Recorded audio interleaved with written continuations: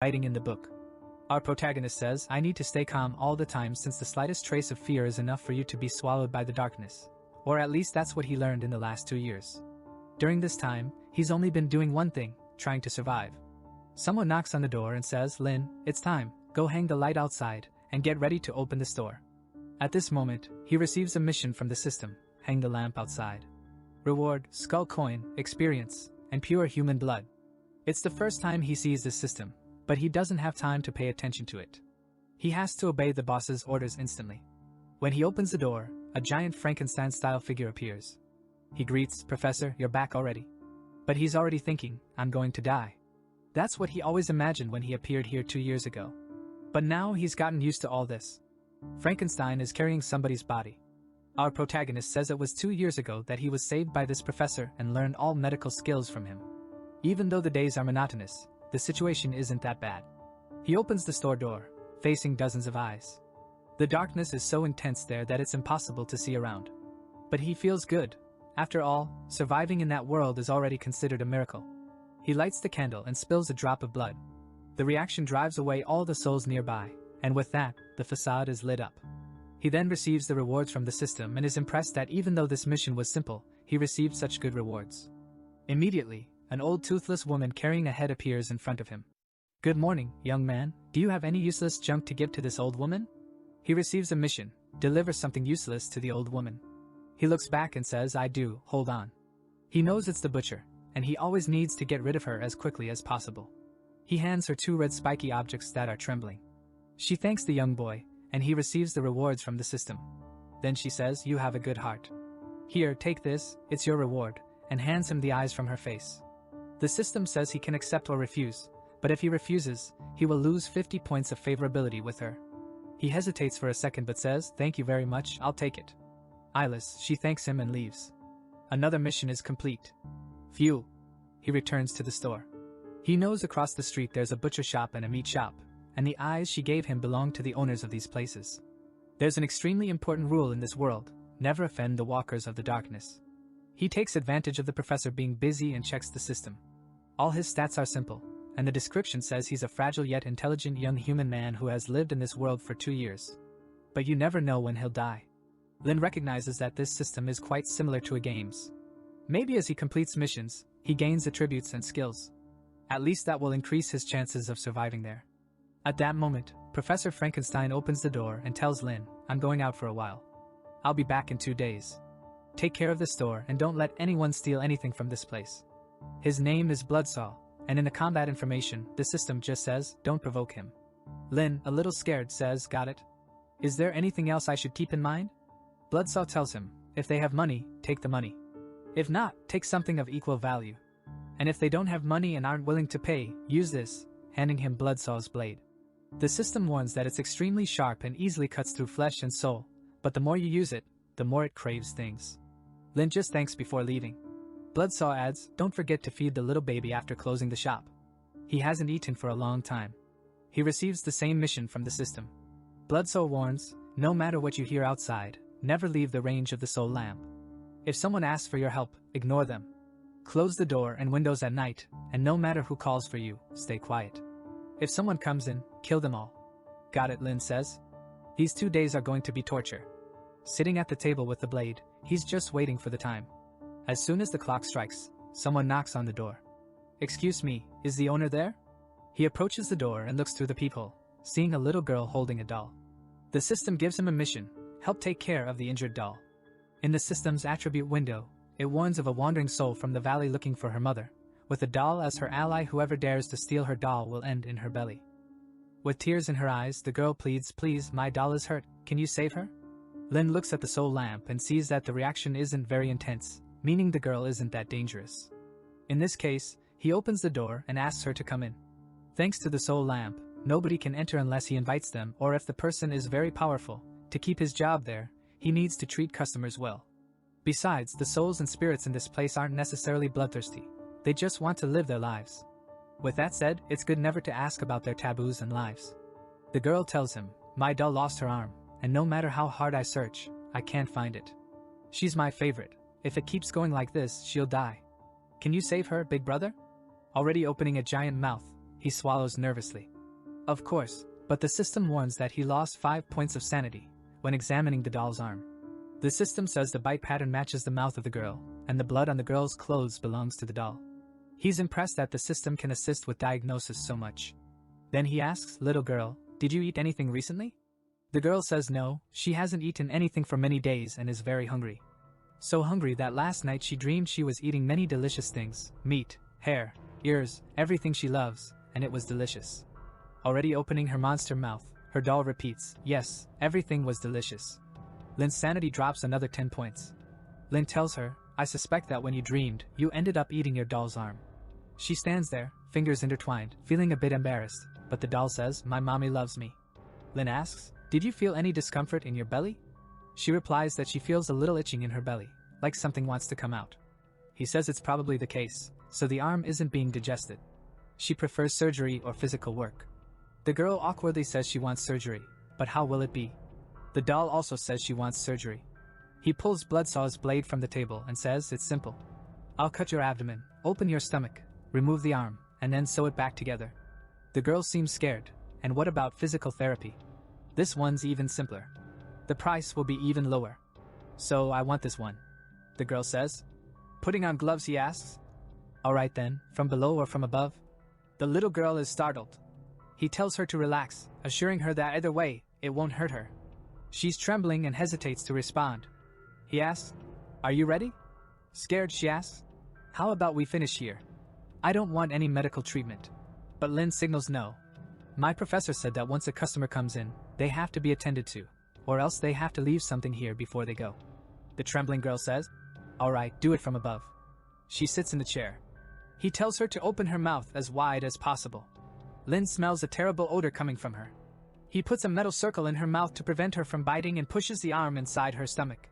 The girl is writhing in agony, but he tells her not to move, it'll be over soon. He searches inside her stomach until he finally manages to pull out the arm. She's agonizing in pain, and he confirms, "You really accidentally ate your doll's arm. She just didn't tell you because she knew you were hungry. In the future, I advise you not to digest strange things." He then opens a drawer. The cost to put this arm back on the doll will be 30 skull coins. "Do you want me to proceed?" The girl says yes, struggling to speak. The doll, in desperation, says, "Please, no, Mom." But he reassures the doll that he'll reattach the arm easily. He manages to reconnect the doll's arm, earning a lot of points in the system. He hands her a medicine to use on the doll once a day for a week, and she should be recovered. He pours the medicine on the doll's arm, and she agonizes once again, running to the girl's arm, asking to leave. Lin looks at her and says, 10 for physical therapy, 30 for sewing, 70 for medicine, a total of 110 skull coins. Thank you very much. Hope to see you again. The girl seems timid, takes some coins from her pocket, and throws them to him. I only have 20, she says. He stops for a second and says, "You still owe 90 coins. You can use part of your body as collateral. It's okay. I'll do it for free for you." The girl takes a step back, afraid. I still have 10. Great, now you owe 80. She says he can keep the medicine. She'll buy it next time. Alright, now you owe 20 coins. She asks if she can pay on credit and then come back to pay later. But Lin says it's a small store. They can't offer credit. How about leaving an eye as collateral? She can even keep the medicine, and he'll give her 40 coins in change.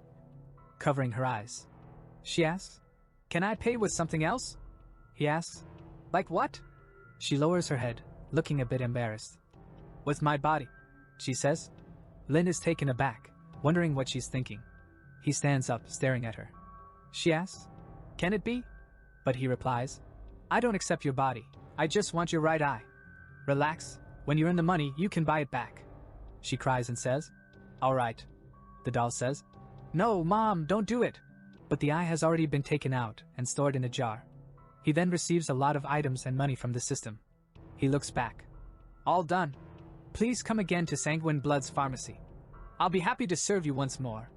She leaves in tears, saying she'll never come back. "I want my mom." Lin finds this reaction odd, and the system gives him a quest. The blood puppet is looking for its mother. Help her find it. 200 favorability with the girl, 100 with the doll, and a special reward.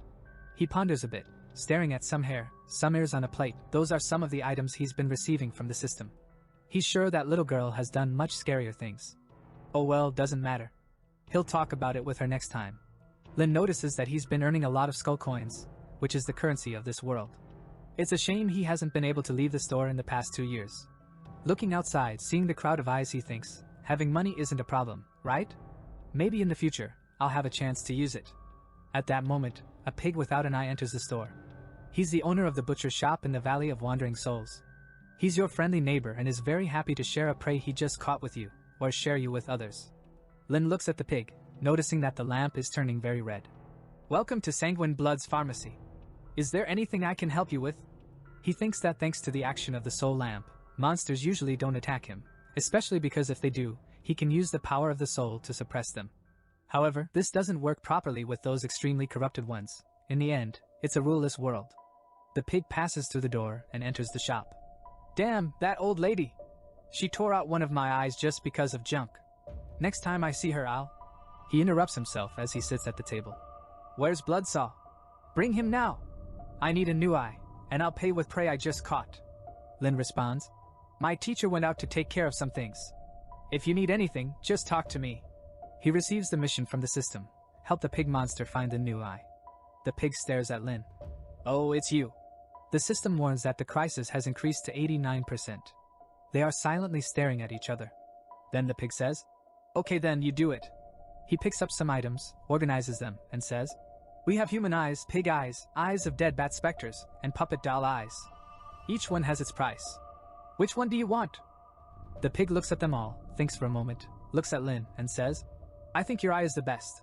Lin loses 10 sanity, and the crisis increases to 91%. He asks, Mine? The pig responds, Why can't it be yours? Lin feels a bit awkward, but suddenly takes his eyeballs out. The system warns that his life is in danger, and saying he lost an organ. With the eye in his hand, he says, Okay, this one here costs 200 skull coins. No refunds, even if it doesn't connect to your body.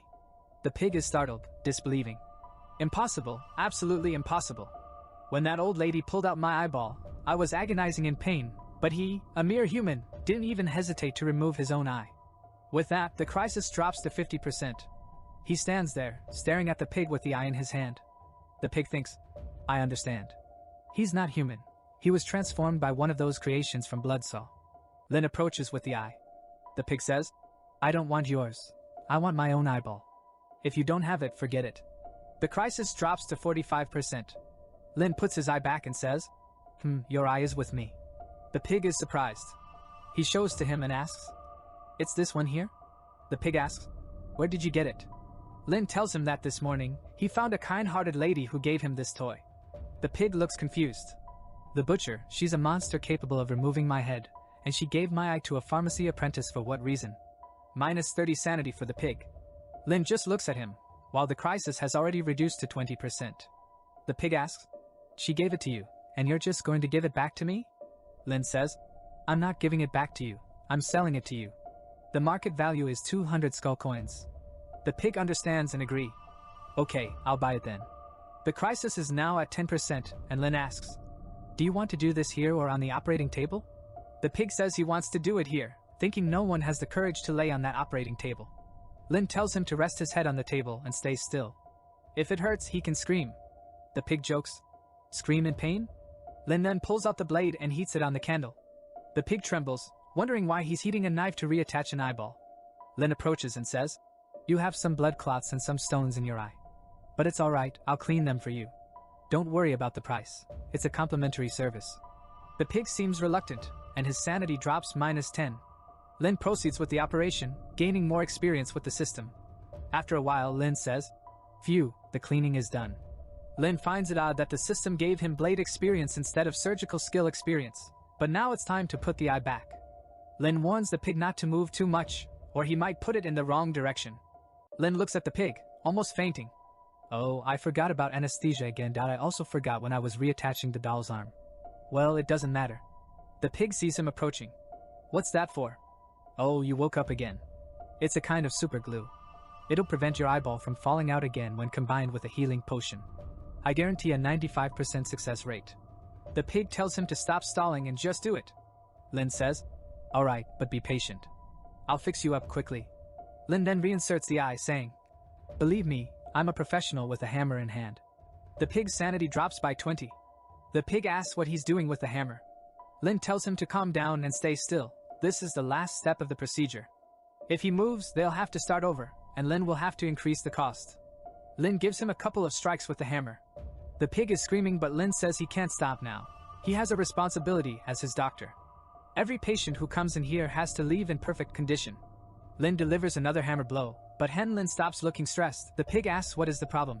Lin tells him that unfortunately the eye in the wrong position and he will need to redo the surgery. But don't fret, the fix is going to be free because he is a friendly doctor. The pig screams in pain and fear, but after some time, Lin hands him a medicine, instructing him to take it twice a day orally and apply the other one to the skin. In 2 days, he'll be recovered, but it will cost him 546 skull coins. The pig signs the contract, using his bloody fingertips. Then he asks if he can leave now, and Lin says, "Of course you can. Go ahead." However, the system notifies Lin that he has activated a secret mission from the pig head, the unusual stomach. As a reward, Lin would receive the visual diagnosis ability. Then Lin says, "Wait there."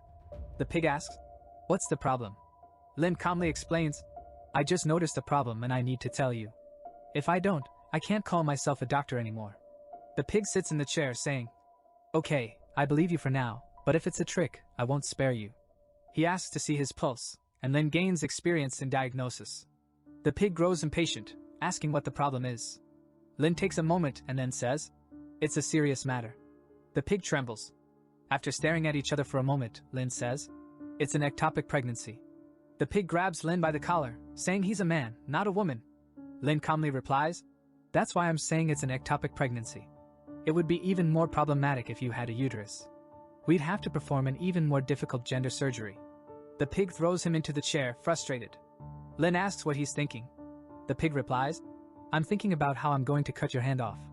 Lin says, "Stop thinking about these useless things." He adds, "You've been experiencing swelling, nausea, loss of appetite, and bleeding in the lower region." The pig seems shocked by the fact that he knows all of that. Lin calmly takes notes and asks if anything else has happened. The pig mentions some stomach pains, and Lin asks how long it's been. "About a month." Then Lin thinks a bad meal wouldn't cause pain for that long. Then he asks, "When was the last time you tried to reproduce? Do you have any strange fantasies like joining many people or using unconventional tools?" The pig shouts, "I doubt you'll say that again." Lin responds, "Okay, I won't ask that again. Next question, the last time you were reproducing, in your lower region, did you feel a tearing pain?" The pig shouts, "I'm tired of you. Explain to me what the hell this tearing pain in my lower part means." Shaking him, Lin responds, "Please calm down, I'm just asking for your well-being. You don't want to end up with a chronic condition, do you?" The pig sits down. "Okay, I'll give you one last chance." Lin approaches and says, "Based on everything you've told me, it seems like you're not experiencing a normal pregnancy. It appears that you consumed something with abnormal powers, causing a mutation in your body indirectly leading to an ectopic pregnancy." The pig repeats, "Ectopic pregnancy?" Lin says, "Lately, haven't you felt satiated even after eating a lot? You have sunken eyes, pale skin, cold pulse. All of these are possible symptoms when an evil spirit parasitizes you. Put your hand here, it is an exorcism potion. It will check if you're parasitized by an evil spirit." The pig approaches and sniffs, then plunges his hand in, and spirits begin to emerge. Seeing this, the pig jerks his hand back, feeling something moving in his belly. Lin grabs a pan and hits his belly. The pig asks what that thing was, and Lin says that the preliminary diagnosis confirms it's an ectopic pregnancy caused by an evil spirit parasite, but it's not fully formed yet. Luck is on your side for coming to me at this stage. The pig hugs his leg saying, "Man, I'm sorry. I acted wrong before. Please don't take it to heart, I beg you, save me, please save me." Lin thinks it's much easier to deal with the evil spirit in a direct fight. The problem is, there's not much to do when it's inside someone's stomach. In this case, I'll have to improvise and see what happens. Lin asks, "Have you eaten anything dirty lately?" The pig admits, "Yes, about a month ago, I fed on a guy when I went out, but it went straight to my belly, so it's not like I actually ate it. Besides, I've only eaten pork and human meat." Lin reassures him, "Alright, let's take a look inside you. Come with me." The pig follows Lin to the operating room. "What's this about?" The pig wonders, imagining the operating room. The pig is already stretched out on the bed, and Lin's eye lights up. Scared, the pig asks, "Are you sure you're going to perform this surgery? Wouldn't it be better to do a new diagnosis?" But Lin says that hesitation would be the biggest problem. He'll check if there's a spirit in there when he opens the abdomen. It would be easier if he could just cut out the spirit. But unfortunately, that's not possible. The pig starts screaming. I've always been the butcher, but now I'm the one being cut. What the hell is this? Lin was just sharpening the blade until now. The pig asks, how long are you going to do this? Then Lin pulls out the blade. Alright, you're ready. Hesitant, the pig says yes. But Lin remembers something. Wait a minute! Then he runs to the table, grabs a pen, and marks a cross on his belly. There, now I'm ready again. He presses a button, chains appear to restrain the hands and feet, and the pig starts screaming in despair. Lin reassures him. These restraints are just to prevent you from suffering too much during the surgery. The pig asks, have you performed any surgeries before? He says he's seen his professor cutting meat, so it's not much different. He can trust in his surgical skills. At this point, the pig is already pleading. Don't do this, let me out, let me out. But Lin says that now is too late. No way he would leave a patient of his to suffer. He's going to do this. After a lot of cuts and blade experience, Lin says, congratulations, it was a smooth birth, a bloody and mature baby. The pig looks at his belly and Lin starts sewing. Maybe now isn't the best time to say this, but I still have to tell you the total cost of the surgery. It's 300 skeleton coins. Since it's my first time, I'll give you a 20% discount. Doing this, it's 240. The pig screams saying, whatever, finish it fast. Lin responds, fine, but the cost to stitch is another 40 skeleton coins. Do you prefer stitching made with wool, cotton, steel, or perhaps hemp thread? The pig says it doesn't matter, it can be hemp thread. He agrees. Then just wait for me to pass this needle here, and I'll start. He passes the needle and stitches the wound. All done, he pours a potion on the wound and the pig writhes. Congratulations, everything went smoothly with the surgery. By completing the secret quest, he gained more experience, and the pig acquired another 200 fear of him. Looking at the creature that came out of the belly, he says, even though she's being parasitized by evil spirits, if you take care of her well, who knows, maybe she'll become a very healthy child. But the pig is already running away, fleeing. Lin tries to warn him. Sir, you forgot your daughter. The pig says he left her as part of the payment too. Lin rushes to get him, saying, this is a pharmacy, you can't leave a baby here alone after all she's been through. However, the pig just leaves. Lin wonders, what am I going to do? Well, he'll take care of her temporarily. Who knows, maybe when the professor returns, he'll have her as a little snack along with wine. The creature is already trembling. Then he throws a little healing potion in his eye to perk him up, opens the system to see what's there, and his description has changed. Bloodsaw apprentice. Many feel his malevolence, and it seems he's gradually inheriting his professor's maniacal style. Our boy is incredulous, thinking, I'm malevolent?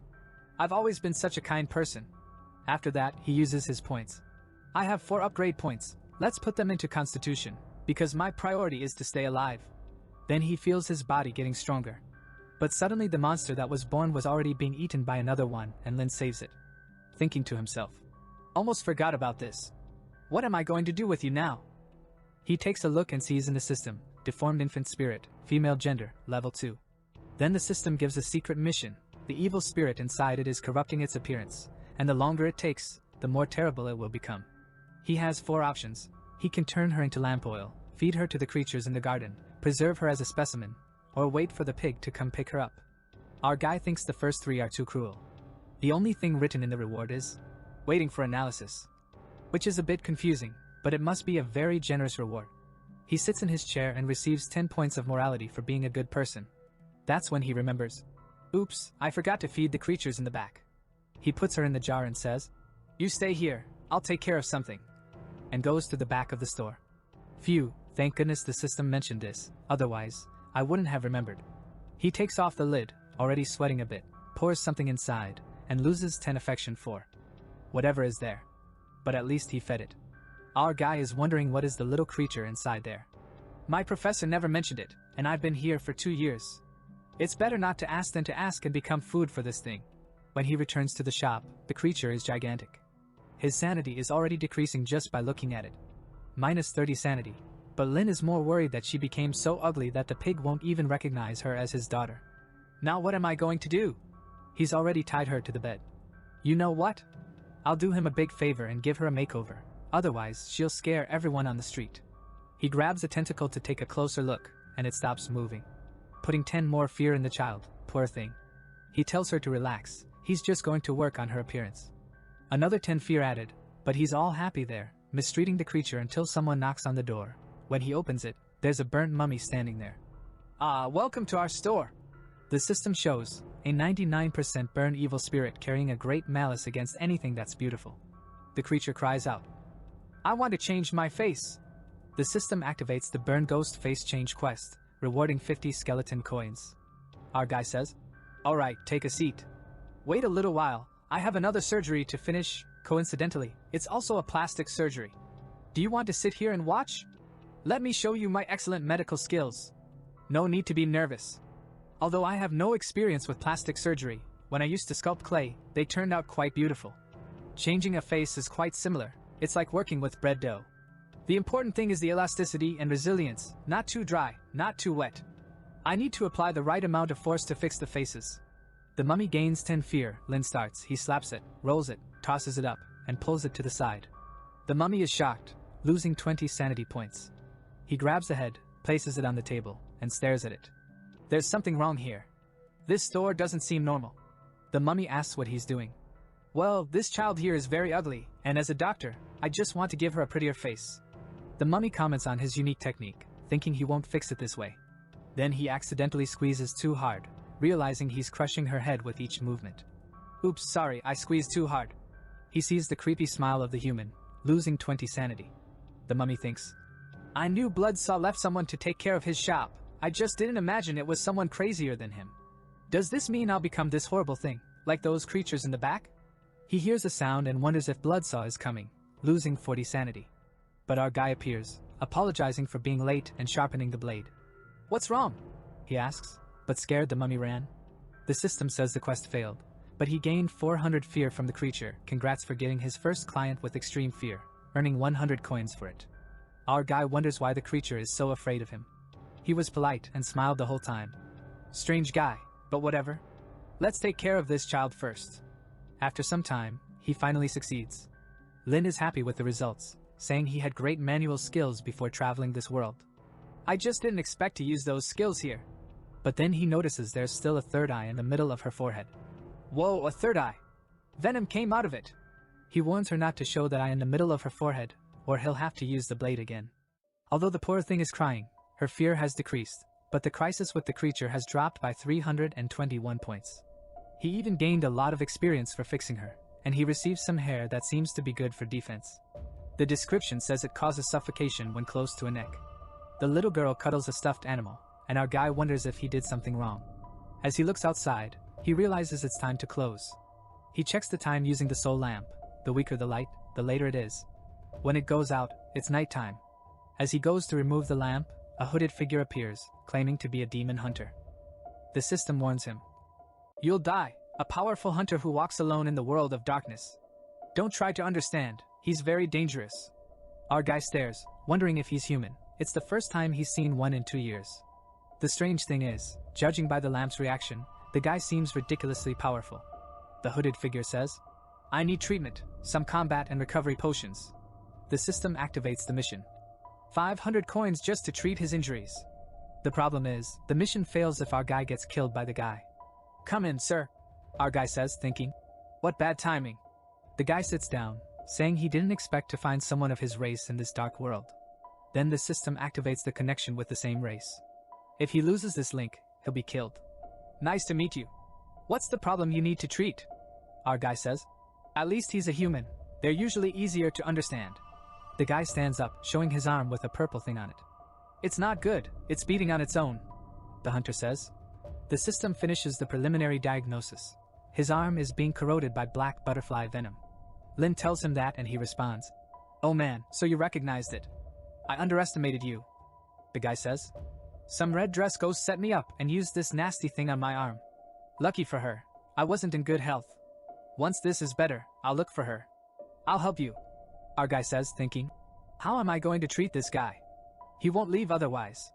He asks the system about black butterfly venom, which is a condensation of all the resentment in the dark world and extremely corrosive to life. Treatment is recommended with osteoclin. I'll have to perform surgery on your arm. Sweating, the hunter asks. What are your medical skills? Relax, I have enough. It's my second operation, Lin replies. Scared, the hunter mumbles. Is there another clinic nearby? Impossible. If one opened, my professor would destroy it. It's forbidden to have a second clinic here. The guy is uncertain if he believes on Lin, but the thing on his arm keeps pulsating. I'll have to trust you. Just do it already, he says. Our guy gets his blades ready. Okay, I'll start. This place doesn't look like a clinic to me, but more like a slaughterhouse. And this skinny guy is freaking me out. He mutters. Do you need anesthesia? Lin asks. Anesthesia will only slow down my reflexes. A real man never uses it. The hunter replies. Good, because I've never used it either. Then dig his arm with the blade. Scared, the hunter stops Lin. Calm down, this is how it starts. Lin responds. It was just a test, why did it hurt? The hunter says that he can continue but thinks. Damn it, obviously it hurts. This kid must have something wrong with him, but he wouldn't be stupid enough to do something against the demon hunter. Our guy grabs another tool. What the hell are you doing? The hunter asks. Relax, I'm just looking for the right size tool. These two, I'm just keeping on you for now. You can't keep them somewhere else? Not on my shoulder, the hunter questions. Our guy pulls out the two tools.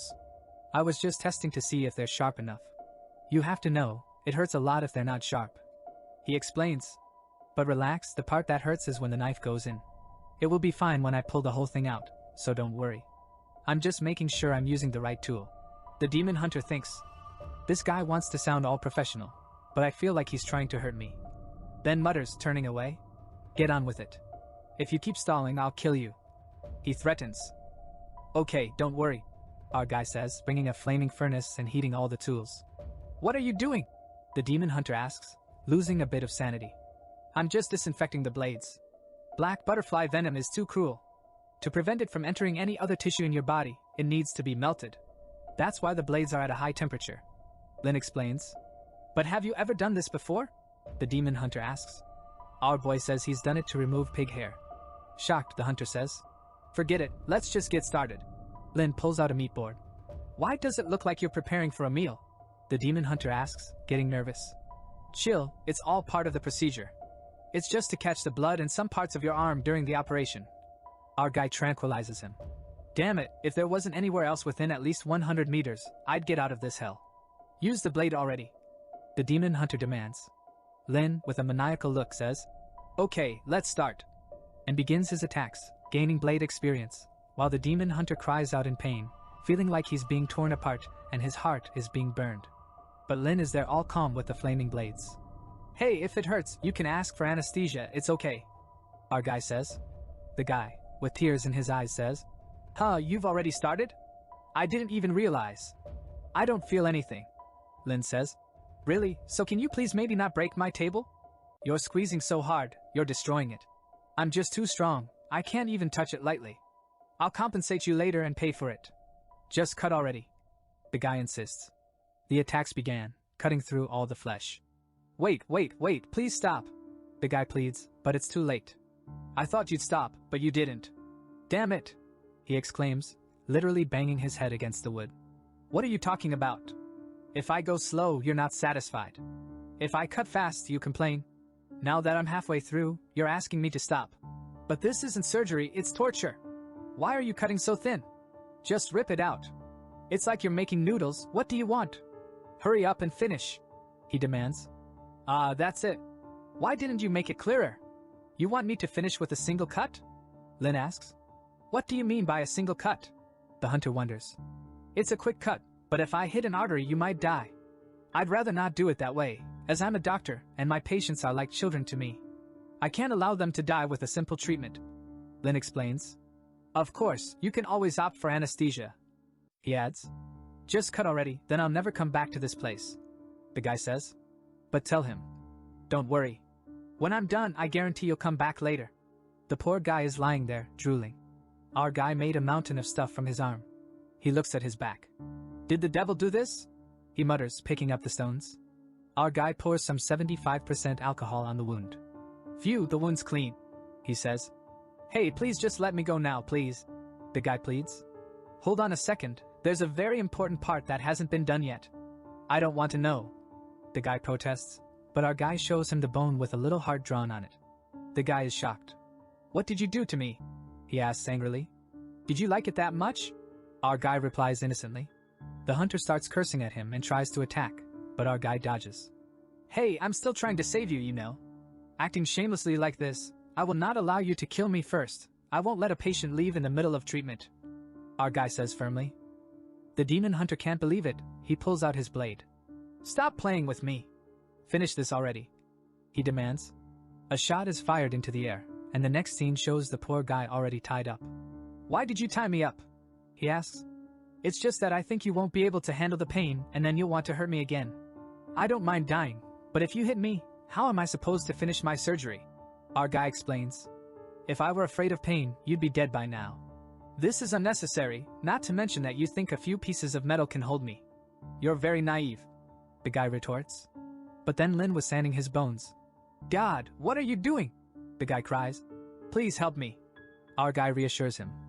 I'm just scraping the bones, relax. I told you it would be painful. What are you scraping my bone for? The guy asks. Didn't I tell you to bear it like a real man? If you're a real man, you shouldn't be afraid of pain. Just bear with it, it'll be over soon. Lin responds. The guy pleads. Please give me anesthesia, I can't take it anymore. Anesthesia won't work now. How am I supposed to apply it to your bone? Just bear with it, it'll be over soon. With 2 more points in blade skill, suddenly the guy breaks free and tells him, I will never trust you again. Our guy grabs the Chicago toy from his hand, pulls it back, and puts it on the guy's face. If you try to move again and don't cooperate with the procedure, I'll end you. He warns. The guy apologizes. Sorry man, I won't do anything anymore. Good, because if you do, I won't stop either. You're ruining my reputation. Enough of this. Don't waste any more of my time. I'll finish this once and for all. Our guy says, pulling out the saw. Hey, what's going on? What do you have against me? The hunter asks, losing 20 sanity. Hold on, it's time to use the big one here to solve everything. Our guy declares. Come on, please stop it. The guy pleads as the saw approaches. Suddenly a little girl enters the shop. Is this the place? Is anyone here? I came to buy some healing potions, she says nervously. Suddenly, she's grabbed by the leg. Help! Help! She screams. When she sees our guy with the saw behind the guy, she screams in despair. Lin looks at her and says, Hi, did you come to get some potions? I just have to finish with this patient of mine and I'll get them for you. The poor girl gets desperate, gaining 70 fear of him. The system says, The scare you gave her developed a psychological disorder. The girl went from excited to shy. New title, Terror of Patients. Lin is surprised. Wait, how did I become so scary just by seeing her? I offered the potions and gave a smile. Man, this system keeps giving weird rewards. Giving a glare to the hunter who was trying to leave. Oh, you're trying to run away? The operation isn't over yet. We're back. The guy punches in pain. Our boy gives a little pat on his shoulder. It's over. All the toxins that invaded your bones are completely gone. Now just wait for your bones and muscles to regenerate a bit, and your arm will be as good as new. But the poor guy finished. My client, wake up, sir, wake up. The system speaks. With special methods, you incapacitated a legendary demon hunter. Reward, the one who inflicts pain. Effect increases by 5%. The pain you cause using various tools. Sometime later, the hunter wakes up. Where am I? He quickly gets up and tries to shoot twice. Get away from me! He's losing sanity again. Lin is against the wall. Calm down, calm down. I just took care of your injuries. Look, everything's fine. Forget about those bad memories. The guy points to Lin, but thinks, the feeling of that butterfly demon is really gone. This is almost like a dream. Lin reassures him. Of course it is. The muscle toxin that was affecting you has been removed. The problem was the regeneration of your bones and muscles. That's why I gave you the best potion from the store, along with your extremely strong physique. Everything went well. The only problem was that there was still a little piece missing in the middle, so I added some extra meat. Don't worry, your body won't reject it. The guy looks puzzled. Wait, what's this? Pork meat? You said you did everything right. You put a piece of pork in me? Lin responds. Well, it's a weird process, isn't it? But the result is perfect. No, if you ever have any problems in the future, you can come back here, and I'll help you. The hunter says. Returning here? You think I want to come back here? The chance of a crisis has skyrocketed. Well, my client, even though the process was peculiar, having the butterfly venom corrupting your entire body until you die would have been much worse. In this world of darkness, staying alive is more important than anything else. The crisis has risen to 99%. The guy was holding it together, But with comforting words, the danger decreased. He lets out a sigh. You're right. In this world, being alive is more important than anything else. He turns to Lin. Just for that, you're alive. That's quite an achievement. Your torturous methods are top-notch. Thank you, Lin says. The hunter pulls him up. Do you think I'm praising you, kid? Have you ever performed any other surgeries in your life? Our guy raises 3 fingers. I swear I performed a cesarean section on someone, and the father and daughter were very happy. They even praised me. The guy, considering his bones shaving compared to a cesarean, acknowledges that his wounds have indeed been healed. Remembering how scared he was, he stares at Lin and says, Hey, no one can know about the rumor that I fainted here, understand? You can rest assured. No one will find out. Says Lin. Just tell me how much all this costs. There's no way I'm coming back to this place. You don't even need to pay. Consider this a favor from someone of the same race. I just want to see you visit our mall again in the future. Our guy knows he needs to become friends with this guy. With that, the system gives him 500 coins. The guy doesn't think these compliments will help him with anything. Just forget everything that happened here. Even if we're the same race, it doesn't change anything. I walk alone and will never take a kid like you to share the path with me. He puts on his hat. I'm giving you this chance. Get out of here. A human like you with no skills will soon become monster food. Our guy asks how he can leave this world. To be honest, I ended up here by accident. Apart from this pharmacy, I don't know anything about the outside world. The guy looks at him. In a way, you're lucky. Many people have fallen into this world like you, from various worlds, but most have been consumed by fear. I can only tell you that this is the lowest level of Sin City, and trying to leave here is the quickest path to death. If you don't want to die, get stronger. Only then will you have a chance to escape this place. Hold on, are you saying it's almost impossible to leave for the rest of my life? Every time I see those monsters, I'm terrified. With your medical skills, the monsters must be terrified of you. But enough chit-chat. I'm someone who believes in fair exchange. You healed my wounds, and I can't treat you unfairly just because you don't want money. He opens his coat, revealing his belongings. Take a look and choose something. Our guy, intrigued, examines the items. What should I choose? Oh, this one looks good. A cursed revolver from a legendary demon hunter, enchanted with 6 self-reloading bullets. Our guy eagerly grips the handle. Your eye is sharp, kid, eager to grab the best I have. I just found your weapons cool. Our guy replies. Of course, they're cool. How many monsters have you killed with those? The hunter explains. None, I've never used them to kill a single monster. He admits shots at Lin, creating a circle on the wall. They may look cool, but both have a fatal flaw, and you must have noticed. They never hit the target, no matter the angle. Besides being decorative, they serve no purpose. What do you mean? I don't want them then. Lin protests, but the hunter insists.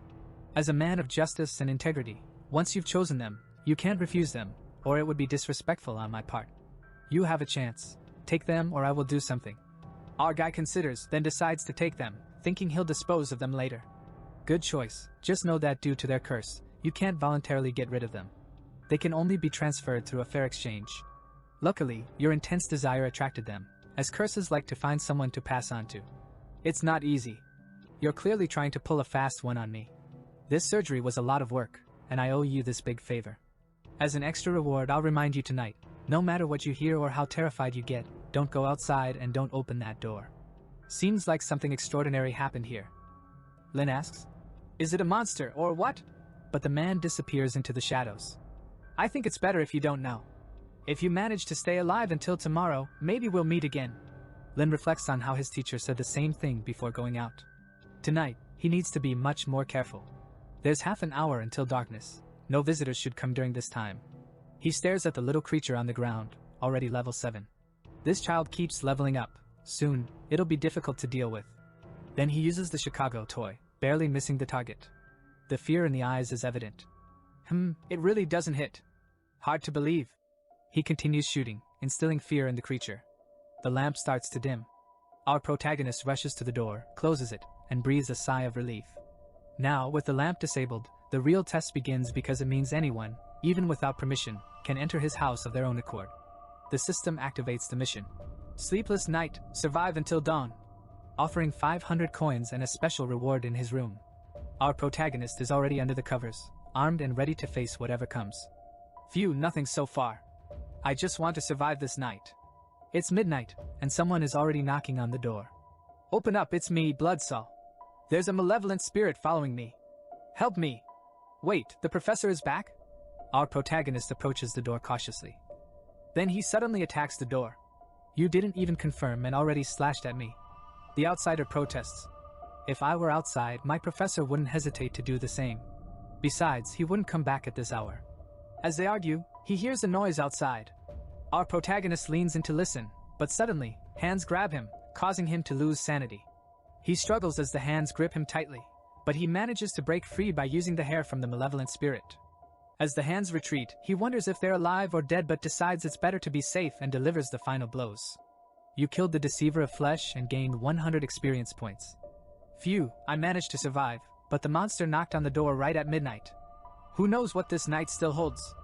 As he cleans the floor, the system gives 2 warnings. The root level monster is approaching, and crisis level is at 100%. Our protagonist, already at the door, wonders if it's the creature they've been mentioning. He waits, and the hand starts to move. Suddenly, he's being pulled. He grabs his knife, smelling something awful. When he looks, there are 2 huge eyes staring at him. He quickly hides again, but the eye is right behind the door, facing him. Darn it, this monster's heartbeat is so loud. He hears licking sounds. It's kind of cute until the lick reaches his face. No, that's not cute, forget that. He loses 40 sanity, trembling. I can't panic. If I do, I'll be eaten. The monster licks his cheek lightly. Doctor, I found you. Open the door. I have a toothache. A toothache? Is the monster not here to eat me but to get a dental checkup? Our protagonist responds. Our little clinic doesn't receive patients at night. Those are the rules, and I must follow them. But the creature threatens. Open up or I'll eat you. Reluctantly, he opens. Hello, my dear client. This clinic will serve you, level, race, and abilities unknown. The monster complains about a toothache, unable to eat. Don't worry, I can definitely help you. A toothache is such a small thing, it'll be quick. He calms himself, thinking. It's horrible, but it's a client like any other, just another day. As he approaches the monster's mouth, he activates the system's mission to treat the toothache, offering 1,000 coins, 50 favor with the unknown creature, and no penalties. He thinks, of course, there won't be any penalties. There won't be anything left of me. Now, he has to rely on his medical skills. The only problem is it's dark. The creature's tongue moves to take his own eyes, then uses the eyeball to light the place. Thank you, now everything's clear. The inside is full of decomposed creatures. The menu is quite unique. Inside there he finds a legendary lance, damaged but still there. It's a spear from an unknown world that fell into the realm of darkness, blessed with sacred power, strong against anomalous spirits and demons. I found this lance, similar to the hunter's weapon. It doesn't belong to this world. Besides, the sacred attribute is what causes so much pain. The creature tells him to pull it out. Lin is shocked. Inside the creature there's tons of healer items. Demon Eyes Doctor, Cursed Healer Body, Doctor's Eyeball. Maybe they all tried to deal with this lance in the last pharmacy that it went to, but being cursed creatures, they couldn't heal it. But I'm human. Sacred power shouldn't affect me. He touches it, and his finger turns purple. Oops, the big guy's staring at me. Phew, this is my chance. I'll start pulling.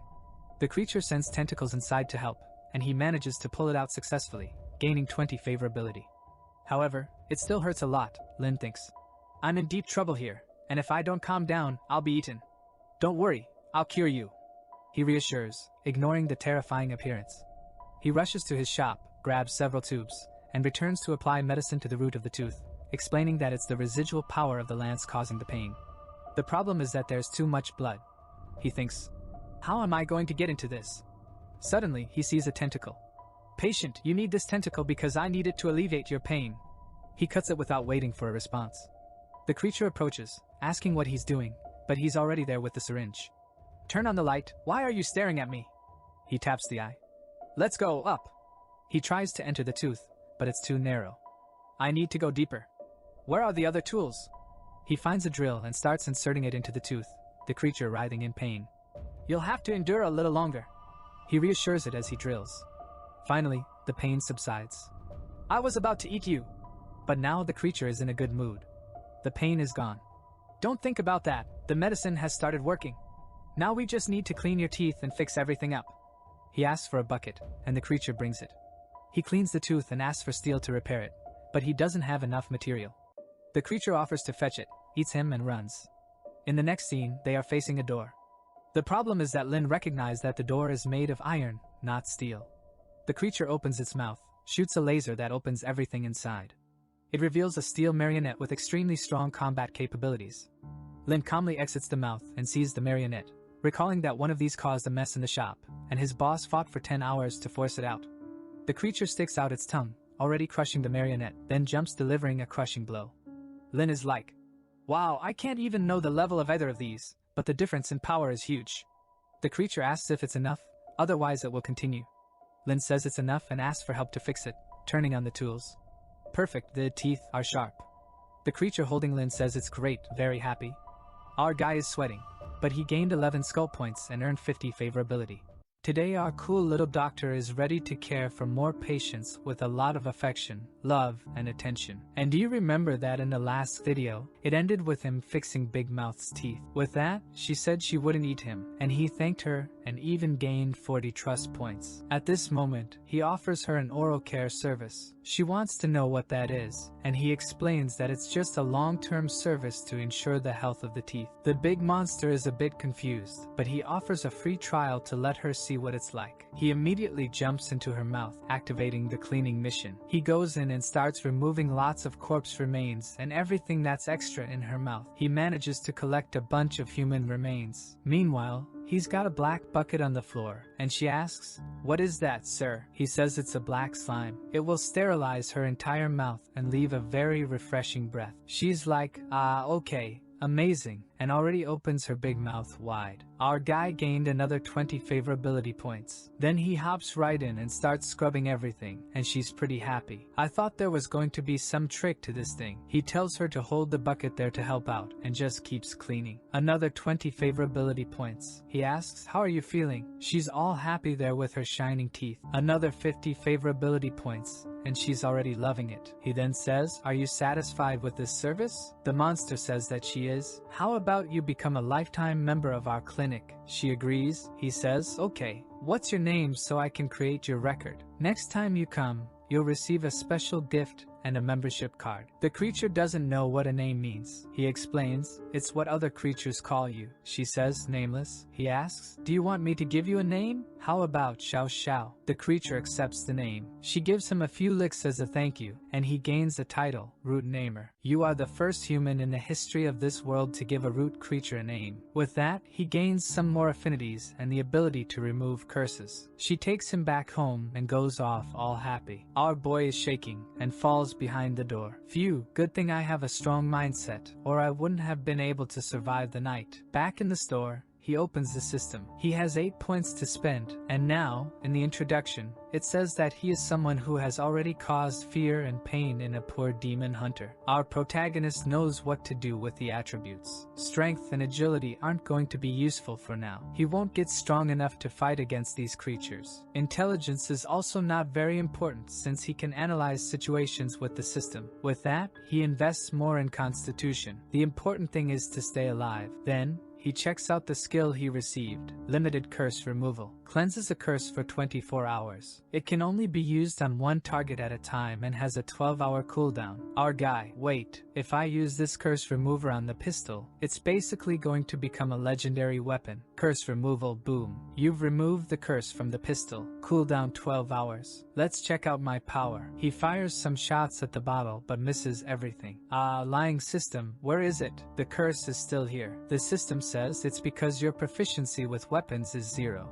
Crap, it was for nothing. If that's the case, he'll need to practice. So he sets up a bottle on the window. He shoots, gains some experience, but realize you can't get good overnight. But when he misses again, he hears a loud scream. Whoa, what happened? Outside someone yells, "Who was the son of a gun who ambushed me?" The system notifies, you hit a level 75 creature, the feeder of the night corruption. He goes to the windows and starts nailing some planks. Phew, done, hides everything, then heads back to his room. The guy outside is shouting, "Where's the one who did it?" Where? He just goes into bed, shaking all over. Our guy manages to sleep and wakes up the next day, earning 500 coins for surviving the night. The system says that for a first day, it was incredible. Kill the monster, wounded a monster, psychologically traumatized various patients, and still woke up with a feeling of prosperity and tranquility. With that, he reached level 6 and unlocked the system's shop. Our protagonist thinks, my god, so many things from the system as soon as I wake up. The system sends another message. When you reach level 10,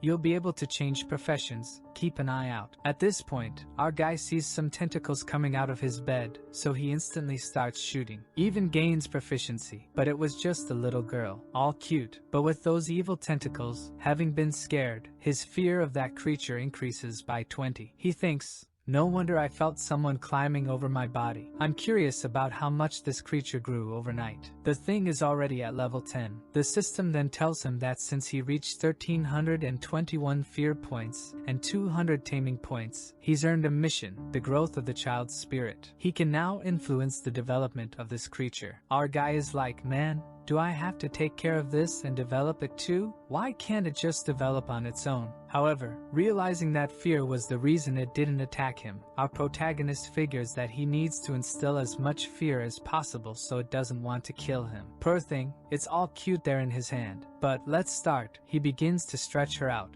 It's time for your daily adjustment. Without my consent, you made all these weird tentacles. Her fear just keeps increasing, man. Wow, he even put the tentacles in the poor thing's mouth. Let Uncle Lin fix you up again. Boom. Back to being a little girl. Wow, he even added some little tails there, dude. How did he do that? The system says this new form will have a huge impact on her development. Our guy is all proud. Just with the tentacle fabric, I managed to create these little ears. She turned out to be very cute. He tells her, keep this form and don't use those tentacles again. The system says he's completed the preliminary phase. However, now he needs to make adjustments to her personality. Our guy cracks a little smile. Hee, let me give you a good education. Then he makes another adjustment, this time to her cerebellum it seems, and he sets her personality direction, sweet, obedient, and murderous. What's that, kid? Why the murderer at the end? Psychological characteristics, virtuous, cute, and morbid. Growth direction, adorable, sweet girl, also cute girl who spreads disaster and death everywhere as an evil spirit. Why does he always make the third aspect something terrifying? He even says, system, can I tweak things a bit? It's still kind of half-baked, right? The system says that in this first stage he can't. Only 2 adjustments were allowed. Our guy pets her and says he'll remove the negative parts later. Then she'll be a perfect little girl. But for now, that's what we've got, right?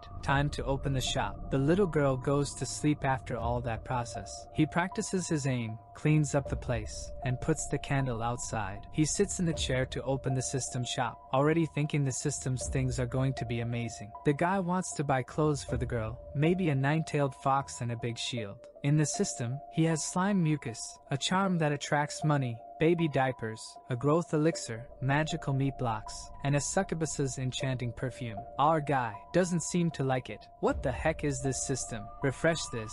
I want new items. The system says that function is not yet available. Be patient. At 5 a.m., the items change. Well, out of all this, at least he's going to buy the toxic slime. It could be used to make some potions in the future. But then he sees the unlucky cat that also brings money. He thinks, well, I'm a very lucky guy, right? I guess I'll buy it then. There goes 200 coins for the big cat that appears in the store. He looks at the diaper, checks on the little girl. Well, maybe I need to use this here. Buy it too. Man, for someone who didn't like the store, he's buying everything. Seeing the growth elixir that helps wounds heal, he thinks, yeah, this will help me a lot. Finally, something decent. Buy that too. Man, he's unstoppable. Today is the day the supplier comes to restock. So, he's going to replenish all his stock. At that moment, the butcher lady enters the store with the same question as always.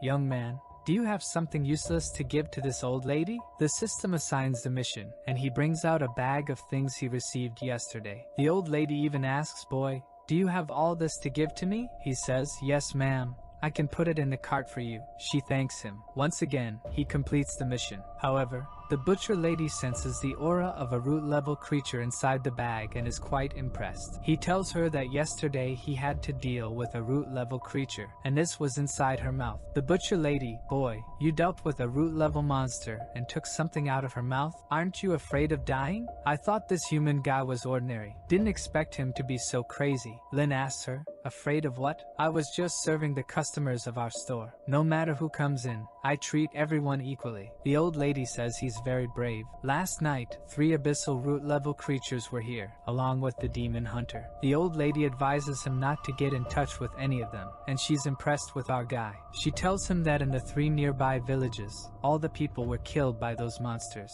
The protagonist says he served a demon hunter yesterday. She says maybe that's why he didn't go attack the Valley of Souls. Lin replies, I don't think that's the case. He was a pretty cute guy. I'd say it's impossible for him to be cruel. The old lady is puzzled. Cute? How do you find that guy cute? Our protagonist responds, he was quite friendly to be honest. The butcher lady is impressed by him, and he gains more reputation. She looks down thinking, as expected there are no normal existences in this dark world, especially those who seem to be normal. She says, young man, the items you gave me are very valuable. I won't be able to digest them for a while, and this thing here that I picked up is quite useful. You can have it. Wow, what's this, a heart? Our guy loses 10 sanity points. Heart of a faceless demon. Cursed object. Can be connected to the heart of a target. However, it requires a lot of fresh blood to work. The old lady says, if you want someone to die, just think about them with this heart, and use your most vicious methods. Boy, you will be able to reap much joy. Lin knows, there's nothing ordinary that this old lady brings. Just by the description,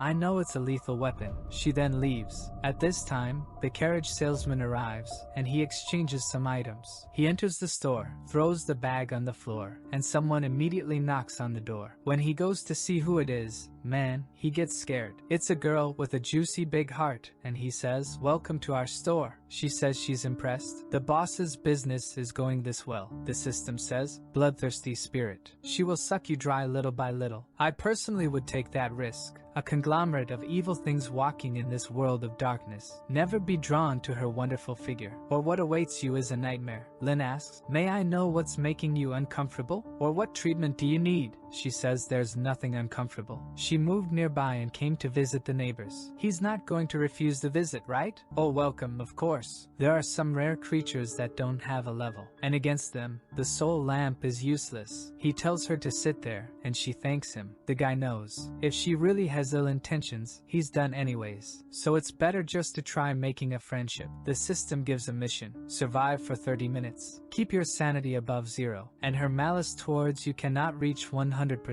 The protagonist. Survive? It's the same mission as yesterday. Is this woman in front of me a root level monster? The girl points to him. Boss, you don't seem to be a native of this place. Aren't you afraid of being eaten by an unfriendly customer? Loses 10 sanity right away. There's silence. He says, I am somewhat afraid, but the job of a doctor is to save lives. If someone is my patient, I will take care of that person. This is my principle. She stands up. Very interesting. But what if someone isn't your patient? The voluptuous monster comes closer to the side. He asks, what do you mean by not a patient? She whispers in his ear, like, what if I'm here to eat you and drink all fluids in your body? The crisis went to 61, but Lin has a stoic expression and tells her, impossible, sister, you're too beautiful, and your outer beauty surely reflects your inner beauty, for a girl as elegantly poised as you. Even a meal must be worthy and graceful, like that of a noble. She steps aside, saying he knows how to talk. Phew, the crisis decreased a bit. She sits in the chair. Do you really think I'm beautiful? Lin says of course. Then she opens her monster mouth, and now, giant worms came out of it. 30 sanity less. Yikes, she's moving closer. She says, I'm beautiful, I'm beautiful. The crisis is at 81, 85, 90. She's coming closer. Well, aren't you going to say anything? 99 crisis. Lin could only think of one way to break her evil character, and that was kissing her. He even swallowed the worms and got out of breath. Everything's slobbery and sloppy. The poor thing is agape with her mouth open. She wants to know what that was. Phew, the crisis dropped to 50. Lin says, sorry, your sudden change made me want to kiss you. Forgive me, I was rude. It's just that you really fit the type of aesthetic I appreciate. She's flabbergasted. The type of aesthetic? He says. Yes, I've always liked girls with good dental hygiene and beautiful tentacles in the mouth, especially sticky and gummy ones like yours. To my eyes, it's an existence comparable to the moonlight. The poor thing is confused. Something's wrong with this guy. He remained very calm upon seeing my appearance, and is still saying that. He's strange. She's covering her tentacles all shy-like. Our guy is confused. What's up? What's wrong with you, big sis? She flashes some sharp teeth. Didn't you say you like people with good oral hygiene? For Lin, things are only getting worse. The crisis hits 70. He comes close to look at the teeth. Sister, you're wonderful. But there can't be any flaws in your oral hygiene. Let me give you gentle oral care. What's that, buddy? She's also taken aback. Next scene, she's looking at herself in the mirror and he asks, "What do you think? Is your breath fresher?" She's just looking at herself, not saying anything. He comes over, touches her shoulder. "Beautiful, isn't it?" She's startled. "What's happening?" He asks what's up. "Are you satisfied with my service?" She says it's okay. But inside she's all lost. What's happening? Where is this going? This guy, what kind of human is he? Normally, he should be screaming in terror, and then try to run away and afterwards pee himself. But actually, he wasn't scared at all. He even got excited and wanted to take care of my mouth. She scowls. "You know what? Let's stop this small talk. I'm here for business." She asks, "Did you perform surgery on a pig head yesterday?" The crisis jumps back to 70.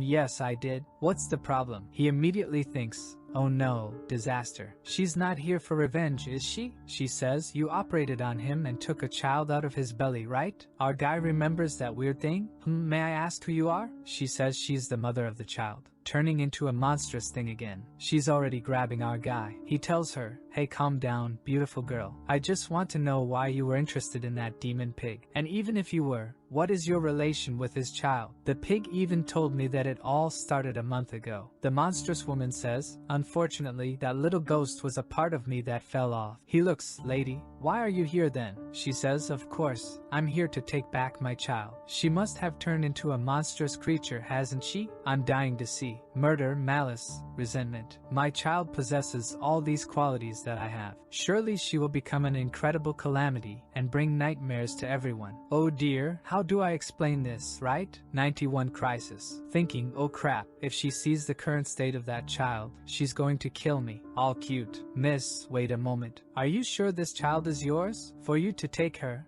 the pig head will have to come here and give his testimony in person." She says, "Testimony? Alright, I'll tell him to give you a testimony." Then she opens her mouth. She's going to pull him out from her insides there, right? Yep, that's exactly it. His skull just dropped to the floor. Lin is in horror. The pig head is gone. He was devoured by this woman. 40 less sanity. She's already circling him. "Now hand over my child, and then I will consider sparing your life." Lin responds, "I will hand over your child, I indeed will. It's just that she might have some minor differences from what you're imagining." She hears a child's voice from the side and immediately runs towards it. "It's my child. I want to see what she has become." Lin says, "Please stop. Don't look at her now." She keeps running. She must be a perfect distortion, the purest malice, a creature that conveys all cruelty in this world. I want to see her. But when she arrives, the child is all cute. She's all radiant. She looks at her and smiles. The bloodthirsty girl turns to Lin. "Who is she?" Lin says, "She's the baby I took from the pig head's belly yesterday. Isn't she cute?" The devilish woman is baffled. "Wait, take a look.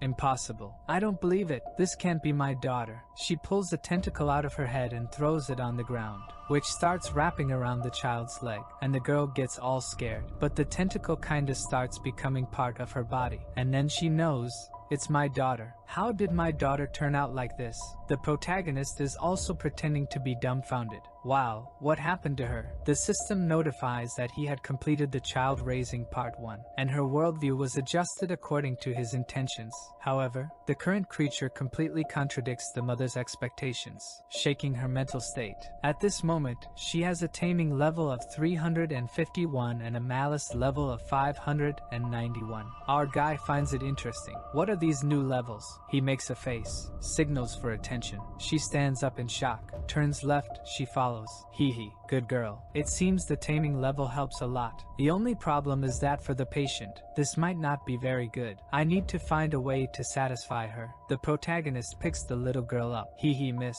She really is a very healthy daughter. She looks just like you. If you're sure she's your child, you can adopt her at any time. Go on, little girl. Call your mommy. She goes, "Mommy." The demon is in shock there, but the little girl goes and gives her a kiss on the cheek. Her sanity drops. Disaster, impossible. How is this my daughter? I am the aggregation of all evil entities, a spirit of pure malice and hatred. My daughter, at the least, should be as monstrous as I am. But look at her, she's so pure. This purity in her eyes is terrifying. Ah, terrifying. She thinks the look of the child is fake. Wait, a disguise, isn't it? This is just a disguise. Just as I become a wonderful woman to seduce my prey, you must be doing the same, right? Beneath this, there must be an evil creature with a twisted soul. But the child is all cute there, patting her head. Loses 20 sanity again. The poor thing is collapsing. Ah, patient, what happened? But she's already fallen to the ground. Is she devastated? She speaks of a twisted soul fragment. She was supposed to be a corrupted existence. How is this possible? Our protagonist asks. Miss, are you okay? Angrily she replies.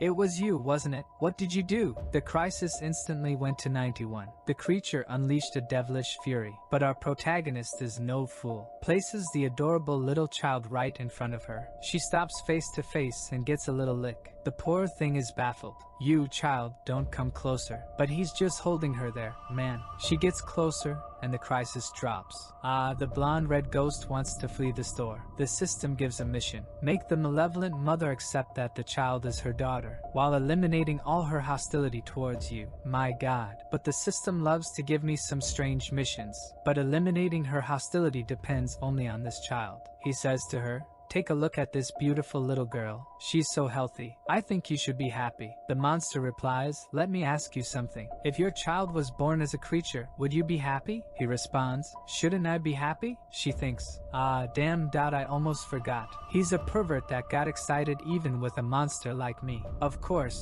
he would be happy if he had a creature child. She, now with that terrible horse face, says, alright, but what if you had a girl with her appearance, huh? Would you still be happy? Our protagonist asks, my daughter with this appearance? So cute? I would be even happier. She is lost. What kind of disaster are you? Happy with a monster, happy with a cute child. This doesn't make sense. But enough of this talk. You turned my daughter into this thing, didn't you? I won't forgive you. Lin interrupts her and says, let's put this aside for a moment. Okay, let me ask you, would you really be happier if your child turned into a corrupted spirit covered in tentacles? Would you really want a malicious existence that would attack you at first sight? Or would you prefer this sensitive and obedient child who sweetly calls you mommy? The little girl says, mommy. She even blushed. And Lin gained another 2 comfort points. Then he says, in truth, deep down in your heart, you always wanted a child of pure appearance, didn't you? However, you are a malevolent creature, bound by the traditions and beliefs of your race. And you never wanted to admit that. She cuts him. Enough of this. You're talking nonsense. Comes to hit him, but he puts the child in front of her again. The little girl was all happy and smiles. With that, the poor ghost already fell to the ground. Lin thought, I know how to deal with her. All radiant, he says, I'm sure that in your heart, what I'm saying makes sense, doesn't it? She tells him, enough of this. You've been talking nonsense for too long. I'm not looking for anything pure. But Lin interrupts. You can't hide it, madam. Haven't you noticed? When you're in your human form, all the movements you make are exceptionally confident and graceful. Especially your gaze. The charm of a woman. None of that can be faked. Deep down, you've always wanted to have a perfect appearance too. She's blushing there. But she's coming angrily to hit him. But he holds her hand. Calm down.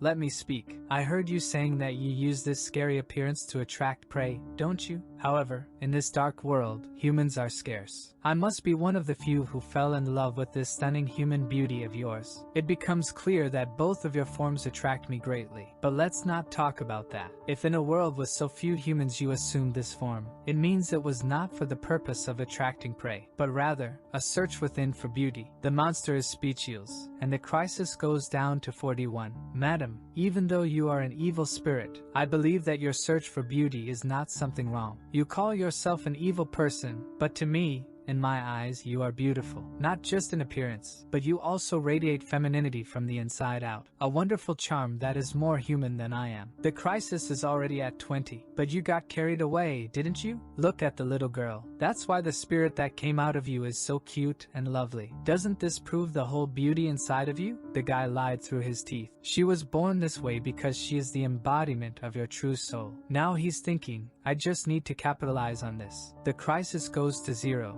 and her affection for our guy increases by 10. The liar strikes again. Do you think a mere human like me has the power to transform an evil creature into such a beautiful child? Of course not. I've already gained a bunch of experience from sweet talking. She asks, all blushing. Boom, he sends the child. Take advantage, madam. This child is the most precious gift sent to you from the heavens. A beautiful little girl like this. Who in this world wouldn't like her? The devilish one comes closer but somewhat lost. Lin asks, so, what do you think, huh? She replies, maybe it makes some sense. With that, mission completed. You survived for half an hour and earned a bunch of experience, coins, items and 1% attraction from any woman. Even threw in the K-pop face there. Picks up the child saying, forget that obsession in your heart and embrace your little girl. She's already all cute and now just looks like an alternative girl with tattoos all over her body. Lin says, stop waiting and come on already. He gives her the child that goes for a little lick. She's like, this is the feeling. I never imagined what it was like to be a mother. This is affection and joy. I don't want to have these sensations, so why do I like them? Our guy says, how about that, huh? Like the genuine feeling of happiness and sweetness? She says she's not used to it, but he says it's alright. For a first mother, these uncertainties are normal. It's like the first intimate time. It's always with a feeling of strangeness. She's already shaking her head there. What are you talking about? You smooth-talking demon. Do you think your words change the fact? I know you've changed my child under your care. I'm your neighbor, so I'm just going to wait for the time when I'm interested in you and I'll come to eat you at night. The little daughter gives her another lick and she's leaving. Just you wait, okay? I'll be back. But Lin tells her to be careful and to come back anytime. Phew, he sits down in the chair relieved. It's clear that I need to improve my combat skills. If I get into a situation like this again, I won't be so lucky. Especially now considering that she might come after me at night. I need to get stronger. Well, at least tonight the professor will be back and then I'll be safe. Speaking of which, the system gave me something special, didn't it? Infectious aura. Passive ability. When trying to persuade someone, it greatly increases the chance and reduces the target's malice towards you. He activates the new skill he acquired and someone knocks on the door. He gets serious, goes there, and opens it. The skull guy with a creature behind him has arrived. Black Knight. Extremely strong combat ability in attack and defense. A knight of death with an intense will to battle. He wants to challenge all those who are strong in this world. Lin thinks, here comes another tough one. It's definitely one of those elite bosses. The knight says, give me some combat assistance potions. Your reward will not be small. He receives a mission from the system. Prepare enough potions to satisfy the knight. Lin says, welcome. This is the right place. In the entire Valley of Souls, our shop has the best potions. The knight asks, isn't your shop the only one in hundreds of miles? Lin replies, of course. We're so good that all the others closed their businesses. Then he throws some potions on the table. Sir, what kind of assistance potion do you want? The strength potion is our best seller. It increases your attack. Want to try? The Dark Knight gets excited and drinks it, but instantly responded, this potion is trash. Its effect on my strength is ridiculous. Are you joking with me? The crisis starts to rise. Calm down, my lord. I have better potions. I will choose here. Once more Lin is scared. Geez, if I can't make the potion this guy wants, will he resort to violence? He picks another one. Try this one then. This will satisfy you. Maximum tier Berserker Potion. Significantly increases abilities but puts the target in a Berserker state. The guy snatches it from his hand and starts to drink. Lin thinks this one can't go wrong. Its effect is unparalleled. He will be satisfied.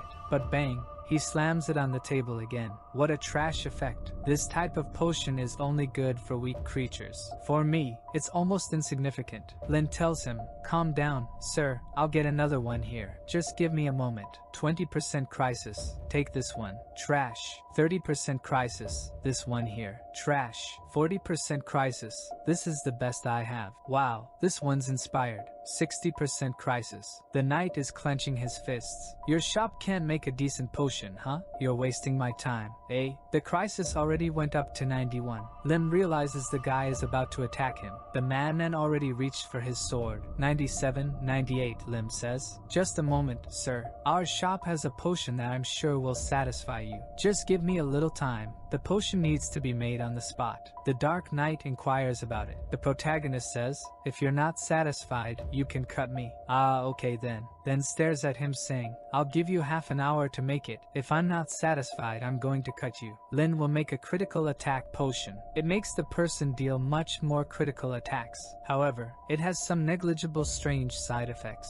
It's one of the formulas provided by the system, and our boy is praying it's at least decent. Good thing he received all the materials this morning. And the hardest part, a piece of meat from a root level creature, he got as a reward for taking care of the headhunter. He tries to remember how Bloodsaw made the potions because he doesn't have much experience. And then he starts, burns the herbs here, throws some powder there, mixes everything in slime mucus, adds some teeth, some vampire pieces, and stirs everything in the cauldron. With that, he managed to create a bunch of potions. Then he places them in front of the guy. Phew, it took a while, but it will be worth it. This is the potion I made for you. The knight asks, are you sure this is the best potion here? You better think carefully, boy. This time, I'm going to cut you. Lin assures that this is the best there is. However, now everything depends on its effectiveness, of which he has no idea. The knight opens the potion, smells a stinky scent. Strange, the smell is horrible, but why do I feel like my power is increasing? Then he takes a big gulp while holding his nose. Lin is just watching. The armored guy throws the bottle on the ground. This is it. This is the power I wanted, and I can clearly feel my body strengthening. It's like a wild woman dancing inside of me. I don't know that feeling, but it must be crazy. Our protagonist thinks, well, it seems the potion's effect is strong. The armored guy lets out a shout, all the armor shattered, throwing punches around, going crazy. I want more. Such a potent potion. I walked through hell for years, and I've never found something as good as this. He immediately asks our guy, what potion is this? What's its effect? Our guy says, this is our special critical chance potion. You deserve to have it. The knight asks, critical attack potion? I didn't expect an abandoned place like this to have such a good potion. With this, I will be able to take down that demon hunter. Our protagonist says, sir, this potion really has an explosive effect. However, I need to be responsible and remind you that it has a tiny little side effect. I'm just not quite sure what it is, but it exists. The knight replies, side effect? Look at this explosive physique, this terrifying power. I'm not even afraid of death, let alone a little side effect. But a breeze from the door and wow man, the guy went bald. He sees the look on our protagonist's face and asks, are you in shock? Look at these perfect muscles. Lin nervously swallows while he can't say anything. Then stuttering says, patient. The side effect appeared. The knight's side effects? I don't feel anything. But then he touches his head and the two are staring at each other. My hair, my hair. He hits the ground. Is this the effect you mentioned? The two fall silent there. I'm going to kill you. He comes at him and the protagonist says,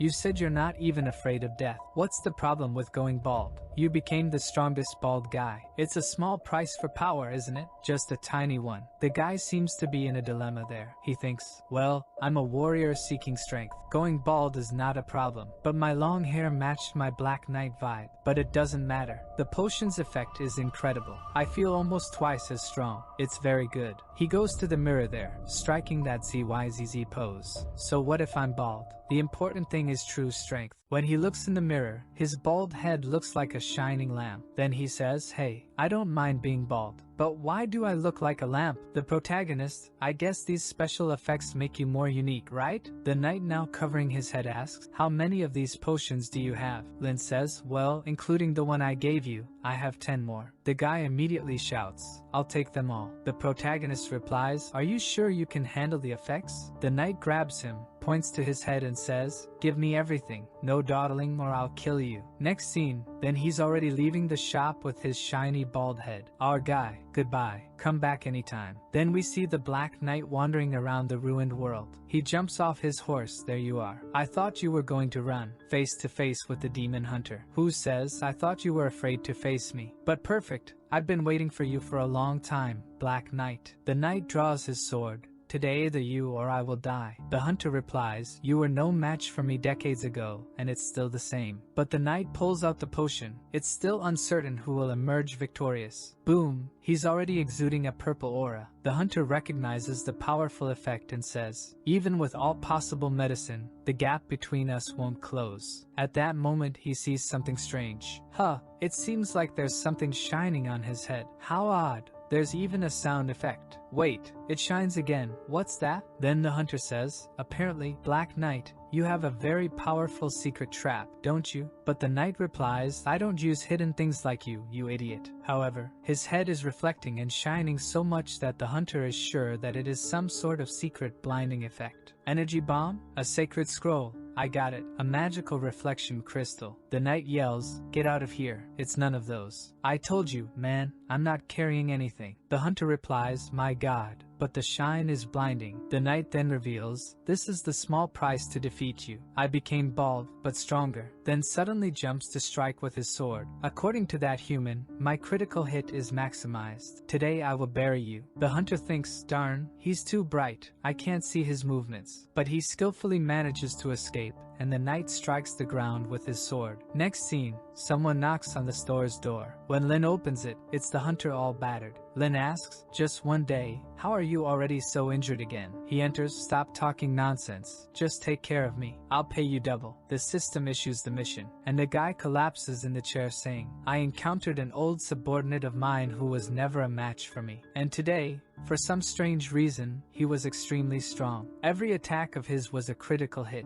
Lin asks, a critical hit? The hunter says, yes, that cursed one had a shiny bald head. It kept blinding me all the time, and I couldn't defend myself. Darn it, he enchanted his own head with a holy attribute. I'm sure it was when he took that potion. If I find out who gave that potion to that guy, I'm going to cut him into pieces. The protagonist thinks, oops, could it be me? It seems he was the demon hunter the knight wanted to defeat. Good thing he doesn't seem to suspect me. I have to find a chance to slip away. Some minutes later, Lin says, we are done. I have some bottles here of healing tonic. 200 coins per potion, and you won't even need surgery. However, at that moment, the hunter sees a bottle on the table. Hey, that's the same potion that bald guy drank. He looks straight at Lin and says, pretending to be innocent, huh, kid? I didn't expect it was you who had given that potion to the bald guy. Lin pretends to know nothing. What potion are you talking about? I have no idea. The hunter yells in his face. Going to keep pretending? I saw the bald guy drinking something exactly the same shape as that one on your table. Lin says, was the bald guy a black knight with a horse? Yeah, why? Okay, if that's the case, he really came to my shop and bought a lot of potions. He was very generous and gave our clinic 10,000 coins. The knight asks, 10,000? What kind of potion is so expensive? Capitalistic Lin strikes. My hands to make money has arrived. Then he starts his sales pitch. My great customer, we've just released the incredible critical potion. It defeats monsters and the competition. It's an exclusive collection. The hunter interrupts him. You damn seller, shut up. Stop selling me this thing. I just want to know why you're helping a creature of darkness hunt your own race. Lin says, I think you're jumping to conclusions, sir. First, I didn't even know the knight was going to hunt you. Second, he came to buy various things and was very generous. There was no reason for me not to sell. Third, since he bought this potion to deal with you, why don't you repay him with kindness? The knight throws Lin to the ground. This seller is trying to deceive me, but to deal with that guy I have no choice. How much does it cost? Our guy, the price per unit,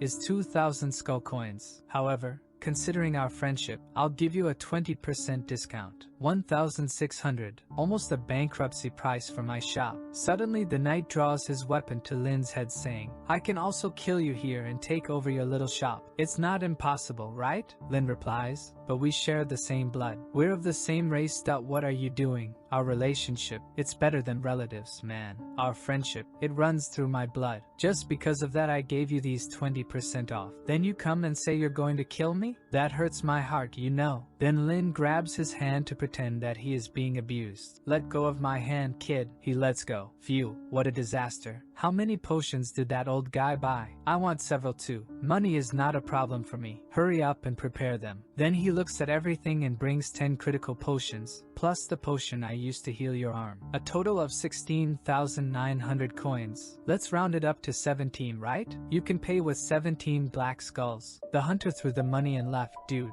Lin just thanked him. I think he forgot to warn that he would get bald. However, with that, he completed the system mission, happy with the profit. I made a lot of money today. Wait a minute. With this potion going around, Everyone's going to end up bald. I think I'm going to start a hair transplant business. Buy a critical damage potion and get a hair transplant free. I'm going to make a lot of money. We then see the bald knight searching. That darn hunter was badly injured. He didn't go far. I can feel his presence. He's nearby. I need to kill him. This is going to greatly increase my ranking in the dark world. It's been hundreds of years. I can't miss this opportunity. That's when he sees something coming from behind. He turns around. Found you. Wait a minute. What's this light? What's coming? Why do I feel a sense of familiarity? The hunter got really ugly. What a huge head. The knight is startled. Is it you? The hunter says. Now we're going to finish our battle? The knight, calm down. You too? Yes. I may have gone bald, but I got much stronger. Thought you were the only one going to be bald? Now that I am too, you better get out of the way. The knight says. It seems we're back to square one. However, mine is brighter than yours. He forces his head, raising it to 300 lumens. Oh yeah? Then check this out. I just increased the frequency of mine. It's shining brighter than yours. The skull guy is getting up to 400 lumens. Mine shines brighter. The two start a contest of who shines brighter. Suddenly, take this sword strike. Enough with the jokes. The skull guy asks, why did you go bald like me? You're copying me. You must die. Then the fight begins. An open exchange back and forth, while our little boy in the shop earned an achievement as a potion seller. In addition to reaching level 6 and unlocking the vision function. He's confused. Vision? What does that do? The system explains that it's an illusory domain, a mirror of things that have existed for thousands of years in this dark world. He can communicate with other creatures using this vision. Lin thinks it seems similar to the idea of being in a field of consciousness.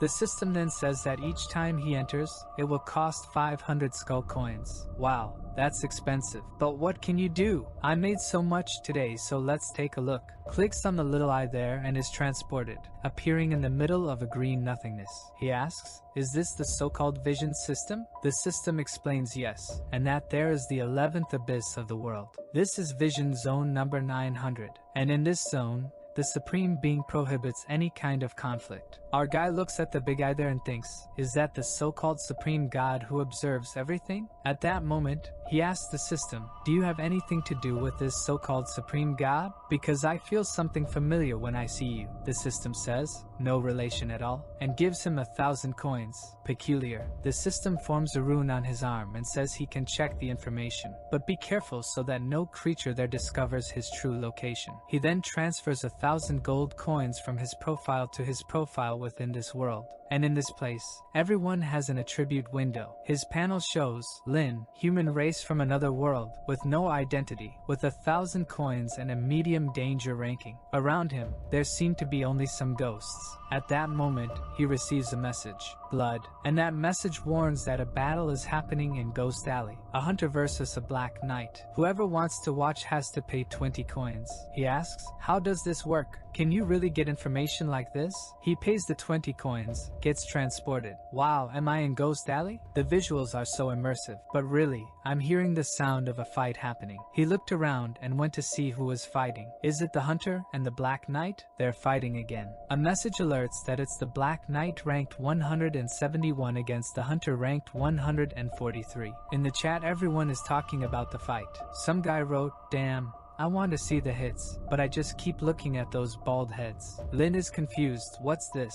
Why does it feel like I'm watching a live stream on YouTube? I didn't imagine this dark world was so modern. Well, if I can expand my business in this vision world, that would be good. Just imagine, providing medicines, assistance, everything would be more convenient. But if I can get in here, surely the boss can too. Why doesn't he use this to do marketing for the store? He then takes a look at the conversations and sees there's a regional chat. He's like, wow man, it's just like an online game. In this chat, someone's saying, be careful with that doctor's shop. When I went there, he was on top of someone with a chainsaw, taking everything apart. The doll also wrote something there. Yes, he's very strange, that human doctor. I went there and he stuck his hand down my throat just to pull out a doll's arm, and it still hurts. Lin's confused. Why is everyone speaking badly about our good shop? Oh no, I'll have to talk to them. My business will suffer if it goes on like this. At that moment, he saw the bloodthirsty hot ghost profile and clicked on it. It looked like had accessed her Instagram. And in a post, a burn ghost said, "Yesterday when I went to the shop, he was doing something strange with your daughter. I don't know what it was, but it wasn't normal." Lin knew that he was screwed. Now she knows everything. He quickly clicks to get out of there and goes back to the shop. Wow, I have to hurry and close this door before she gets here. But just as he was about to close, the female hand stopped him. She enters asking, "Hello child, closing the shop so early today? Are you afraid someone will enter?" Lin thinks, now I'm screwed, she's here. He replied, "It's just that I'm not feeling well, so I wanted to rest a bit." Favorability just dropped. She places her hand on his shoulder. "Ah, is that so? What a shame. I just wanted to express my gratitude for taking care of my daughter." The crisis went to 79. Lin says, "No need, really? It's something I'd do for anyone. Thank you." Already reaching for the Chicago kid's toy his pocket, she suddenly appears in front of him. "Why won't you accept my sincere expression of gratitude?" Once again, the mission to survive begins. And the crisis is already at 85. She's up close. 94 and nothing happened. Someone suddenly enters the shop. "Young boy, are you closing?" When she looks back, it's the butcher old lady. Lin says, "I'm feeling a bit unwell, so I wanted to rest." "How was your day, Grandma?"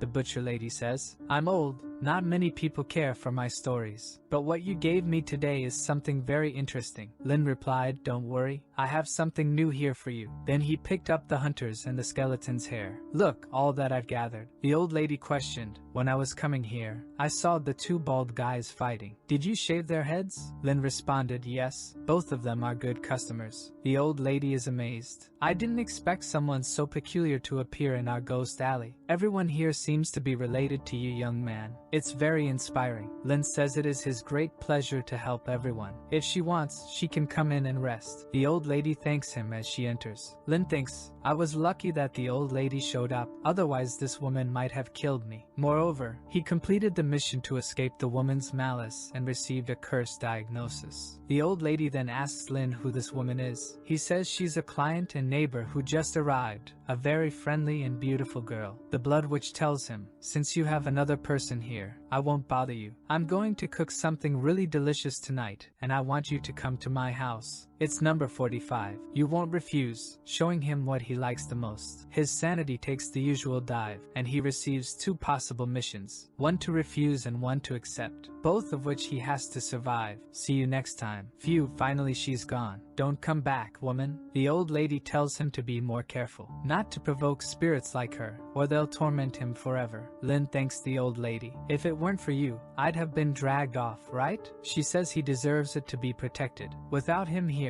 Ghost Alley would no longer exist. But Grandma will only help you this time. What happens from here on out isn't her concern. And off she went. Looking at the clock, Lin knows that he was lucky this time. He just wishes the boss would arrive soon to save his life. However, time is passing and the boss isn't coming. He's pacing back and forth, unsure what to do. "I could try staying in the shop and survive the day. But if I'm not as lucky as yesterday, I'll be eaten by monsters. I could go as a guest to the red dress woman's house. But that seems like an even worse disaster. No, I have to calm down. You know what? Let's go to the vision world to get some information." As soon as he looks at the chat conversation, the witch is talking to the burned ghost. He asked Majesty, "Did you kill that human child?" She said she almost did, but the butcher arrived and saved him. But it's okay. She invited him to dinner today. If he comes, she has a little show prepared. And if he doesn't come, even better. Our guy leaves the vision scared. What am I going to do? If she says it's going to be even worse if I stay, I have to take the initiative and go there. It's just dinner, right? What could possibly go wrong? He opens the door and departs. Our guy arms himself, but a step out of the shop and the curses are all staring at him. Starts putting more status into vitality to increase his chances to come back alive, and heads toward the friend's house. Arriving there, he enters saying, "Miss, your visitor is here." But there's absolute silence. A bunch of bodies were hanging there, all well and alive, right? But our guy is a psychopath. Instead of being scared, he goes to poke them.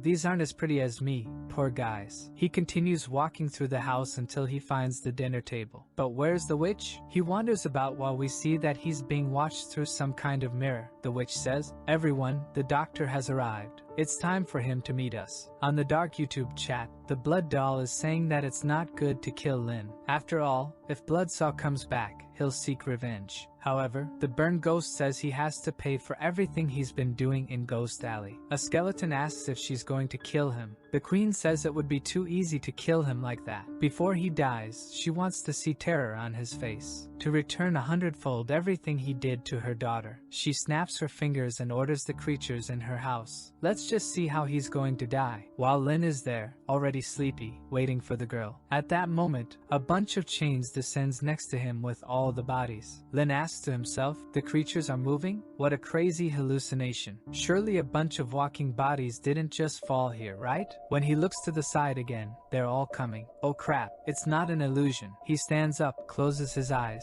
When he opens them, they are closer. Calm down. So they move if I don't look at them. Darn. But what am I going to do? They're already getting close, and I can't even blink. Well, he stays there for a while. When he blinks, the creature is already in his face and he is in shock, while the viewers are impressed. It had to be the Great Blood Queen. Only she knows how to create terror like this. He must be about to pee himself because he knows now when he blinks, the creature will bite his neck. The queen tells everyone to relax, and cause this is just the appetizer. The fun is yet to start. But when she looks, our guy is examining the creature's mouth. The live audience is like, confused with what he's doing, but Lin is there just doing his job. The doll says, what did he take out of the mouth? Man, I think it was a gold tooth. That thing's worth a lot in the human world. Yeah, so he's not scared if he's picking up the item? The queen joins the live and says, no, impossible. He's just pretending to be calm. But our guy is pretending to be calm. He knows he can't blink. While everyone's is thinking, I got it. He's planning something to escape. But our guy is like,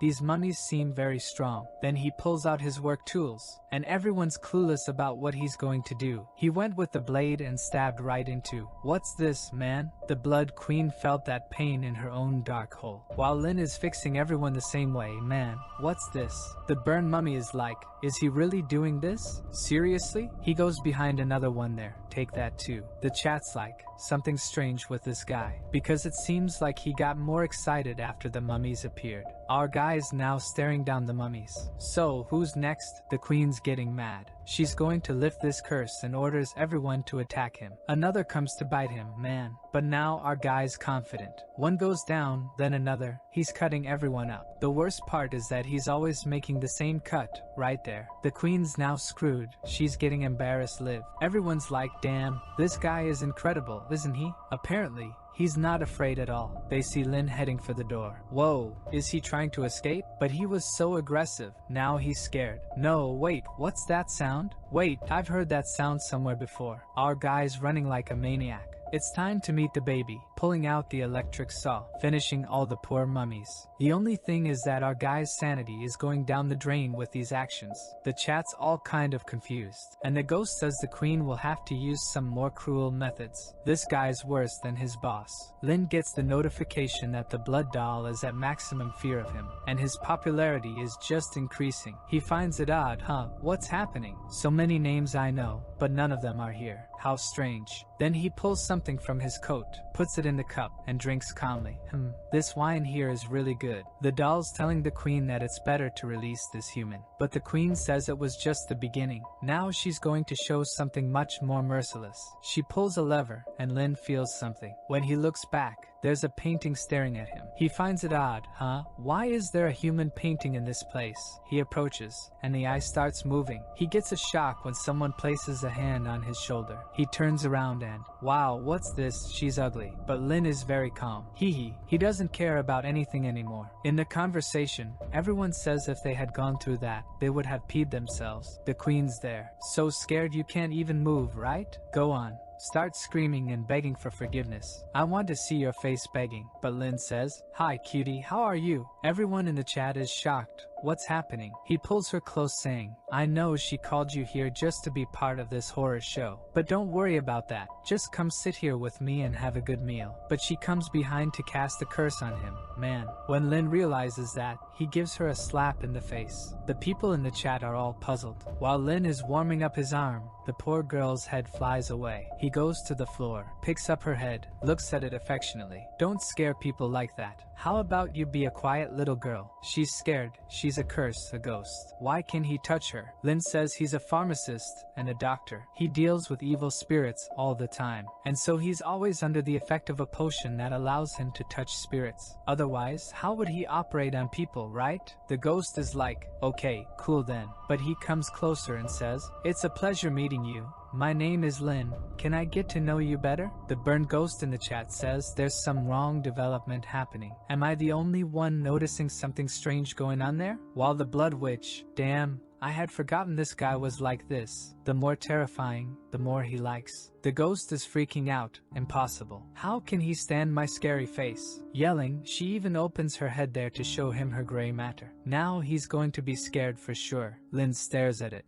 Interesting. But he's already falling even more in love. I really liked it. She ran away. Get away from me. While Lin says, no, why don't you come back? He catches her before she enters the wall. He says, I know you're trying to scare me, but you're not very good at it. Come here, and I'll teach you the true terror. Geez, what's he going to do? She turns and asks the same thing. Lin explains, didn't you hear? And I'm going to teach you how to really scare people. He took her hand and placed it on his chest. Can you feel it pulsing and the blood flowing? What you're holding is my heart. The ghosts are all wide-eyed, but Lin's sanity is also going down. He gets close to her face. You have to learn to slowly feed the fear into people's hearts. The target has to feel this sensation of tightness. Then, looking into the eyes, you have to slowly let the person tear out the heart, until the heart appears in front of them. She's staring at it in panic without words. The queen is also in shock. Then Lin says, and at this moment, all you have to do is, the poor ghost stands still. Boom, gives her a scare. Everyone in the valley starts losing sanity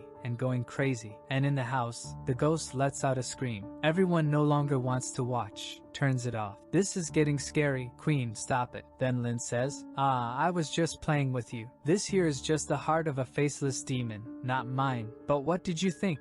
You enjoyed it, didn't you? However, this lesson I think was perfect. You learned how to use visuals, sound effects, and even the most important part, which is to surprise someone. Learned everything? Just looking at her while she's done for. The poor thing is crying. Don't come any closer. Get away from me. Man, our boy receives another notification. Now, for the blood doll, she is in utter horror. Moreover, he has left the hairless ghost and the burned mummy in terror. Lin finds it confusing. What's happening? I'm seeing experience from a bunch of weird people. Are they viewing this as a reality show in the vision world? The little doll is pleading. Queen, please turn off this live. Like, it makes no sense anymore. This guy is not normal. The skull maniac. You said you were going to scare him, but everyone here is scared. It makes no sense. Turn it off. The queen says, darn it, he was supposed to be embarrassed, and I'm the one getting embarrassed. You know what? I'm turning off this live now. I'm going downstairs and kill him. Just wait for the news tomorrow. And slams the table all angry, giving our guy in the mirror a look, while he looks at the photo that's now without the ghost, twirling the corkscrew, saying the same thing. The mummy tells her, you better not hesitate too much. Get there, grab his neck and kill him. She says they can relax. This time his head is going to be a decoration in front of her house. She's already pulling out her demon form and turning into a liquid form. Then she slipped through the ceiling and is dripping down below, and appeared saying, I tolerated you for too long, but now I'm going to kill you. The ghost says, Master, he said he was getting impatient, so he went to try and find you. Maybe he just went back out. She thinks, this kid. Even the creatures in her house are now avoiding him. She sees him passing by a window and rushes to catch him. When she arrives, our guy is holding the little girl in his arms. She immediately tells him to let go of her daughter. But little bro says, that's not how you treat a visitor. You invited me here for dinner, but I haven't eaten anything yet. Just tried to scare me down there. The queen tells him to stop the small talk. She knows very well what he did to to her daughter. He better not try to say the same things he said during the day. Clearly, it was he who changed her appearance and kept pretending that it's a reflection of her kindness and beauty. He needs to be torn apart now. Our guy raises 3 fingers saying, I don't know what they told you, but I swear I have no intention of deceiving you. But right at that moment, lightning strikes. How crazy, right? I don't know why that lightning struck right at my promise. Does it increase the credibility of my words? She just approaches and he falls on the bed. Okay. It was me, okay, it was me. But madam, you have to understand that I had no ill intentions. She tells him to stop making up stories, but our guy explains. She was horrible. Her head was about to explode. I was afraid that when the pig came back, he wouldn't even recognize his own child. Everything I did was with good intentions. The crisis is already at 97. She's approaching. Our guy raises his arms saying, I surrender, but there were other reasons. I'm telling the truth. She says, explain. He tells her, I was really afraid of dying. Your child was a monstrous baby, and I thought she was going to kill me. The madam says, that excuse is reasonable. After all, she is my daughter. He continues, I wanted to get my hands dirty, you know, to see if I could create something aesthetically pleasing to me. She's like, wait, are you telling me you were squeezing my child as practice? Is that your reason? She grabs his arm. Calm down. It was that, but it's just that I wanted to create a really cute little girl. Just for that, I made this little modification, you know? She's like, enough of this, man, already coming for the attack. Our protagonist says, I have a background. Hold on. She asks, background? What do you mean? As you know, I'm a doctor, okay? I've taken care of a lot of people who have benefited from me, and they are all my friends. If you kill me, my friends will be really angry, you see? And then they'll come to avenge you. For example, those 2 bald guys who are fighting to the death. She asks, are you talking about the demon hunter and the black knight? Are they your friends? You think I'm going to believe you? Our guy goes into his pocket and pulls out the 2 pistols. You don't have to believe me, but you must recognize this, right? She couldn't believe. Wait, those are the hunter's revolvers. He's like, exactly. She asks why the hunter's revolvers he values so much are with you. He explains, it's because he and I are of the same race, and he's very fond of me. So he handed me this weapon for personal defense. He says if I'm in danger, just fire a shot and he'll come to help me immediately. As you know, he's on the other side of the alley. 1 bullet, and he won't take long to be here. Poor guy, he's there sneezing, then goes into his pocket. Oh right, there's also this. She once more asks, what's this? This strand of hair? He says, this here is a lucky charm given to me by the Black Knight. She's confused. Is that the knight's hair? Exactly. Today when I gave him a haircut, he said I might need it, and handed it to me. It has a curse on it. She asks, a curse? What curse? Then Lin explains to her, if anyone tries to attack me, he'll know because the hairs on his chest will stand up. Just think about it. Do you think he would let anyone shave off all his hair? But I did, and nothing happened. Doesn't that already prove my relationship with him? The poor guy is coughing there too. The demon is thinking, darn it, I've fought both of them, and both were very tough. I'm sure anyone who would shave their heads wouldn't be alive. Now it's explained why this weak human is alive in this place. So he really has connections. Hee, she tried to scare me, but thankfully I was smarter. But she suddenly changes. You're trying to deceive me again, aren't you? The hunter and the Black Knight have been enemies for hundreds of years. The enemy of my enemy is my friend, so there's no way they both could be your friends. Thought I wouldn't figure out your charade? He lets out a little laugh. You don't know, do you? She's like, what? They seem like mortal enemies, but in reality, they're lovers. They love and kill each other. What the heck is this? Both even felt something there. Stop the fight. Curse Knight, I've been sneezing nonstop. What trick are you using? The Knight, it's you who must be cursing me in your mind. While our guy is getting all smug in his chair. I only mentioned those 2, but you don't even know about my teacher, right? The real Bloodsaw. Do you know how many people he's cut through? As his only apprentice, do you have any idea what will happen if you kill me? Not to mention, the butcher is also my friend and is very fond of me. She treats me like her own grandchild. Imagine if I die. I think she wouldn't like that. Our guy is just becoming more eloquent. Poor Queen is thinking, what a mess. I just want to behead him. But all these people are not easy to deal with. Lin thinks, it's time for the final blow. Pulls out a pebble. Do you know what this is? She, what's that? This is a fragment from the tooth of an abyssal creature. She's like, wait, are those the giant mouths that cleaned the streets yesterday? I barely escaped and made it here. An existence even king-level creature creatures would flee from. And this boy here got something from its tooth. You know how many people died in the alleys nearby. Why do you think the Valley of Wandering Souls was the only one spared? She's like, why? He explains. It's obvious. Because the headhunter is my friend. Then he told a story. A long time ago, a powerful monarch appeared in this dark world. Under his leadership, they conquered empires, and he amassed an army of millions of warriors. However, the arrogant monarch offended a root-level creature and tried to make it surrender. As a result, that monster killed all creatures in a single day. Only the bones of that once glorious realm remained. When the crown of that lord fell to the ground, another rule was created in this dark world. Never offend one of the headhunters. Now the witch is scared. Impossible. He's friends with that creature? I might survive the others, but if it's a headhunter, there's no way. They have various methods to find me and obliterate me before I can escape. He stands up. Madam, I'm quite weak, but my interpersonal relationships are strong. However, there's no reason for you to be mad at me. After all, we're neighbors. As neighbors, we should look out for each other, help each other, and even keep each other warm. What do you think? What's this, buddy? You're such a mature big sister. She looks. There he goes again. That darn smile. She laughs. She wants to attack but holds back. Then she returns to her human form. Alright then. We can get along again in the future. I'll put up with this for a while and then I'll kill you, boy. Lin says. Phew, thankfully. The words I told you this morning weren't completely false, you know. Although the talk of your kindness was nonsense, you really have some qualities that other spirits don't possess. She's there charmingly wanting to know what those qualities are. There he goes again trying to deceive me.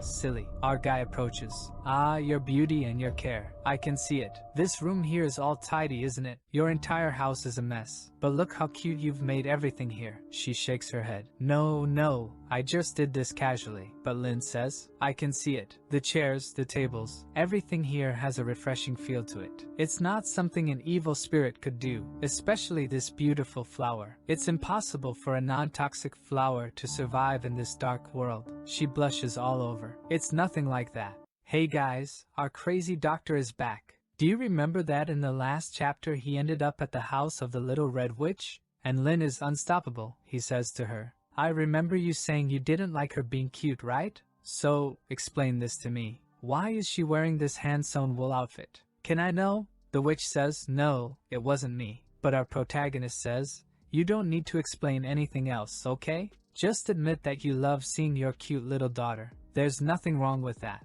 In a way, she reminds you of yourself. Since even though you're an evil spirit, you still have a human heart. The more he talks, the prettier the witch becomes. She's thinking, maybe I really can't forget about my human life. If I hadn't died that day, I would just be a normal woman. I would have gotten married and had a daughter. However, reality was different. I've already died, and now I'm an evil spirit. And that's why I have no choice but to accept the evil identity of this world. And my humanity has already been buried in the deepest part of my consciousness. But how did this doctor find out? I buried these feelings extremely well. The system warns Lin that he managed to break some of the spirit's hatred. But our boy is unstoppable. He needs to completely end all of her hostility. So he makes an offer. Madam, I don't think you like turning into an evil spirit very much. If you want, I can help you become permanently human. She seems to doubt him. You think you can? Stop kidding yourself. Just because you fixed my daughter, do you think you can do the same with me? You don't understand. Her evil spirit hadn't taken shape yet, but mine already has. Speaking of which, you've only seen my face, haven't you? She then starts to transform, her leg all bloody. Wow, it's getting really ugly, stop it. She says, I don't think you've seen a truly corrupted spirit yet. Are you still confident in changing me? The little kid is even crying, the devil mother talking. Damnation, pain, resentment. I am the embodiment of all that. Do you think you can solve this with your hand? Our boy's sanity is plummeting. The poor thing is thinking, now I'm screwed. She's so ugly it's beyond my knowledge. But I need to stay calm. If she realizes I'm scared, she'll eat me. The crisis is already at 99, almost reaching 100%. Our boy closes his eyes and says he has a solution. He's going to use that curse correction ability he received. However, the system warns him to be careful because her curse is extremely corrupted. Not everything may go as planned. Our boy doesn't care. He just uses the curse removal. A glow starts emanating from his hand, some little souls ascending to heaven. He then manages to undo it, but the little witch ends up naked. He's left with a crown in his hand, and the system says the curse has been removed. Recharge time, 12 hours. I would say that in this new form, the witch became even more dangerous. Lin says, I told you it wasn't a lie. She's a bit confused, saying, it's impossible. How did you pull the curse out of me? Our boy is now all confident. I told you, I'm a doctor and I never abandon my clients. Already behind the little girl. She's celebrating while my AdSense is sweating bullets. But our boy is confused.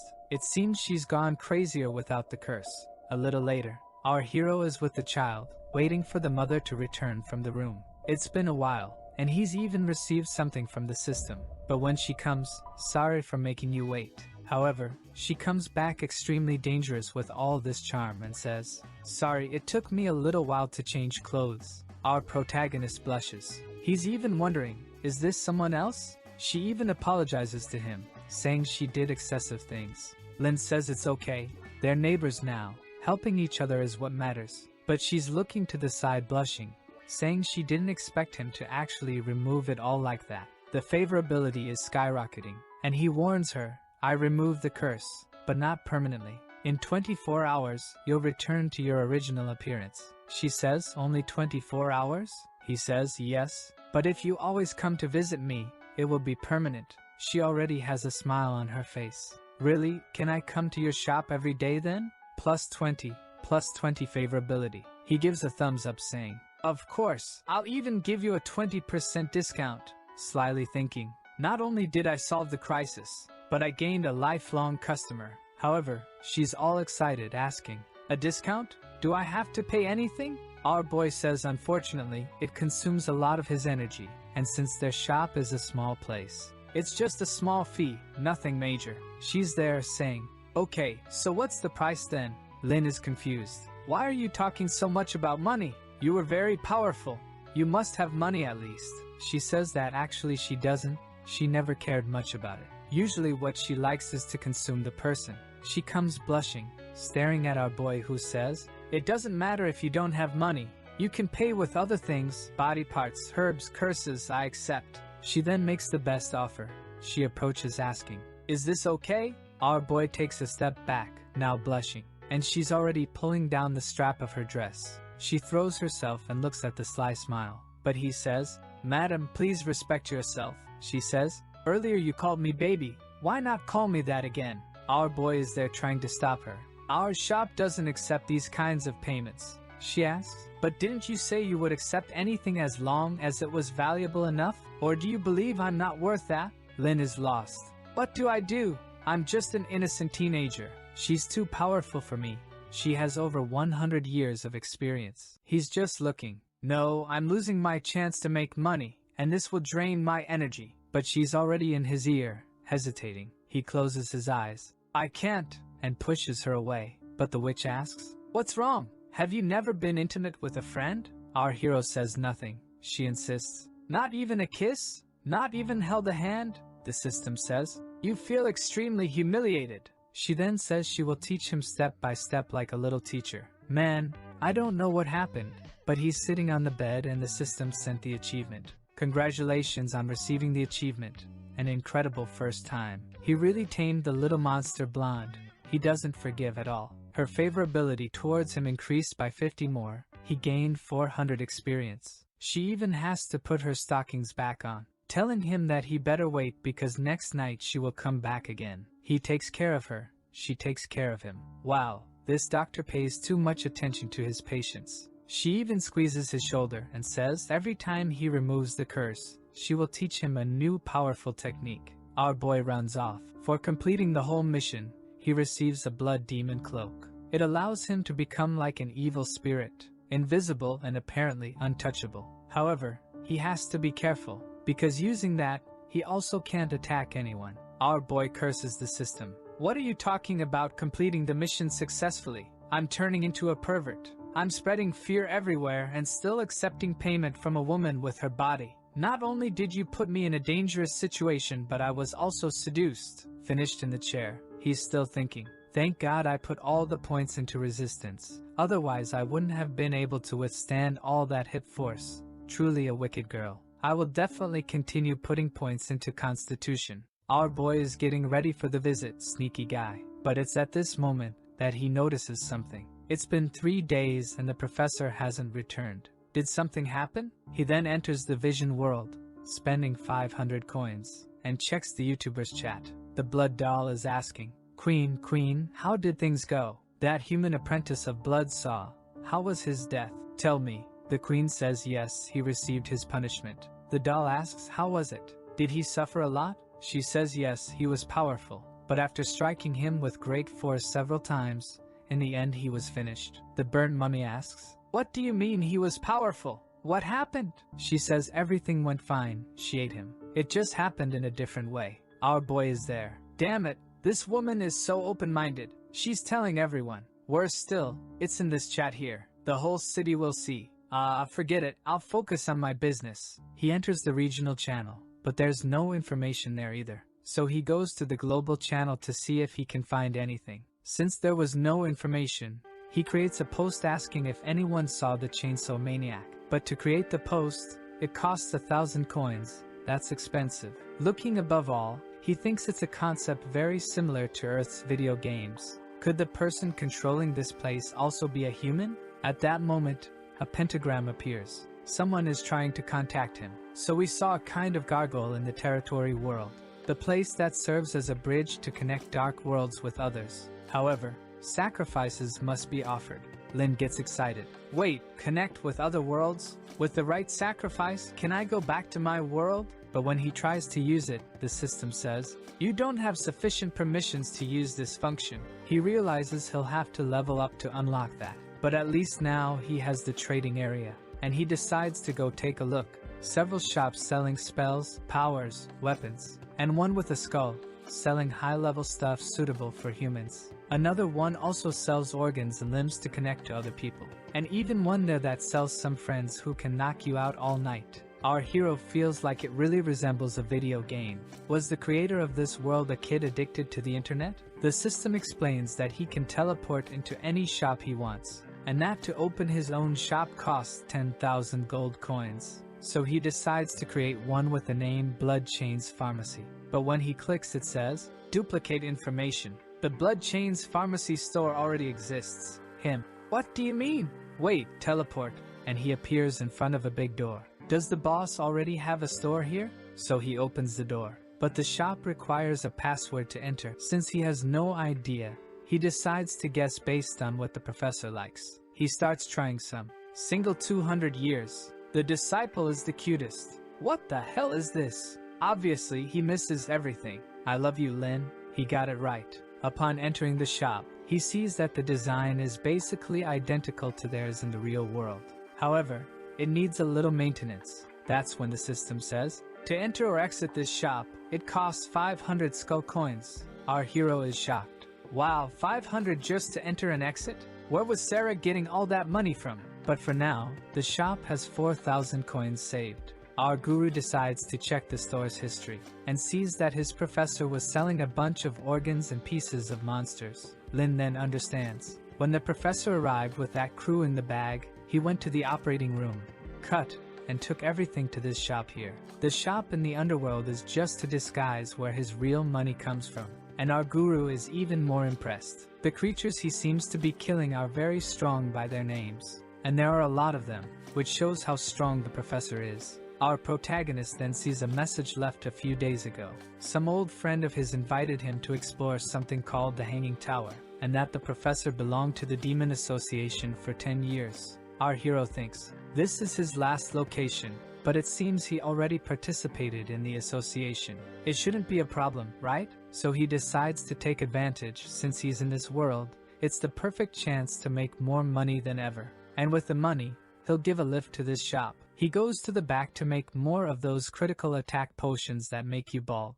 With the potions ready, it's time to market the store. He still has to pay another 1,000 coins to create a giant billboard on top. He makes the announcement. It's the critical potion. Only 3,000 and you'll finish your enemies. He stares at the door, thinking a crowd will come, but no one does. They'll come soon, right? I'll just spend a little more to do some marketing. But the shop is just cobwebs. No one comes. Damn it, I've already spent 5,000 coins. Why hasn't anyone shown up yet? You know what? Let's change tactics. He puts a succubus with the potion that makes the guy extremely resistant enough to withstand a succubus doing gymnastics on top of him. The sly one is the king of marketing, so he creates a bunch of fake profiles to keep commenting on his store. Wow, this critical potion is the best of all. After I took it, oh, no one can handle my attacks anymore. Now he's confident they'll show up. Sure enough, a bunch of monsters really show up, all asking to enter the store. The guys are asking, "Boss, is it true that you sell a potion that will make me irresistible to women? I need it. My girl just dumped me, man. I need that potion to prove to her that I can handle a succubus." Lin is even confused. Why did this marketing work so well? I almost feel sorry for these creatures. But now that it's worked, it's time to make money. But when he goes outside, everyone is desperate. There's even a girl there. "Why do you want that? Your hubby can't handle it." Our sneaky boy arrives and gives a little speech. "Wow, there are so many people here, but I only have 30 potions. What should I do?" Obviously, the guys with more money start bidding. "I'll pay more than everyone else. 4,000 for a bottle." The little skeleton throws in a chest. "Do you think only you have money here, you jerk?" "Boss, 5,000 for the bottle. I want all 30 now." 5,000, 6,000, 7,000, 7,500. Everyone is desperate. Our boy is there drooling, saying, "Don't fight, folks. Let's take it easy here. There's enough for everyone." Lie. Because I know there isn't. He thinks, "I didn't do anything wrong, right? It's just marketing." The system even gives him some points for deceiving everyone. He gets angry at the system, saying, "What are you talking about, system? I didn't deceive anyone. The potion's effect really is the best there is." But then he remembers, "Oh no, I'm going to make everyone bald in this place. I have to go back home and create a potion to make hair. Let the guys know he's back." We then see an army of elves against a bunch of creatures. Did they buy the bald potion? One comes with a box saying, "Leader, the supplies have arrived. It's said that this potion doubles your critical. It's amazing." Legolas is incredulous. "Doubles? How can something have such a good effect? What's the side effect?" The soldier says, "Nobody knows yet, sir." But suddenly a bunch of monsters are coming. The leader gives the order, "Defend yourselves! Everyone raise your spears." The battle begins, but the number of insects is almost infinite. There's no way to stop them. The guys are thinking, "There's no way. We need more power to win this. I'll have to trust that doctor." He drinks the potion. He starts emitting a purple aura. This power. Ah, what is this? Boom! I've become stronger. "Captain, your hair!" But the captain says, "None of that matters." "Oh, yeah!" He throws a spear in the air. It shatters the creature far away. In the next second, everyone is flying bald. The newspaper says, "Recently, strange events have occurred in all regions of Sin City, most of them related to bald heads. In the Blood Clan, a person went bald and broke all records ever seen. A boat that was missing at sea was detected because one of the people was shining too much." Meanwhile, our hero is producing the potion. Plus 10 reputation in Sin City. Plus 5 popularity with the Black Elves. He's confused, but with no time to spare, the potion production doesn't stop. "Now I'm ready to make another fortune. My god, here comes another potion. Potion of flesh and blood proliferation. A potion that quickly regenerates any trauma and even lost limbs. But there are some small side effects. There's already someone knocking on the door when our boy looks. Oops, hey there, friend? Yeah, you're missing an arm there. The system shows that her combat ability is small, but she's not weak. But in this dark world, she has difficulty competing against other species.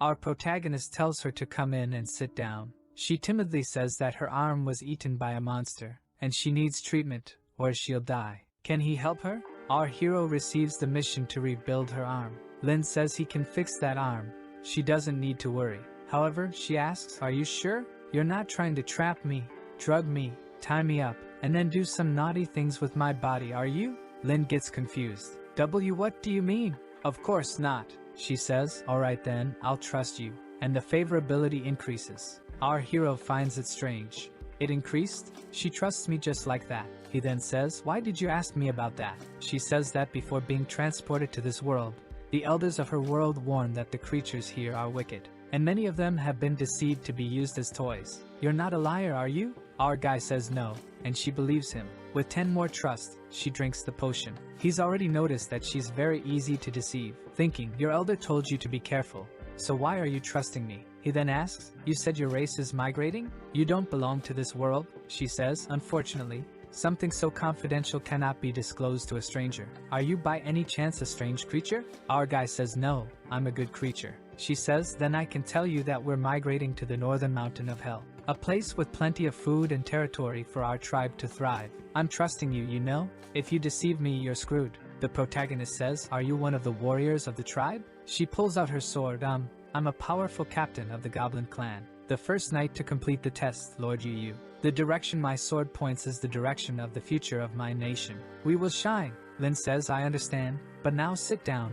Your wound has opened again. He thinks, she's easy to deceive and a bit crazy. The amazing thing is that she's alive. And then he says, you said you were going to the infernal northern part? What are you doing here in the Valley of the Soul, which is in the opposite direction? She replies, don't talk nonsense. I would never be going in the wrong direction. Clearly, I'm going north. Lin then says, alright then, where is north? She points and he says, that's south. She says it's impossible. She always goes in the right direction. She's already walked 2,000 miles. Her intuition tells her she's on the right path. Lin asks, intuition? Do you always rely on your intuition? She responds, why not? It's the talent of my tribe. Lin asks, how far is the place you want to get to from where you started? She thinks and says, obviously, I know this information. 500 miles. Lin says, but you just told me you've already walked 2,000 miles. How come you haven't reached the destination of 500 then? She looks at her hand and analyzes. It's really strange. Our guy thinks, how am I going to help this girl? He goes to the drawer and picks something up.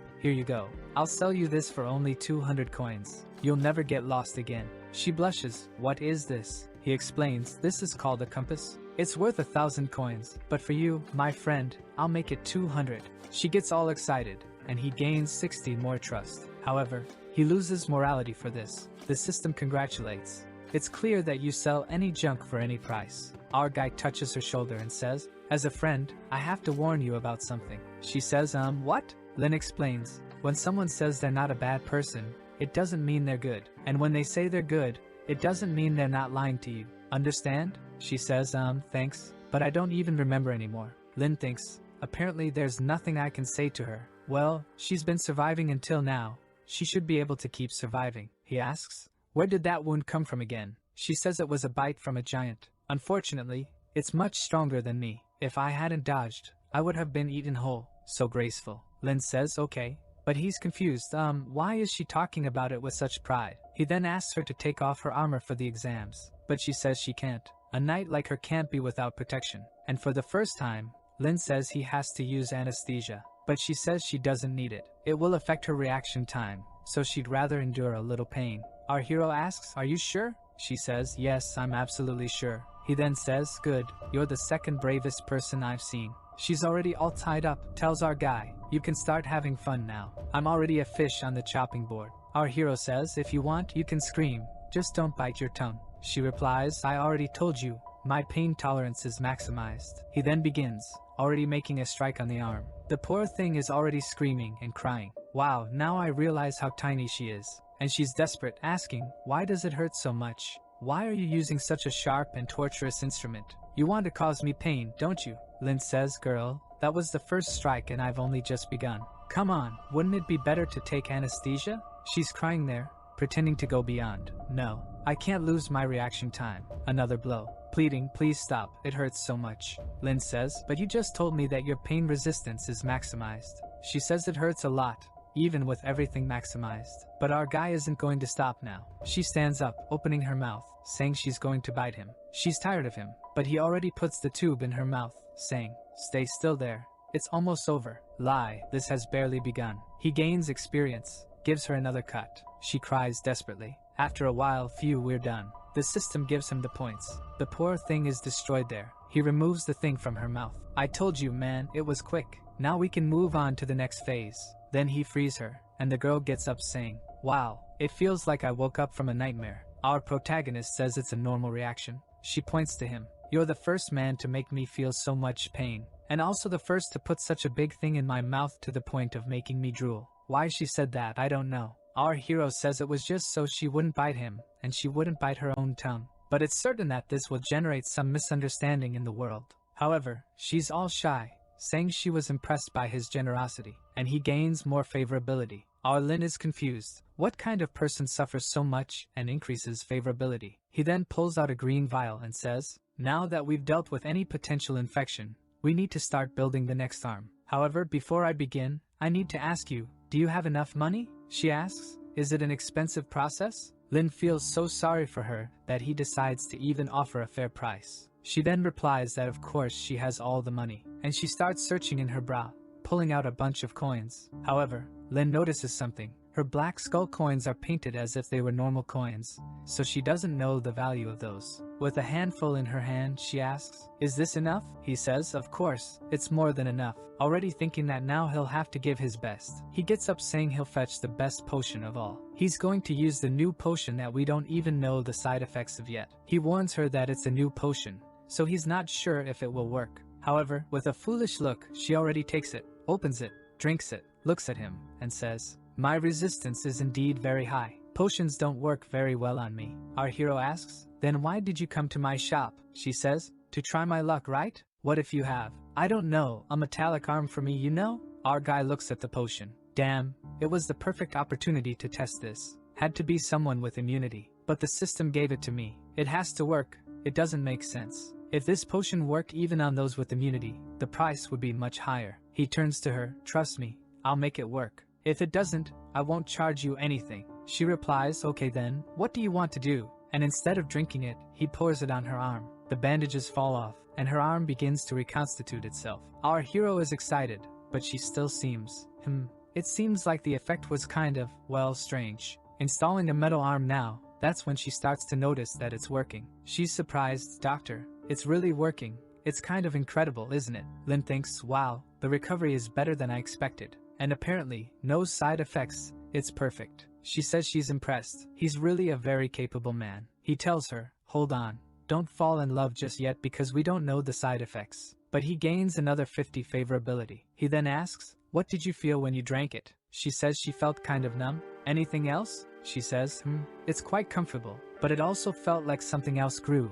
I don't know, strange. Our guy is confused. Something else? What do you mean? A big tail then starts coming out of her back, and our guy has lost his sanity. The all slimy tail is caressing her face. She's there, all innocent. Oh, don't tease me like that, doctor. You're a good doctor, but you can't do this so casually. Favorability is increasing, so she likes it. But Lin says, could you open your eyes and take a look? She sees it and gets kind of confused. The thing caressing her face looks to one side, then the other. Sanity already dropping by 60. Poor thing goes into shock, throws herself on the ground wondering, why do I have a tentacle on my body? Lin says, calm down, I'll help you stay calm. But her sanity is just dropping. She says the thing is entering and going too deep. He asks, going? She says it's in a strange and tight place. He then pulls it, gives it a stare, but it's coming out of your shoulder. Hold on a second then, and then gives it a hack. Disconnected, the thing is still following her. Our guy smashes it. She asks, hey doctor, what's happening? Why was there a tentacle coming out of my shoulder? Lin shamelessly says, don't worry. It's just a small side effect, nothing major. She's confused. What kind of potion did you give me? I don't mind growing tentacles, but what if something even stranger grows? Clearly, it's not a restoration potion, but a mutation one. Our protagonist throws out a saying that must be Chinese. The rich depend on technology, while the poor depend on mutation. He still says, look at your arm. It's already grown a lot. Just use a little more and it will return. She timidly asks, are you sure? I think that thing will come back too. Olin says, don't worry, if it grows back again, I'll cut it off for you. Just trust me. Don't you want to see your entire arm back? She replies, okay, last time. He uses more medicine, and the big tentacle is already coming out again. This time it really was a tail, and he immediately cuts it off. However, the thing is now coming out from all over her armor. Our guy is slashing away. Even butterfly wings are sprouting from her back. She gets excited. Don't cut those. But it's too late. He already did. She says, I told you not to cut it. 10 minutes later, she's lying there on the bed, and he finally completes the mission. He asks, how do you feel? She says she feels like her body is covered in strange things. Our guy tells her to stop lying. He already cut everything. It's just a hallucination. The treatment was perfect. He says potions cost money, but cutting off tentacles costs nothing. With that, feeling all sad, she heads for the door. Okay, can I go now? Lin says, of course. Just don't forget to leave a like on our store to get an 11% discount. But at that moment, he says, "Wait a minute." She asks, "What's wrong?" "When you drank the potion, I didn't cut anything." "Are you sure there's nothing inside your body?" She looks at herself. "I don't think so." He says, "Okay then. Maybe this potion doesn't always cause mutation. See you next time." Our guy thinks it was a success. He just has to sell it online now. But then he sees the bag of coins on the ground that used to be in her bra, and that's where she kept the coins. But when she left, she didn't even need them anymore. And then he understands, it was that which grew. He needs to return the bag of money and prevent her chest from growing even bigger. But when he goes outside, there's no one there. He thinks, as a doctor, I made a really bad mistake, and I'll need to find a way to contact her and apologize. But as the lamp is about to turn off, it's time to close everything. At that moment, he spits blood, and the system says the risk has been created. The Bloody Night mission has been activated. Try in any way to survive until the next daybreak. 2,000 coins and 2,000 experience. Oh, it's not going to be easy. Our guy sees some floating text warning him to be careful, and he recognizes that the handwriting is from the professor. It must be some kind of warning that something bad is coming. He grabs the potion, the heart, the pistol, the dagger, everything he needs to survive. Considering that the rewards are greater, the danger is much greater. The mission indicated that it was a dangerous place, so he decided to leave. And obviously, he's going to the red-haired girl's house to spend the night there, right? You rascal. On the way through the city, some souls reacted to his lamp, and the system crisis automatically went to 100%. Seeing this, he hurried back, running to the shop and closing the door. He realizes that whatever it is, it seems to be after him. While he's trying to go to the back door, there's something at the front door, which already broke the entrance. Our guy is there with everything he has to try to protect himself. He hears a bunch of potions being smashed inside the shop, and he's just losing skull coins. What a damn thing. It's destroying everything. Losing all my money is worse than losing my life. I won't let this go unpunished. He tells the system to reactivate the Blood Witch's curse and deactivate the pistols. That way, she'll realize something's wrong, and with the curse removed from the gun, he can deal with it. He heard the sound getting closer, thought it was coming to the door, but then it moved away. Lin wonders, is it going to the back? However, the monster's blow already went through the wall, and him along with it. Our Lin fell to the ground, already coughing up blood. The beast used the portal on the wall. Oh man. Our guy is almost losing consciousness as he looks at the door, when he manages to see what it is, and it's a really ugly big creature this time. Hellwalker. Extremely evil. Combat ability. An incomparable and powerful creature. It gets stronger by absorbing other creatures. Our guy's leg already has some tentacles climbing up, coming out of it, and that thing is consuming his flesh and blood. The beast does a quality analysis and decides that he's not good to be absorbed. It blows up our guy's leg. Man, did it have to be all this?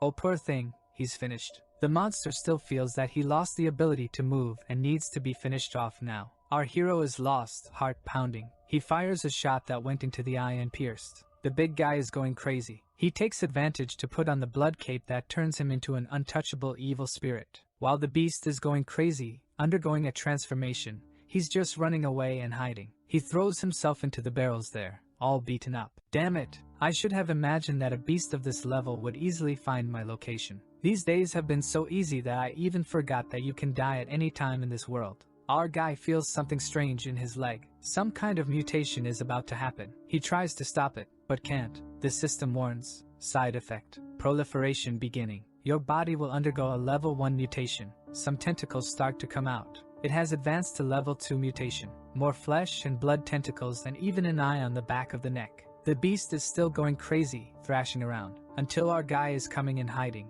The big guy feels his presence and sends an attack. Man. But now he's all Spider-Man hanging on the wall. Look at the psychopath smile. Now you're finished. The bullets are all going through the creature. As it is of sacred attribute, it easily pierces. Or not, actually. The creature stopped the bullets and threw them away. And then our guy gets terrified again. The deal is to run, my son. Get out of there. But the demon can see him even with the cape on. Yes, a look and his skin starts melting. So he throws the potion that causes mutation on his own face. That's because he's already mutated. The system once again. Your body is undergoing a mutation. The creature comes to make another attack, but it turned into a bunch of digital stuff, appeared on his back. It almost grabbed him. Our protagonist is confused. I'm wearing the cape. How can he still attack me? He almost got caught again. He keeps running. Throws more poison on his body. Eyes that can see ghost energy are born. And then he realizes that the hand the monster created is spiritual. That's why he's getting beat up. He sees he's under a bunch of eyes. all with spiritual power. He realizes the cape is just getting in the way. He's still being seen,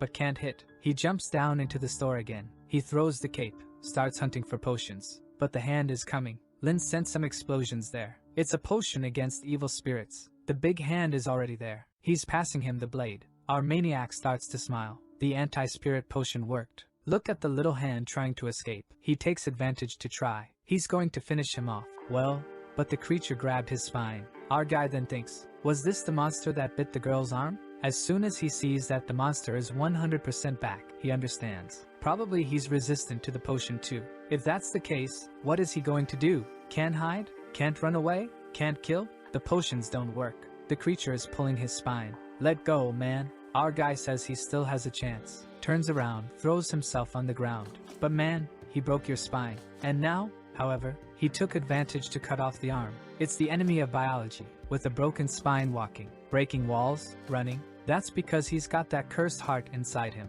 But the system warns, you have to be careful when using this, because it's very likely to take control of you. He's psychopating, saying it's time for them to have fun. He tears out the heart, points to the big guy, throwing some spirits into him. The curses seem to be entering his flesh. Not only entering, but circulating through the creature's body. Our hero is just confused. Will it work, facing the creature? The system warns that the effects are taking over the creature. Its energy center and cells are being weakened. Finally, our boy is confident. However, the creature starts an emergency repair. Seeing this, he already pulls out the saw blade. I have to finish this while it's weak. But the big heart inside him is absorbing everything, because in the description it said it's a heart that needs a lot more blood. He falls to his knees, screwed.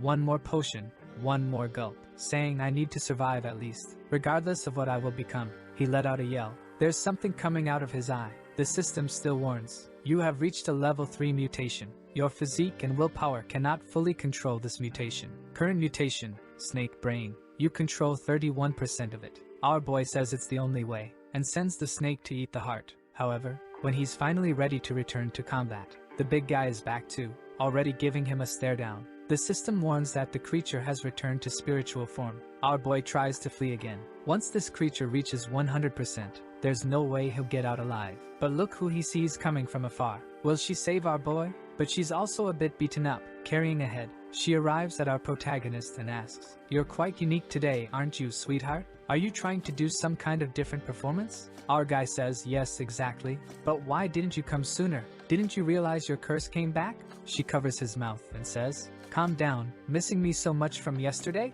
I'm joking. Of course I noticed. But I was dealing with something. After all, my daughter is growing up, and as a mommy, I need supplements for her. But seeing you like this, do you have a problem? Do you want my help? Arlen says yes. I'm being hunted by the monster. If you help me get rid of him, I'll forgive your debts for 5 months. She says just that. I'm not interested. Lin increases it. It's all free for 10 months. However, she still says she's not interested. Our guy sees that the devil is coming and the system warns that the crisis is only getting worse. He turns to her. "So, please, name a price and any condition." She licks her lips and asks, "You didn't want to surrender to me last time. So if you come to beg on your knees in front of me and kiss my big toe, I'll help you." Our protagonist asks if it's about romance. She says that's not the case this time. It's just humiliation. He then refuses and says, "If I survive, see you next time." The little girl was proud, thinking, "That's right, never surrender." Even the mother liked it. She grabbed our hero, pulled him, and threw him into an adventure in the mountains, saying she finds him very cute. Not even with his life at risk does he abandon his honor. The favorability increases. He says of course not. But what are you going to do? Now the little witch is going to help. She uses her Tokyo Ghoul power, already throwing a bunch of claws on the ground. But the creature is defending everything, and even analyzes to devour her as a priority. Can she do it?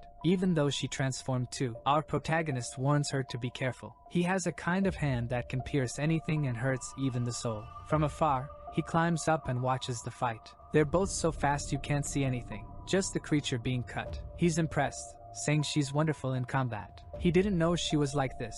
He starts trying to cheer her on from afar. "Madam, you're very strong, so cool, so beautiful, so perfect, so sexy, your tentacles are fascinating, you penetrate my heart." He's gaining favorability. I don't know what he's trying to do. While the devil keeps evolving, he's detecting threats and going to a secondary level. Our hero just finds it strange. The blonde is tearing the creature apart, and he's still the main target. At this point, something passes by him. What's this, man? She spits out some creatures. There's an explosion from both attacks, but nothing happens. The creature comes at him again. She sent the blade to protect our boy, already wrapping around the creature's tentacle, biting everything from the sides, coming in Orochimaru style, piercing the eyes.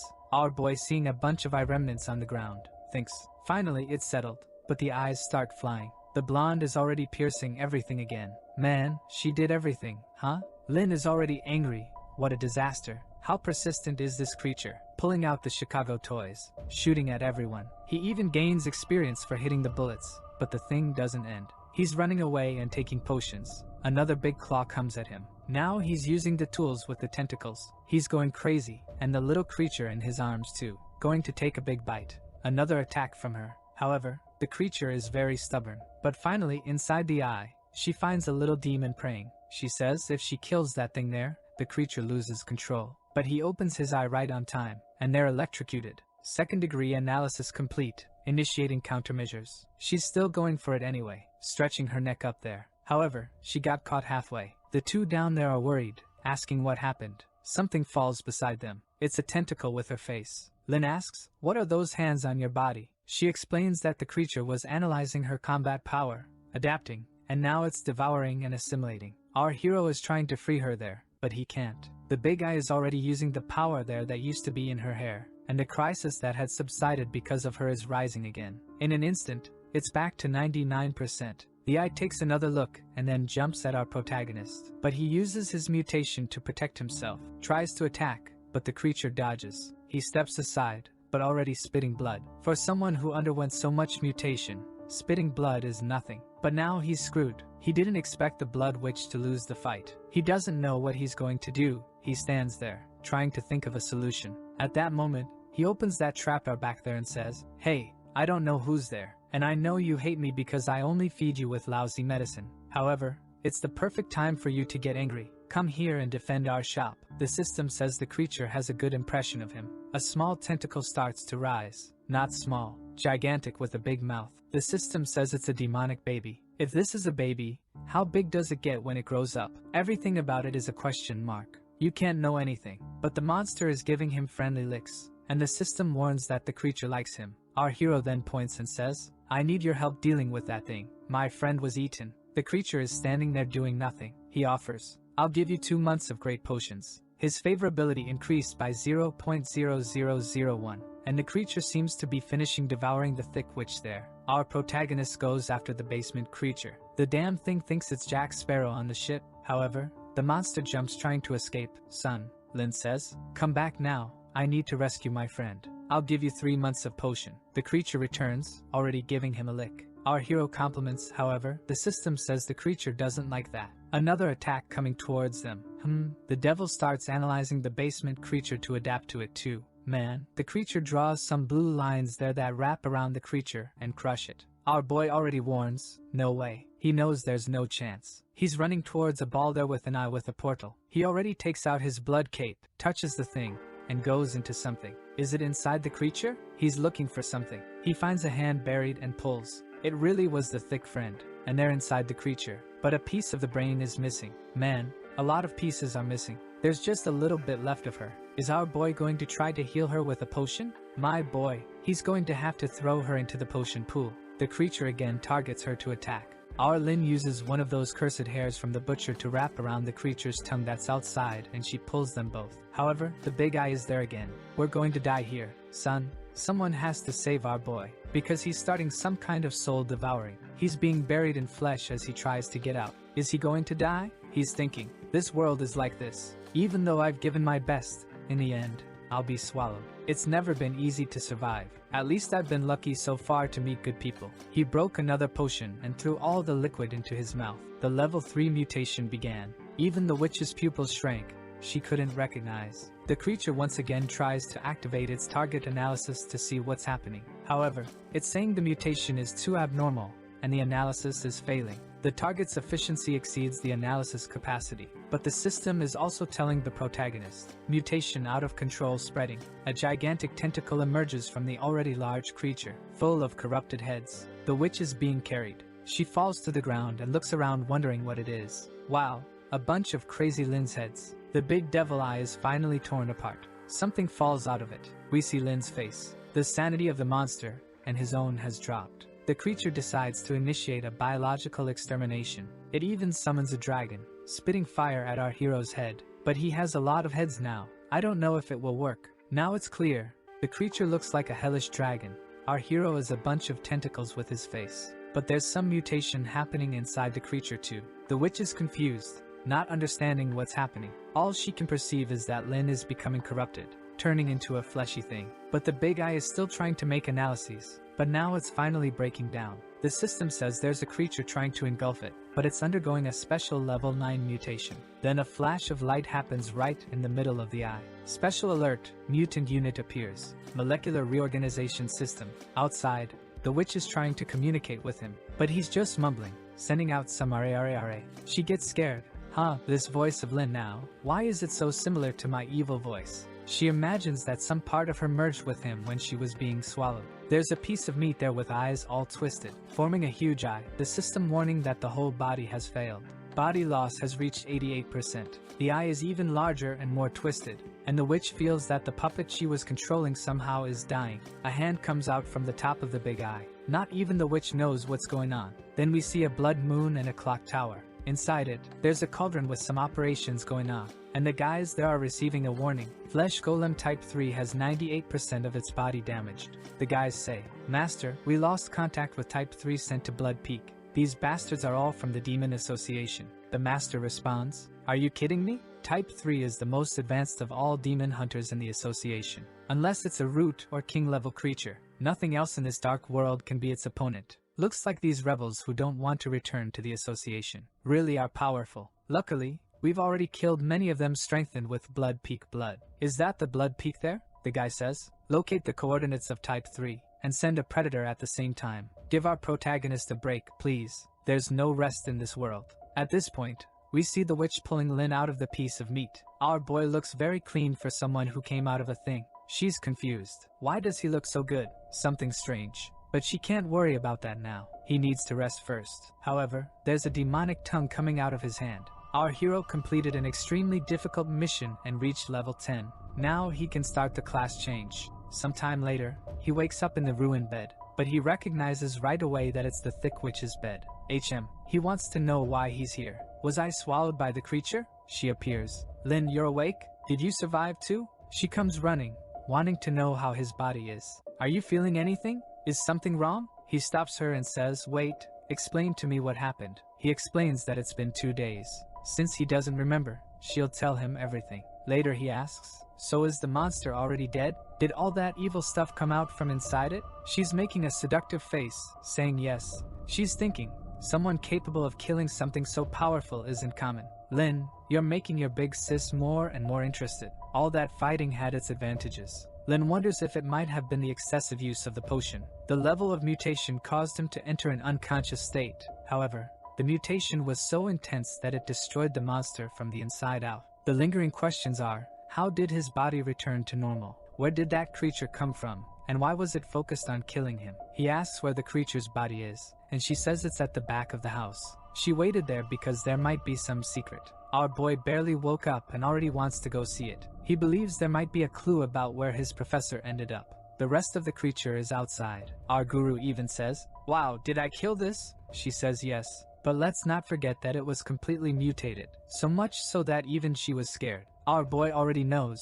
If that's true, then the power of the mutation must be somewhere in my body. Friend, there's a lot of devil in your shadow. I think there's something wrong with you. The system once again says he's locked at level 10 until he selects a new class. He wants to know, System, explain to me where I am with this mutation. The system says nothing, just gives him a mission. Find out, by midday, what happened to your body and control this curse, or it will become irreversible and take over you. Darn system. I ask what's happening and you give me a mission? He gets angry and starts hitting the system, which says, Dear user, please don't be angry with the system. We're just delivering the missions. He looks at his friend and says, Sorry, but I have something urgent I have to do. He rushes out, but he comes back, grabs the body, and then runs back home. Arriving home, he goes to Sarah's library. He remembers he had some books about mutations. After reading for some time, 4 things are important.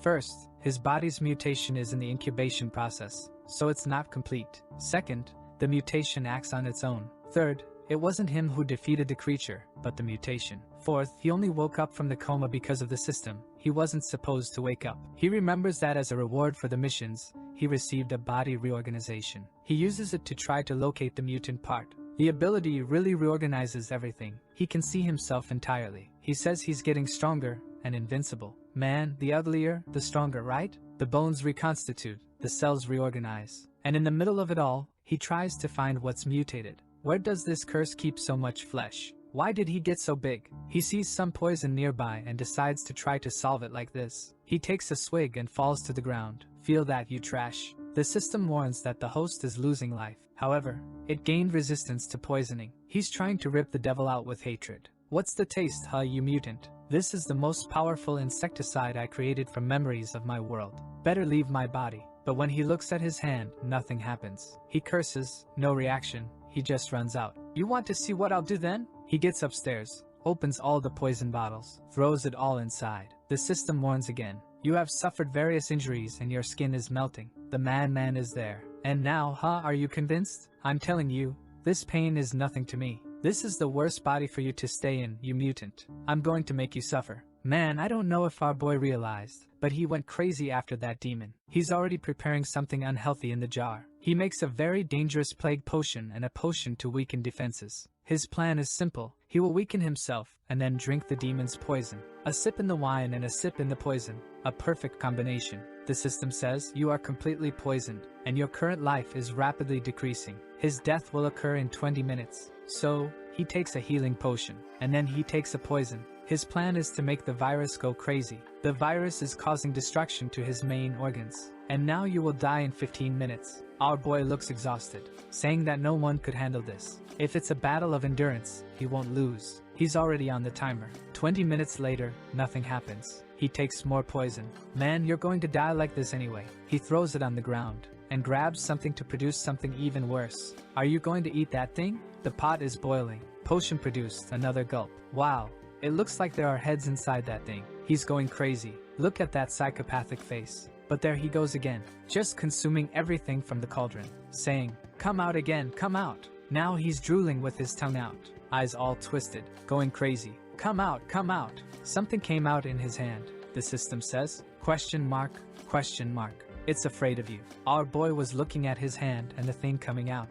10 more of fear. However, the thing started to go back into the body. He said, "Oh yeah? Take this." He goes to take another big gulp. 15 more of fear. 20 more of fear. What's this? The little arm is running away. Taking control of the protagonist's hand, he uses the healing potion on himself, while our boy drinks poison on the other side. The devil is saying, "My God, enough of this, man. You're getting addicted to these potions already." 30 more of fear. He's spamming all the potions at the same time. The creature is exhausted now. I can't take it anymore. The feeling of being poisoned and then healed. My mind is being destroyed. However, she saw that the protagonist is going crazy. This guy can't take it anymore either. But he gets up.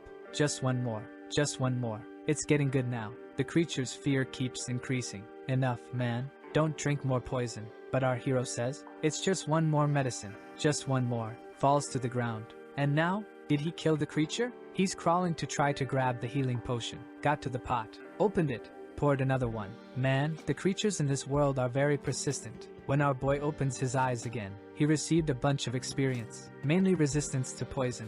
In addition, he received the achievement Poison Cauldron. You get this by being poisoned 500 times in a short period. Our hero has a headache thinking, I remember that some part of my body was moving on its own. I just don't know what it was.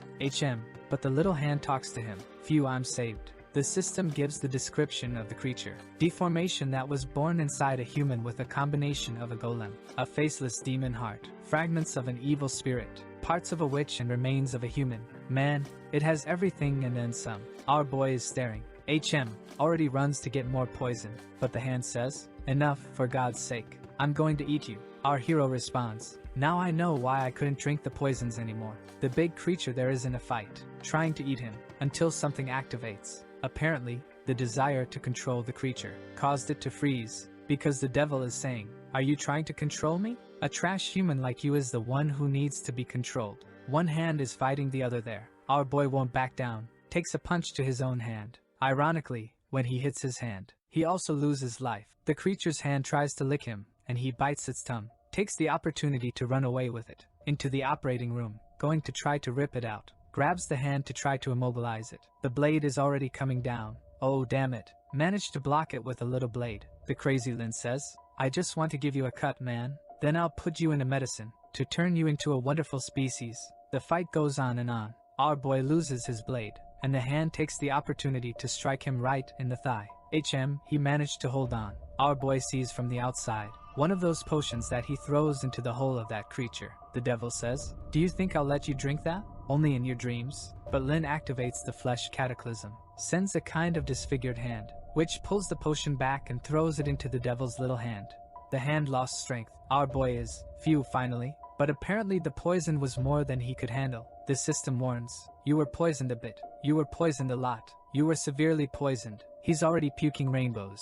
Now he can't even handle it. And the devil's hand is talking. Fools, even if you put poison in my mouth, you'll still receive the effect. Oh, we see that creature that lives down in the basement. Phi, something falls there. The rest of that devil's poison. She takes a sip and seems to like it. Our hero is vomiting down there. Now even the creature below wants to kill him. Are you trying to give me this? But the devil's hand takes the chance to remove everything too. The hand speaks. Just wait until I finish puking. I'll kill you. Our boy falls to the ground and says, a truce. In a little while I'll cut you. The devil's hand says, alright. She's not feeling hungry now. Our boy replies, let's live in peace. She makes a pinky promise. Alright, good suggestion. Our boy, there's no reason for us to fight like this, right? Yeah man, why is that? We're both losing out. Two consciences in the same body is something quite acceptable if you think about it. Yes, we can live calmly and peacefully, but they've already started trying to kill each other again. Even though they're fighting, our boy is returning to the shop. If I didn't have a customer to attend to, I'd cut you right now. Apparently, someone is knocking on the door. Our boy says, I'm going. When he opens it, a buff goat, creature of the alien race, level 69. Powerful ability in close combat. Our boy just welcomes Sarah's pharmacy. The goat is kind of, what the hell is this, man? Looking at our boy there, banging a knife on the other. Yeah, welcome. I'm taking care of this place because the boss is away. So, I'm the boss here. What do you need, my customer? Sanity has dropped a bit. The goat says, I'm a foreigner from a distant land and I'm kinda sick. I was passing by and came to see if the doctor could take a look. Our boy says, you found the perfect person. Whatever the illness is, I can cure it without medicine. Our boy says to the hand, damn it, stop attacking me. Can't you see I have a customer? The goat asks. What's going on? You know what, boss? This pharmacy here is a little different, huh? I think I'm leaving, you're too busy. Suddenly a cleaver almost got the poor guy. Sanity has already dropped. Lin says, sorry, my little hand dropped it. The goat says, don't worry, kid, it's okay. What kind of place is this? What do you mean it fell? He clearly threw it at me. Lin says, come in, come, don't be afraid. But the goat is looking at all the destruction. What's this? Was there a war in this place? Lin explains that they're just going through some renovations. You're not going to tell me you think there was a life or death fight here. The goat looking, a lot of cuts. Clearly there was a battle, but our figure is already on the back, already sharpening the blade. The goat thinks, something's wrong. Since I walked into this store here, why does he look like a psychopath? Already swallows hard and says, kid, I gotta go, see, let me explain. I was rude. I walked in with my left foot first. I have to go outside and come back with the right one. Lin says, oh, is that it? But you're not going to leave me alone, are you? He responds, and if I do? The customer is always right? But the protagonist goes crazy, saying that if he leaves, he will have to be cut to death. Now it's bad for the goat. He's already in shock. If I stay, he cuts me. If I leave, he cuts me. -10 sanity. Sweating, he thinks, it's very scary. Why does the owner of this store have to be so cruel? He asks our boy, why are you fighting with your 2 knives? Are you practicing your combat skills? Lin replies, combat skills? No, I'm just trying to cut off my left hand. The curious goat, but why? The kid says he can't explain, but just know that this left hand here isn't very good. It eats people. If I don't cut it off, it will eat even my customers. The goat scared. Cannibalism? Lin turns around saying, relax. As long as I'm here, it won't be able to eat you. The goat wants to know, hold on, this is very suspicious. You're trying to kill me and blame it on your left hand, aren't you? I may be a foreigner, but I'm not that stupid. You know what, boss? You're too busy there with your so-called hand, aren't you? So I'm out. But Lin says, it's over. I'm not busy anymore. Let's start diagnosing now.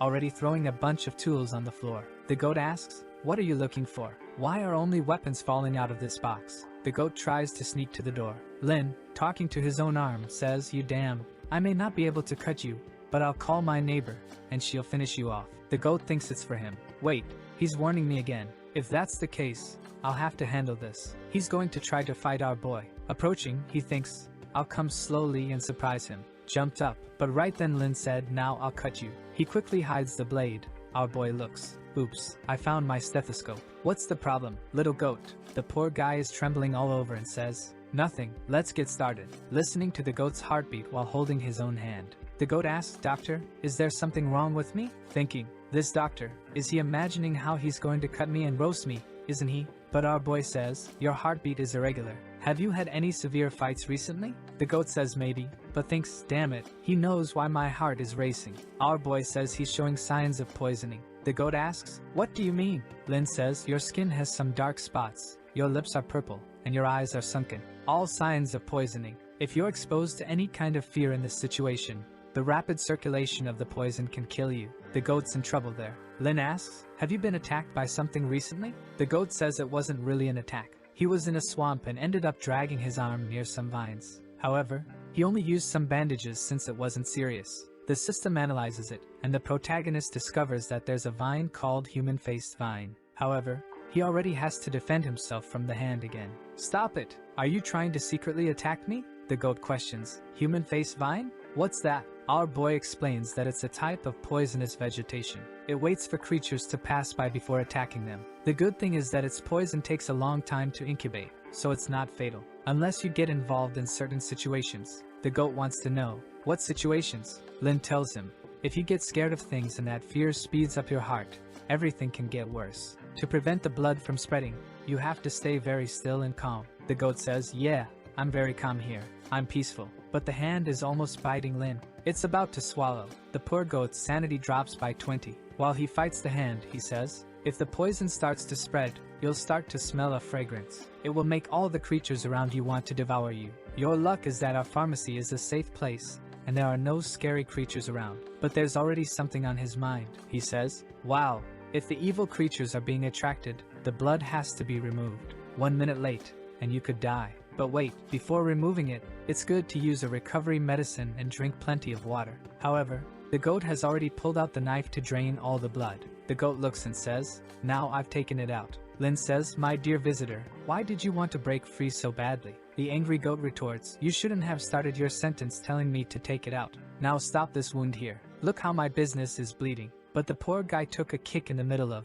and he fell to the ground, agonizing and saying, I don't want to be treated anymore. Please. Lin with his devilish face says, the treatment started a bit rough, but I won't give up, don't worry. This is the only pharmacy within 100 miles. If you leave here, the poison will kill you, the goat says. Stop lying, there are plenty of villages around here. How come this one is the only pharmacy? Lin looks at a pile of heads and says, yeah, there were other pharmacies, but they became studies for our shopping mall. The goat starts to pray. Please forgive me. I have an 84-year-old mother and a 2-year-old daughter. I just want to get out alive, doctor. Lin replies, don't worry, I'll remove that poison from you. I am a doctor, remember? From this door, you only leave with good health. Now come with me here. This is a somewhat violent potion. However, as long as you have an antidote to neutralize it, everything will be fine. Pulling out the syringe, he explains, I can't say it cures everything, but it will leave you full of vigor. Bringing it with the devil's hand. The boat asks, how are you going to apply something so big in my bloodstream? He says it won't be in the bloodstream.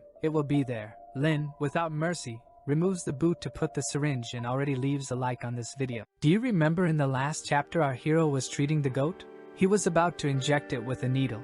The little goat mentions that his starfish hurt less after the injection, and starts to wonder if this place really is a legitimate pharmacy, and not some nefarious operation. He stands up and asks, you're not planning to cure me just to cut me up again, are you? Our hero assures him that such thoughts are unfounded. Bloodsoft Pharmacy always adheres to the principle that customers are gods here. Everyone is treated well.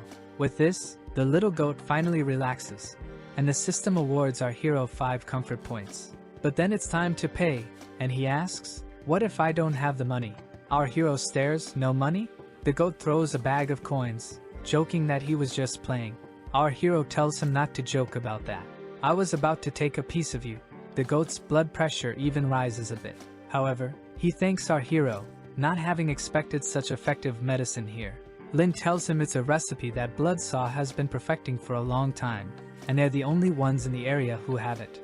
The goat wonders, if they're the only ones with it, it could be dangerous if someone else gets bitten by that plant.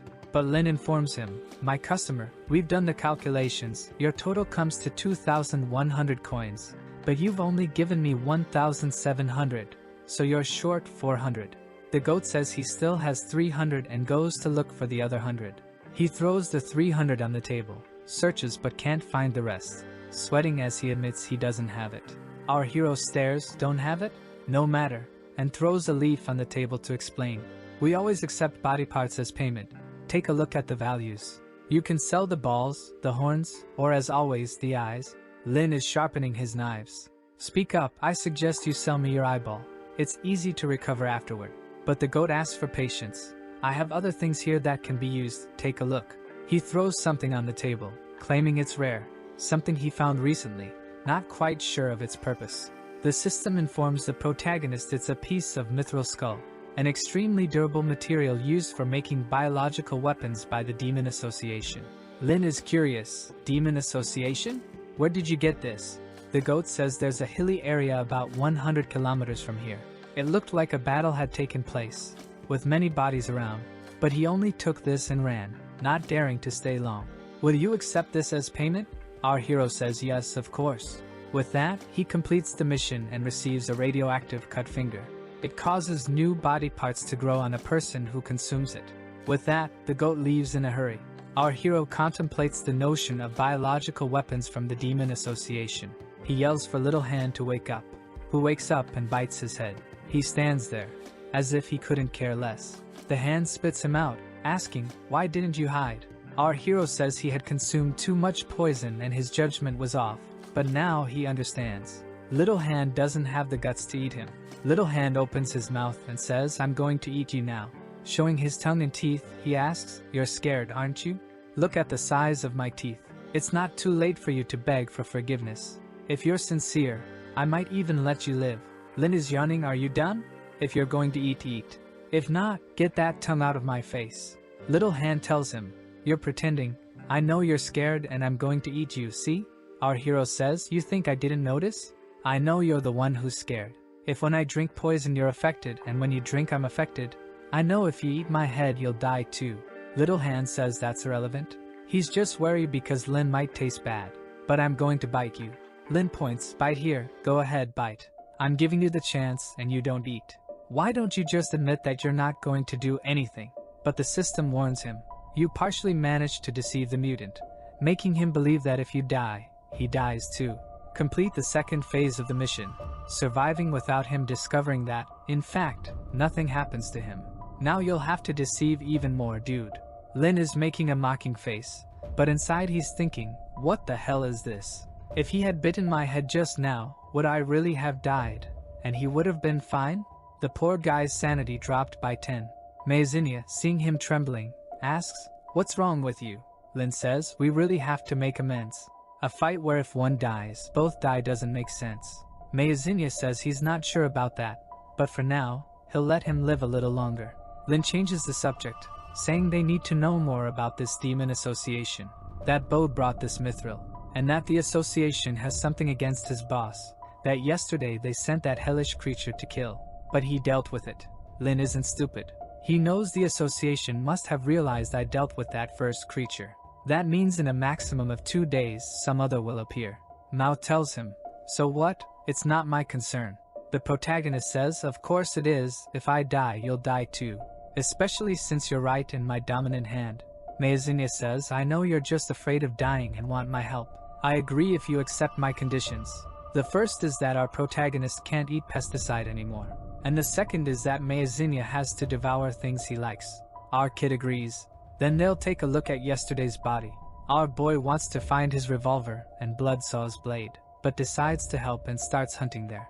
Our boy noticed. Even though the pieces of the hand seem to come out from within him, he feels nothing happening. It's as if the creature has its own internal structure. After hunting around, he finally finds the two things and throws them out. Our little protagonist seeing this makes a greedy face and asks, you must have eaten a lot on the way, huh?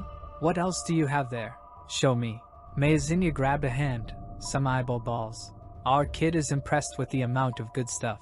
The psychopath starts pulling up, telling the hand to throw out more items, but gets slapped in the face. Still angry, he says, "You damn thing, didn't you say we were going to cooperate?" Mayazinya says he keeps threatening her all the time. Stop doing that. Lin says he just wants some items to help him survive the demon association. Why is she so mad? The hand was furious, saying he left her hungry. They're going to fight again. But right at that moment, the system warns. Survive visits tonight. He stops and says, "Stay quiet there." The hand asks what's going on. He says people are coming. There are 3 giant spider guys coming outside, all with a human head on their bodies. The hand says it's good that their legs are tasty to eat, because they have several. But Lin, poor guy, tells her to shut up. It's time to survive, not to think about food. Already hiding, saying they'll need a stealthy attack. Face to face, they can't win. And says, "Mayazinya, stay on the other side of that door. If anyone comes in, just attack, I'll stay here. You have to help to stay alive." They're apprehensive, waiting. The door opens, and he tells her to attack, and she comes over. However, when he looks, wait a minute. There's the witch's and her daughter's leg being swallowed. Wait a minute, brother, give that back. He's already finished the sanity of both. They're spit back out. The little girl is drooling on her mother, who's drooling. The protagonist asks, "Ma'am, why are you here?" She says she was worried about him. He didn't give any news all day, and she was afraid he'd be attacked by monsters again. Lin became shy, wondering, wow, does she care about me that much? I thought she just wanted to mess around with my body. Is she really falling in love? She then asks what was that thing that just ate her now. Lin explains that this damn thing is yesterday's mutation that got stuck in my body. His name is Mayazinya. Who's biting him? Saying, "I'm not Mayazinya, you damn." But Lin warns that the people from yesterday are back, so it's dangerous here. Right at that moment, there's a loud bang outside. Everyone jumps, staring at the door, and there's a mist coming. Out of nowhere, the little girl gives Mayazinya a lick here, who licks back. And in the protagonist's system, it shows that the favorability of the hand increased for the child. She licks back, who licks back. Lin says enough licking, there's something coming. He sees there's a laser passing by and imagines the creature is scanning. And if that's the case, there's no reason to wait. He jumps and starts shooting, unloads everything. But now screwed, since nothing happened, and the big creature is in his face. But Lin's decision is right. He knows this is a biological weapon that came to hunt him, so he can't keep hiding. However, after seeing him, the creatures confirm that he's a target that needs to be eliminated, and they go for the attack. Mayazinya runs to pull him, saying, "You idiot, are you trying to die?" The system says this creature is the 120 type hunter, one of the most powerful hunting tools of the Demon Association, famous for its speed and agility. The 3 running, Mayazinya says, "You better run. You won't be able to dodge this even if you try." She pulls him up again, trying to get away, but one's coming right at their face. But Thick Witch defends. She's in combat, holding the 2 spiders. Our boy takes advantage. Being a strategist, he moves aside and sends Mayazinya to the blind spot, who tells him to shut up and not teach her to fight, and bites the spider. One of the spiders tries to analyze the hand, but finds out it's an unknown organism, and suddenly there's a tornado there. I think it's being created by the witch's fight with the spiders, while Mayazinya defends the protagonist, who's just shooting. He's just increasing his pistol mastery. Soon he'll be on the VCT. Another tornado rolls and Mayazinya goes full force now.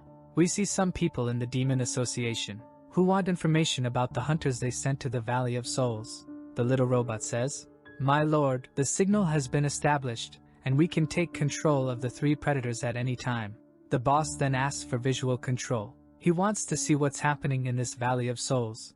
As soon as they take control, they recognize right away the bloodthirsty woman, a crazy woman who's a celebrity in this city. She always kills people according to her preferences, and when she starts fighting, she doesn't stop until everyone's dead. And man, she swings in that angle. But they know that not even she could deal with 3 spiders. Is he responsible for this? Seeing our Lin, harmony in hand, Mayazinya controlling the big knife with the other hand defending. Man, he's got swag now. They recognize right away. That's not a demon hunter's revolver, is it? How does this kid have that crazy woman fighting alongside him? And even the revolver of that insane hunter. already remembering that in recent days several people from the association are being defeated, and according to the research, all of them are related to the Valley of the Soul. What's going on in that place? He sent the hunters, but can't figure anything out. He pulls out a control from inside his head and tells him to prepare. The thing agrees. Yes, President. He clicks and activates something. Neural synchronization activated. You now have the highest authority in the neurosource. Synchronization successful. He will take control of the spider. The system warned the protagonist. The crisis has dramatically increased. Emergency moment mission, survive. And there's a huge prize, so our boy knows something's wrong. One of the spiders comes to attack. He tries to send Meizinya to help, with his tongue. But the creature makes a heated claw attack, cutting her tongue. Lin was trying to ask the hand if she could recover, but there was another one coming, aiming at his face. Luckily, the hand from behind uses the blade of Bloodsaw to defend, and now she's angry for having her tongue cut. Lin notices that her movements are completely different. Before, decision-making seemed automatic, but now it seems strategic. He sees that the creature is fighting very well, while his hand is desperate, suffering. The hand says stop analyzing and shoot. She tries to stab it, but the creature is stopped. Our boy argues with the hand, saying, yesterday against me, you were really strong, huh? The hand says it's much easier to eat from the inside out than from the outside in. Almost gets stomped, but manages to escape with the power of Tokyo Ghoul. Lin goes into his pocket and pulls out the curse-removing object, but it needs to be integrated to work. You know what he's going to do. Look at the psychopath again. Stick the big hand in, pull out the globe, put it in the jar, and put it on his face. Our boy is transcending already. The system says you've connected a new organ. However, it will be dominated by sins. Your control over any extra member has been drastically reduced. Even the hand was shocked. This guy is crazy. Did he really put a monster eye on his face? Our hero says, hand, get out of the way. Cover the eye. Take your hand off and send the curse of the gaze up to the creature. There's some black, red stuff coming out of its face. It's turned into some kind of machine gun by the looks of it. The madman from the association is shocked. How can someone assimilate a monster eye so easily? Even if yesterday's creature wasn't killed by this guy, he's involved with everything. And this guy needs to be killed. The spider is using its power, but now our boy has a lot going on. It's revolver bullets, it's the hand, it's the eye shooting. The fight continues, but the spider is suffering now too. And the eye has an ability that our boy can lock onto the creature. The spider is scared, dissolving its body and starting to melt. But the spider also has some kind of emergency healing. Our boy is now full of monster stuff. He pulls out a dragon head that carries resentments, activates it on top of him. It's a dragon look with the power of the eye, and the spider starts burning. In the Demon Association, the boss receives the notification. Predator number 3 was completely melted and the nerves desynchronized. The soldier there asks if he's okay. The boss is outraged. That dragon head was inside that creature yesterday, so he used his own weapon against him. One of the soldiers says, "Sir, I'm sorry. We didn't imagine he was that strong. Everyone thought this kid was just a normal human. No one knew he could assimilate biological weapons." The captain is thinking, it's impossible. This kid is not normal at all. He's some macabre experiment of Bloodsaw. Indeed, Bloodsaw has always been one of the best in the association. He may have won this duel of creations, but that just makes me even more excited. The other soldier says, "Sir, hunters number 1 and 2 were destroyed by the witch." The captain just ignores, "Whatever. I'll personally go get them tomorrow. I just want to know, did you find Bloodsaw?" The soldier explains that they have several predators following him. It's most likely that Sarah went to the doll yard and made a pact of allegiance with the doll girl there. This lunatic from the Demon Association is all happy. Wow, Miss Doll, this just got even better. There are only crazy people in this place. Even the villains are not normal. Back with the witch who set fire to everyone. Then she ran outside there to rescue Arlen, asking if he was okay. Without an eye, the psychopath says he's perfectly fine, takes his other little eye and puts it back. The poor thing's sanity even drops. Throws a medicine and perfect. He says that solved it, and asks if she's not hurt. She even blushed, realizing how crazy he is. She's thinking, wow, I didn't expect him to care so much about me, and I'm loving this child more and more. The hand appears saying, the taste is good, starting to eat all the spiders. Our hero thinks, at least we have someone to clean everything up. Our boy then completed the mission. and receive some special drops. Class transfer to Night Doctor, and also obtain the legendary skill of random diagnosis technique. The little system shows us. This is the Night Doctor class, a group of experts in surgery. Their goal is to make all patients happy, smiling faces, destined to help all creatures get rid of their problems. He even gains an ability that allows him to make up to 20 diagnoses instantly on a creature. Also, receives a black scalpel. The only problem is that it's half a meter long and would be better for cutting people. But for an extremely skilled night doctor, nothing stops him from using it in surgeries. Our boy is all smiles. The witch wonders why he's smiling so much. And she asks then, this kind of biological weapon combining machine and flesh is usually related to the demon association. Did you do something to offend them?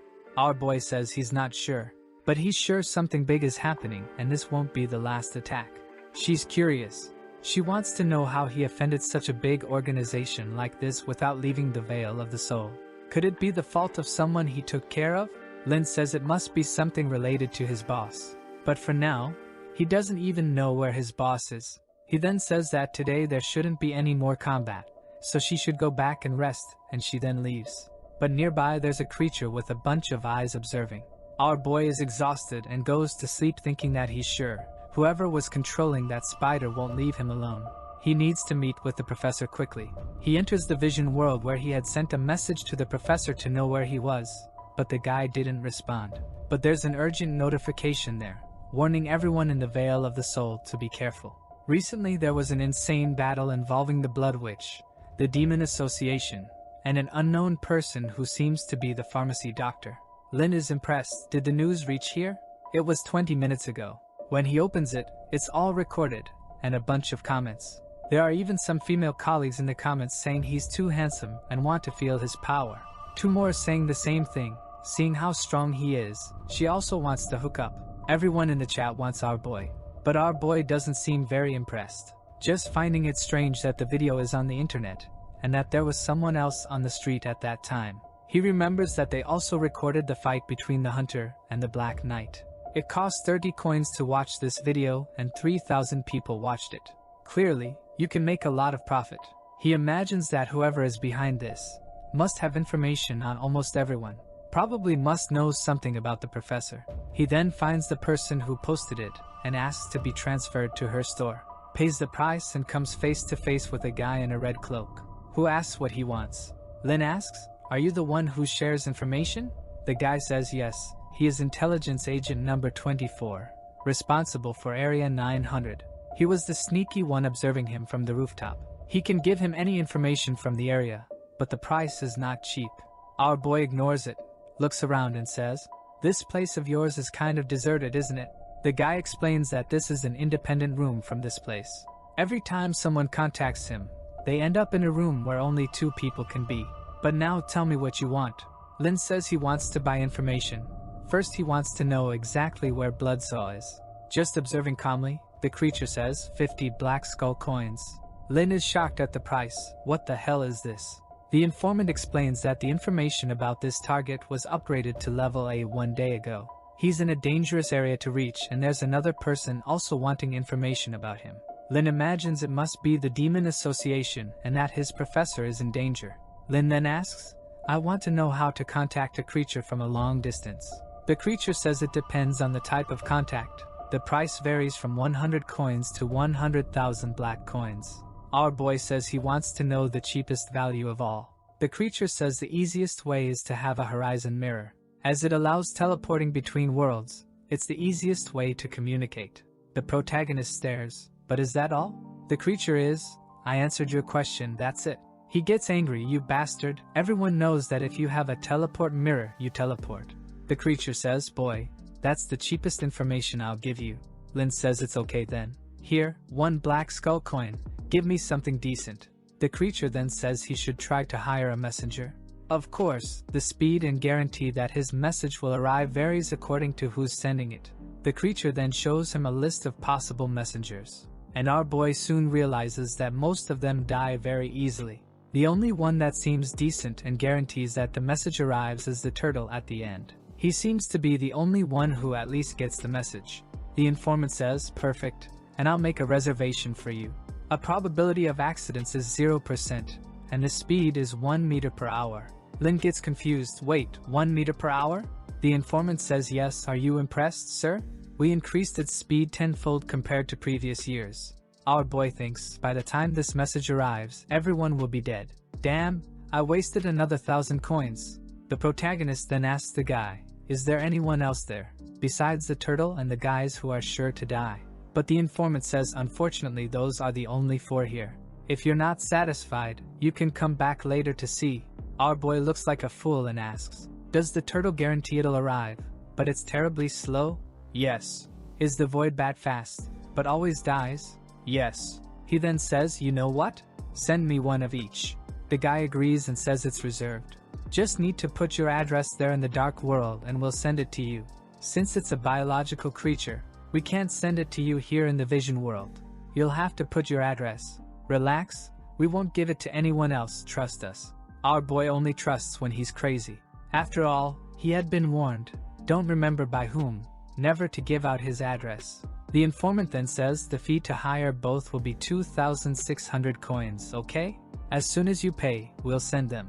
Lin gets angry saying he just paid 1,000. The informant says that was the price of the information. You have to pay the monster's salaries. Our boy is getting pissed off with the shop, but what to do, he pays. The guy thanks him and says, in 2 hours the fools will arrive at your house. He's back home now, sees the little hand sleeping. If she hadn't been so useful in the last battle, he would have ripped that hand off. Our boy then goes to an abandoned house nearby to take a look at the things he received from the system. The first thing he grabs is the Black Doctor's surgery tool, which looks more like a sword than a scalpel. It's really made to dismember people. Even our boy is confused. Is this my scalpel? Isn't this too big? But the bastard liked it. This one is perfect for killing. I mean, for defending myself. Our hero has both items in his hand. The item that will change him to the Night Doctor class, and the other one that will allow him to make 20 diagnoses at once. But when he learns the skill, he finds out that with this random diagnosis, he not only diagnoses, he also makes people sick. Then the bastard thinks, damn, will it be extremely unethical for a doctor to give people diseases? But he imagines himself in coins. But treating these diseases I gave means infinite money. The devil and the demon in his head. No, you can't give diseases just to cure them. The demon says you can. This is a cruel world. He then takes a look at his own hand and activates the effect. Level 4 mutation disease, recessive. Our hero thinks, damn, just take a look and the passive activates. Should I use the active part and throw a bunch of diseases at the little hand? Better not. Whether you like it or not, this guy here is helping me. As much as he always wants to eat me, always beats me, threatens me with a knife. In the end, you know what, I'll punish you, he glares. The little hand starts talking. Damn, I'm feeling kinda nauseous here. What's going on? I shouldn't have stomach ache. I don't even have a belly. Our boy gave him morning sickness, which is something that normally happens to pregnant women. The poor little hand starts vomiting. Our boy, he, learned what will happen if you mess with me. But our protagonist feels bad too, a fool. Damn, this hand really passes everything on to me. You'll have to drink the antidote. Poor little hand, doesn't even know our boy poisoned it. He gives the potion to cure it too and she's all happy, thinking he's being nice. Now it's clear why he's in this abandoned house. When he sent the address, he put this random place. The boy is very clever. The delivery guy arrives and asks, your delivery has arrived. Are you Mr. Lin? He says yes and the guy comes sniffing. Identity confirmed. He already opens his head and takes out the chest. Here it is for you. To make it work, just open the scroll and spill a little blood. Sign here to confirm that you received it. The guy hands over the scroll. But there's some magic going on. Our protagonist activated his passive diagnosis, discovering that the guy had a cold heart disease, a cyst in his abdomen, and rheumatism. He stared, thinking the guy was done for. The crazy dude keeps looking, waiting for him to sign so he can leave. But Lim says, have you recently felt pain in your abdomen and chills throughout your body? Or do your knees crack when you walk? Or sometimes when you look in the mirror? Do you feel like crying? The delivery guy says, wow, how do you know all that? Who are you? And what do you want? He's thinking Lim is a stalker. He knows so much about my life. This guy must be following me. But Lim says, it's okay, buddy, you're not going to die, okay? Confused, the delivery guy asks, what are you talking about dying? Lin explains, I'm saying I'm going to take care of you. To be honest, your problem is really serious. But luckily, I found you. If I don't treat you now, you'll have lifelong sequelae. The guy asks what he's talking about. Are you going to save me? Lin tells him, of course, we're destined to meet. My pharmacy is right next door, come on. So the guy went in and sat down. But he's thinking, wait a minute, I just came here to deliver something to this guy. How am I inside his shop? But maybe he's some kind of miraculous doctor? Maybe I got lucky. Lin comes up to him and says, raise your leg, and hits a hammer right in the middle of the knee. The guy's sanity drops by 10. Lin still asks, did it hurt? The delivery guy says, you bastard, that hurt like hell. Lin says if it hurt, that's great. It means the cause of the disease is right there. Everything is being caused by ice poison. At this rate, soon you won't even be able to get out of bed. The delivery guy says, but it didn't hurt that much. It only hurts now that you hammered it. Did you have to use such a heavy hammer? But Lin says, regardless of the hammer, the important thing is that your disease is there. You don't want to cure it? Sooner or later it'll penetrate all your bones and you'll be stuck. Do you really want to die just because of this? Come on, and don't be afraid. Your real fear should be not getting treated. Soon the pain will be as intense as a blade cutting your flesh. The guy says, okay, doctor, you convinced me. So Lin gives him something and says, this is the prescription for you and 2 kilograms of medicine. This one is a nutritional supplement to help you get stronger. And this one is to make you hungrier so you keep eating and your kidneys recover. The delivery guy looks at all that medicine and says, doctor, isn't this too much medicine? Our boy explains, that's because you have several other diseases that I didn't even tell you about. The guy asks what else he has. And Lin tells him, you're also feeling chills in your abdomen, aren't you? The delivery guy is startled. How do you know that too? It's impossible. Our boy warns, not only do you have a bone problem in your knee, but you also have a cyst in your abdomen. Of course, it's always possible to solve with surgery. Grabbing the sword. On the operating table he says, Mr. Lin, isn't your scalpel a bit big? Why are you shaking holding it? Lin asks innocently, did you find it big? Don't worry, I'm a professional with a scalpel. The best in this place, let's start. The guy tells him to stop and Lin asks, what's wrong? Don't you need anesthesia for this? The guy is confused, another one? How so, sir? Wouldn't anesthesia be normal for a surgery like this?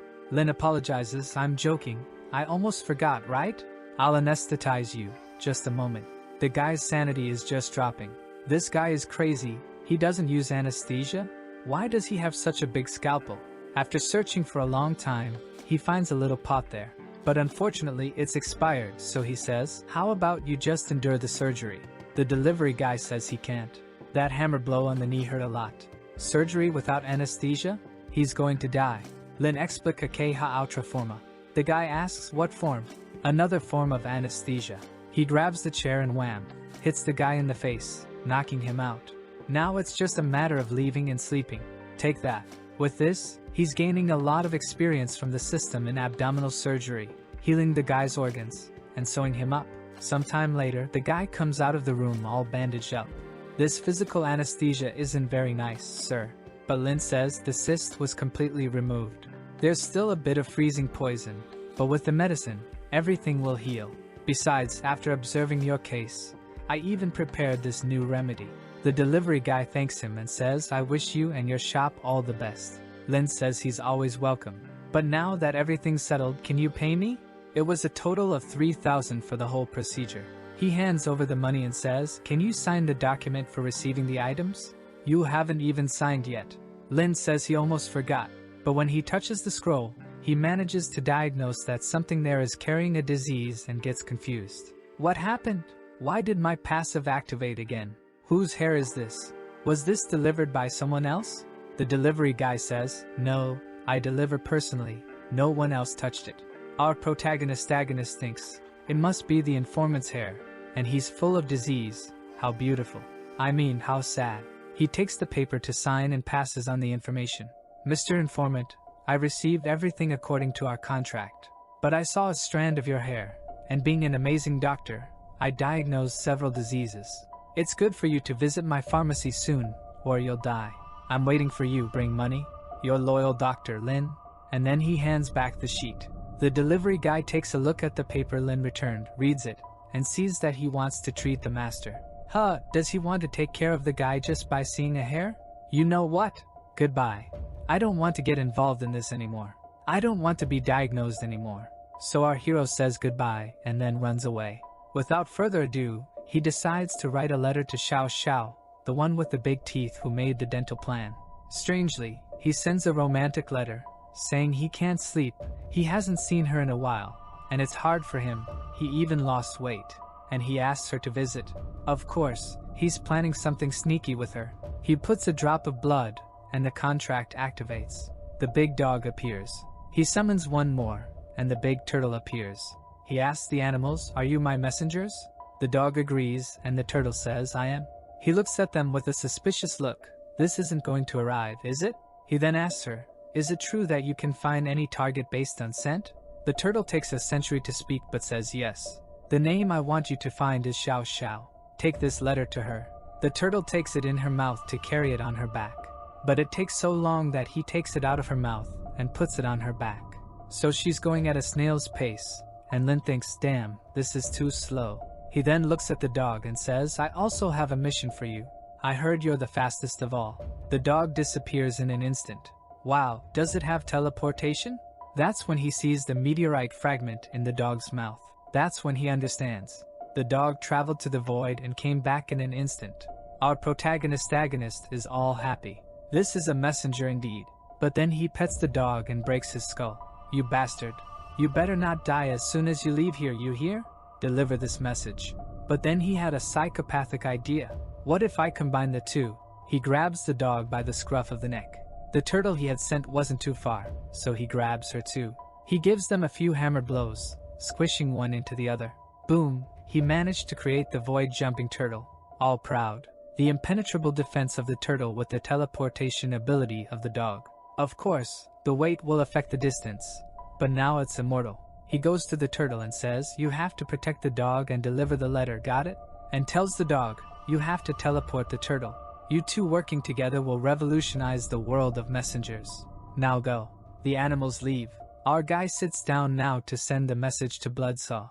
And for some reason, this time he sends a dramatic message. "Professor, it's me, Lin. I won't survive. I'm about to die. My body is bleeding, my brain is on the ground. My skull is about to explode. I know you gave me all the warnings, but those who are visiting me are too strong.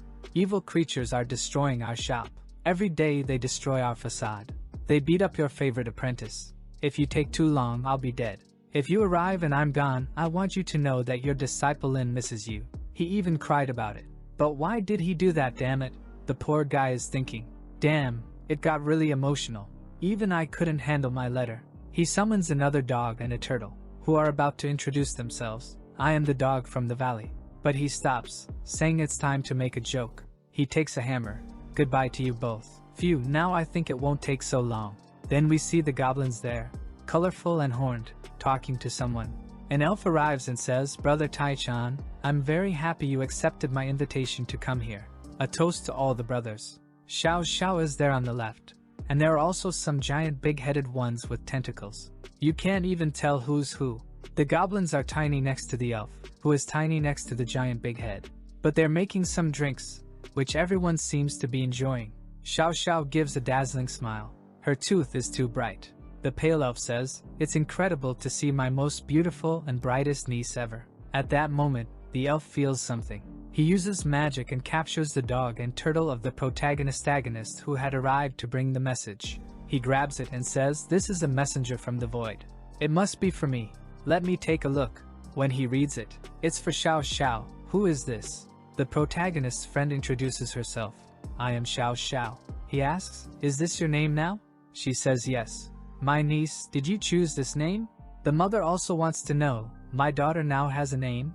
I thought she would be upset, but she was happy for her daughter and went to pet her. "Apparently you liked that name, didn't you? So from now on, that's it. Your name is Xiao Xiao." The elf looking at the letter. "I want to spend my life with you and raise cats and dogs. Who wrote this letter here?" He then hands it over. "Here's your letter." Her mother also wants to know, "Who wrote this?" The guy says, "The name is Lin." Xiao Xiao's eyes light up. The elf thinks, to make her so excited, this Lin guy must be amazing. Xiao Xiao says she can't read and asks the elf to read it to her. He hesitantly asks, "Do you really want me to continue?" The whole family is staring at him. "Okay, let me continue. Dear Xiao Xiao." He's hesitant to tell again. "Damn it, if I keep reading this, the consequences will be disastrous." But the whole family is staring, and he reads it again. "Every time I lie down, I remember that wonderful night we had." The mother asks, "Night?" And the father adds, "Wonderful?" The elf says it's the letter. Here's what it says here. I'm just reading. Xiao Xiao says she's really liking it. "Please continue." And the curious parents, "Is she enjoying it? Why is she so happy? I wonder if," continue elf, "it's very hard to endure the loneliness of not having you by my side. So, after much hesitation, I decided to write you this letter." The elf is thinking, "Lin, I don't know who you are, but you're a bastard. Look what you're making me do. I'm going to end up dying." And it continues, "I had the feeling that if I didn't write anything, I wouldn't be able to live anymore." The father is getting furious. "What do you mean you can't live without her?" He continues, "And today I invite you to come to my house. From Mr. Lin who misses you." The parents are speechless. The elf doesn't know what to do, but Xiao Xiao comes, all happy, grabs the letter from his hand, and runs off saying, "Bye, Dad. Bye, Mom. I'm going to have dinner." Everyone is looking at her as she leaves. The elf is thinking, what dimensional creature is this? How is it possible to kidnap a creature of her level with a love letter? This guy, he's very strong. He's amazing. But behind him, the parents are staring. "Per elf," he says, "Damn, she's matured a lot lately. I guess it's her age." The father shouts and breaks everything, and everyone runs to follow her. But the mother holds him back saying, "You can't interfere in her relationships." The father hits his face on the ground. Then we see a castle on a red moon, and a bunch of those spiders from the Demon Association going to attack. Inside one of them, someone with the neural system activated, who passes the command to attack everyone. The whole gang goes. But the poor things are being decimated by vines from the ground. The guys send the whole army, but a tree just wraps and shreds everything in half. When the spider takes a look, who comes is a new beautiful thing for this work. The spiders start analyzing, and the result is the same for all. Black moon creature, extremely powerful in combat. The spider leader orders everyone to attack her from all directions, and the boss is confident. The girl is standing still, and it's almost in her face. But then she stops everyone there with lines, throws her hand up all graceful, and it was. Everyone explodes. She only leaves the leader alive to have a chat. She gets closer and says goodbye. It's over. The entire Northern Offensive group was defeated in 59 seconds. At this point, Silver Turtle Dog is arriving there, but it gets stuck too. We then see a room there with a bunch of puppets, and Bloodsaw is there too, who punches angrily. The puppet comes to warn him that a letter has arrived. He asks who sent it. She says she's not sure, they just found a messenger in the courtyard. But the name of the letter, apparently, is a certain Lin. Does he know this guy? Bloodsaw asks Lin. How is that possible? She wants to know who this is. He explains, a child I adopted. I warned him he'd be attacked, but I didn't expect him to survive. Reading the letter, he gets confused. What's this? Why is he saying he's going to die? Throws it on the table and says to her, Madam, thank you for these 2 days, but I'll have to leave. If you ever need my help, I'll be grateful to repay your kindness. But when he tries to leave, she traps him and asks, Sir? She says, there are many hunters out there, and you're not completely healed yet. I won't let you go out like this to die. Bloodsaw insists, I don't care. Better than waiting for death is bringing death to those guys. And I'm going to make the whole Demon Association pay. The puppet says it's strange. He's usually so calm. Why is he so manic like this? Is it because of this letter? She pulls it out to read. The letter says, Professor, your apprentice Lin. I can't survive anymore. I'm going to die. My body is bleeding, and my head is exploding. I can't resist anymore. If when you come back, I'm no longer alive, know that I always had a lot of affection for all the care you took with me. I tried my best to protect this place, but I think I'm going to die. In the end, your student just wanted to know one thing. Are you still alive, Professor? Well, next year, on Father's Day, please burn my ashes. From someone who is dying but misses you. Your disciple, Mr. Lin.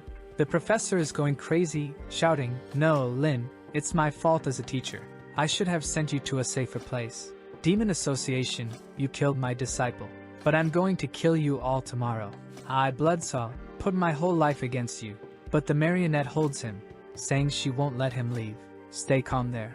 She says he won't be able to solve this problem now, and she thinks there's something strange about this letter. But Bloodsaw says, I'm sure this is Lin's handwriting. Do you think I wouldn't recognize the words of my son? The marionette says, it makes no sense. Who dying writes such a giant letter? Bloodsaw stops for a moment and says, someone with their head exploding. Do you really think they'd write such a fluffy article like this? Use your head. She gives him a slap on the face. On the back, there's a little tongue of his, dying. Bloodsaw asks, do you think he's just messing with me? Why is he doing this? She shows an eye in her hand. If you don't believe it, take this. I'll accompany you to the horizon. They then appear at the shopping mall in World 900. She says, here we are, at the corresponding place to the Veil of the Soul. I guarantee your apprentice is safe. Bloodsaw says, you said that, but I still want to know what happened to him. She hits him on the head, you idiot. Just look at the regional channel. Hey, Bloodsaw then clicks to take a look, and everyone is saying they never imagined something like this would happen in the Veil of the Soul. Such terrifying creatures. It's good for everyone to dig a hole or stay in the basement. Today it's guaranteed that the Veil of the Soul will be completely destroyed. The only thing they can do is rely on fate. Root-level creatures are appearing. Bloodsaw sees something entering the store and gets angry. My disciple. She asks what's wrong. He's in danger, and you're here trying to convince me he's okay. He disappears before she can tell him to wait. Bloodsaw is thinking, disciple, your master will at least collect your body. We then see Lin sleeping, and a little tentacle goes to pet him. It scratches his face, and even before waking up, bang bang, he shoots it twice. The system says, you shot a root-level creature and gained experience for it. Lin then gets up and looks who arrived, all cute. But our boy's sanity left with that. He takes the bullet out of her forehead and apologizes, saying it was unintentional. She asks if this kind of affection on the face is some kind of ceremony, and Lin says exactly that, puts a band-aid on her, and she gets all happy, showing her big teeth, asking what he thinks of her tooth. Did she take care of it? Our boy gives a thumbs up, saying yes, it looks very good, but I'll need to do a more complete analysis, come here. We then see someone observing the store with a spyglass. It's her father, and the crazy elf is all there too. He asks, did you see what that bastard looks like? The mother says he's cute, just too small. But the father doesn't approve, too small for her. He jumps up. The mother holds him and says, don't ruin their relationship. But the father insists, no, I'm going to kill him. The mother says, calm down, they're just talking. Besides, it's okay that he's a little smaller. You weren't that big either. Humiliates the poor father who accepts it. I want to see if he'll have the guts to do something to my daughter. But they're inside. He can't see anything. Damn, I can't see anything. The mother holds him again. Stop there. We're just here to gather information, not to do anything. The father is fuming. The elf comes and hands him the listening device so he can hear the conversation between the two. Obviously, the conversation he hears isn't the most normal. Xiao Xiao asks, is this really what you want? Lin assures her and says, don't worry. I always do everything thoroughly. But Xiao Xiao replies, if you come and betray so deeply it will be strange. Lin says she doesn't need to worry. She knows how he operates. It hurts a bit, but it's nice. She learned his technique last time. Wasn't it good either? The father is going crazy. The mother tells him to calm down. Maybe it's not what you're thinking. The mother comes to listen along with the father. Xiao Xiao says if we're going to do this, let's do it one at a time. Lin says it's okay, I'm ready to start. Don't get nervous and take a deep breath. The father is outraged, bang, hits the ground, and flies off, but the mother holds him again. The father is shouting, telling her not to stop him, that he's going to kill that bastard. He's making my daughter do these things. The mother says he must be misunderstanding. She has a different body. They can't be doing that. The father stops again, the listener falls to the ground, and the conversation continues. Lin says, did you see how normal it was? I told you that you wouldn't feel any pain. I'm skilled. Xiao Xiao says it's true, it didn't hurt. Lin then says it's okay. It was because he took it easy. But now he'll have to go deeper and explore her completely.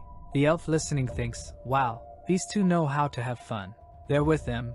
The protagonist is eyeing her ear, which is full of wax. He goes down and tells her that it's really all blocked. But don't worry, I'll prepare a potion that will fix it right up in no time. He gains more of her trust. He starts pouring the potion into her ear, brushing it, and asking, how is it? Is it too deep?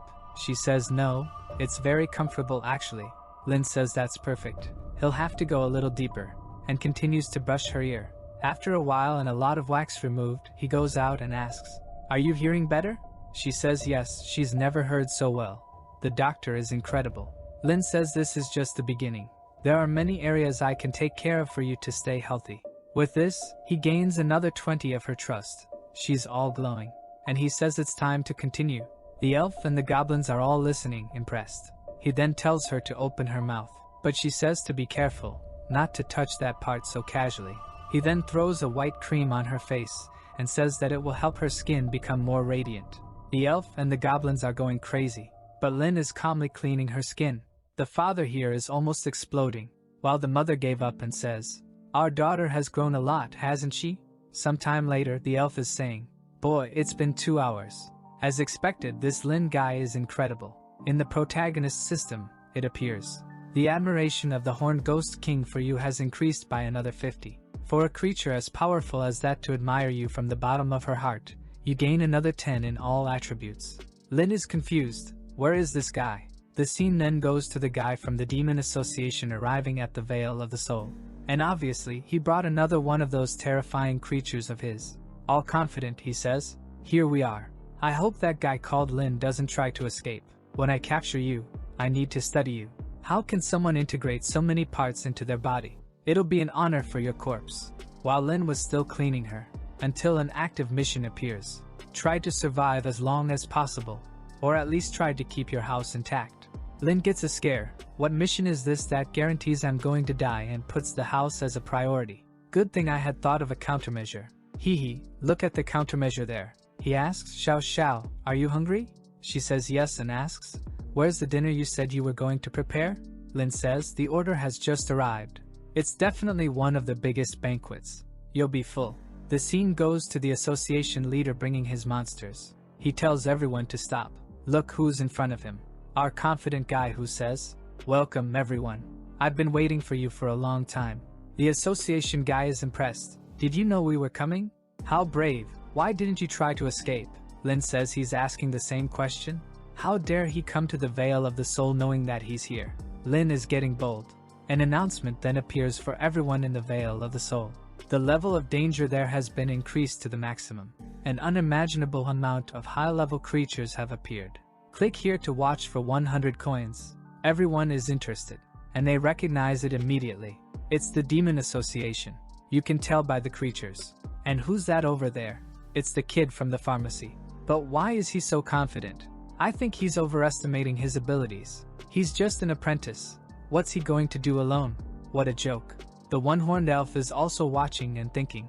Strangely, they brought various biological weapons from the association to cause trouble for that human kid. The mother and father observing wonder. Is he in danger then? The elf understands Lin's plan. Strangely, that guy seemed to know they were coming, and was even expecting it. Did that kid only lure our niece here so she could use them as targets? The dinner is actually the demons. When he observes her waiting there in the middle of a house, he thinks, surely that's it. The guy from the association once again admires Lin's bravery, and Lin says he's here just to finish him and all those association creatures. The association leader says he seems very confident. But how can you be sure you'll defeat us? Lin's crisis is at 99, man. He says he's not sure about anything. The guy says he's confused now. If you're not sure, why are you here? The crisis hits 100%. The people in the city are all scratching their heads thinking he's gone crazy. The association nutjob finds it strange. There must be some conspiracy here for you to be so confident. Lin says once the professor told him that a guaranteed victory card game isn't worth it. It's better when nobody knows who will win. Laughing like crazy, he says he likes to bet everything. It's only worth it when life is at risk. The people in the city are impressed. My God, I never even knew there was someone so brave in the Veil of Alma. But he's crazy. The opponent is the Demon Association. He's being very arrogant. Lin is there pretending to be sleepy, saying it's very boring there. Better to go back home and sleep. Just gaining popularity. The association nutjob is losing it. You're trying to provoke me, aren't you? But you're going to pay the price for that. He shouts and says, let's see how strong you really are. The creature gives Lin a look. Starts activating all its powers. But our guy is stoic there. Hasn't made a move yet. The guy from the association asks, "Do you think all this confidence will save you? This is my Type 3 flesh puppet. The greatest war weapon in the history of this world. Not even a king would survive. Not even a root-level monster would be a problem." He shoots and an explosion occurs. But Xiao Xiao gets in the way and sends it back. And a bunch of eyes fly back at the guy. He's in shock. His big creature is gone.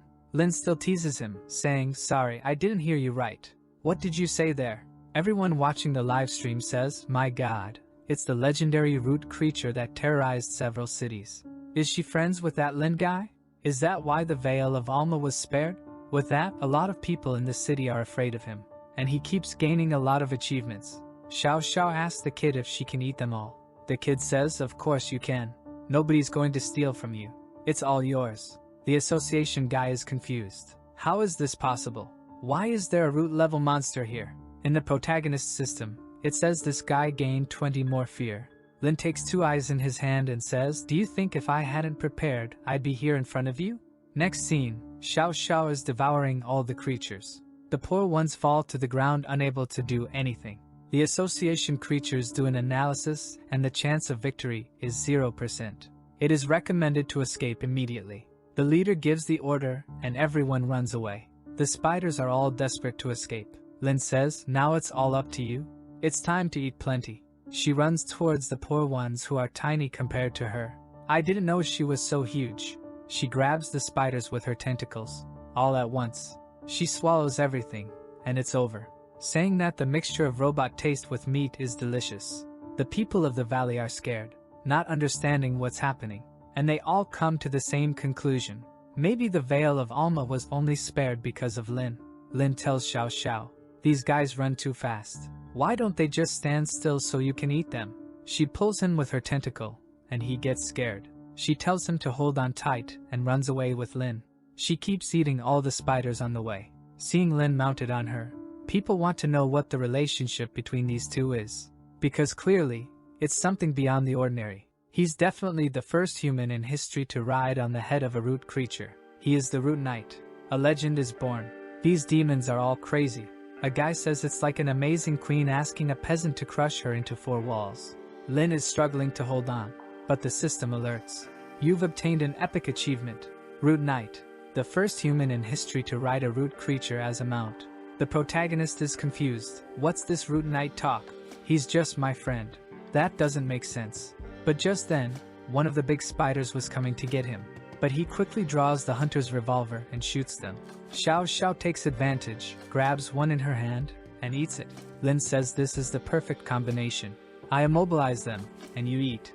Now he's shooting in all directions.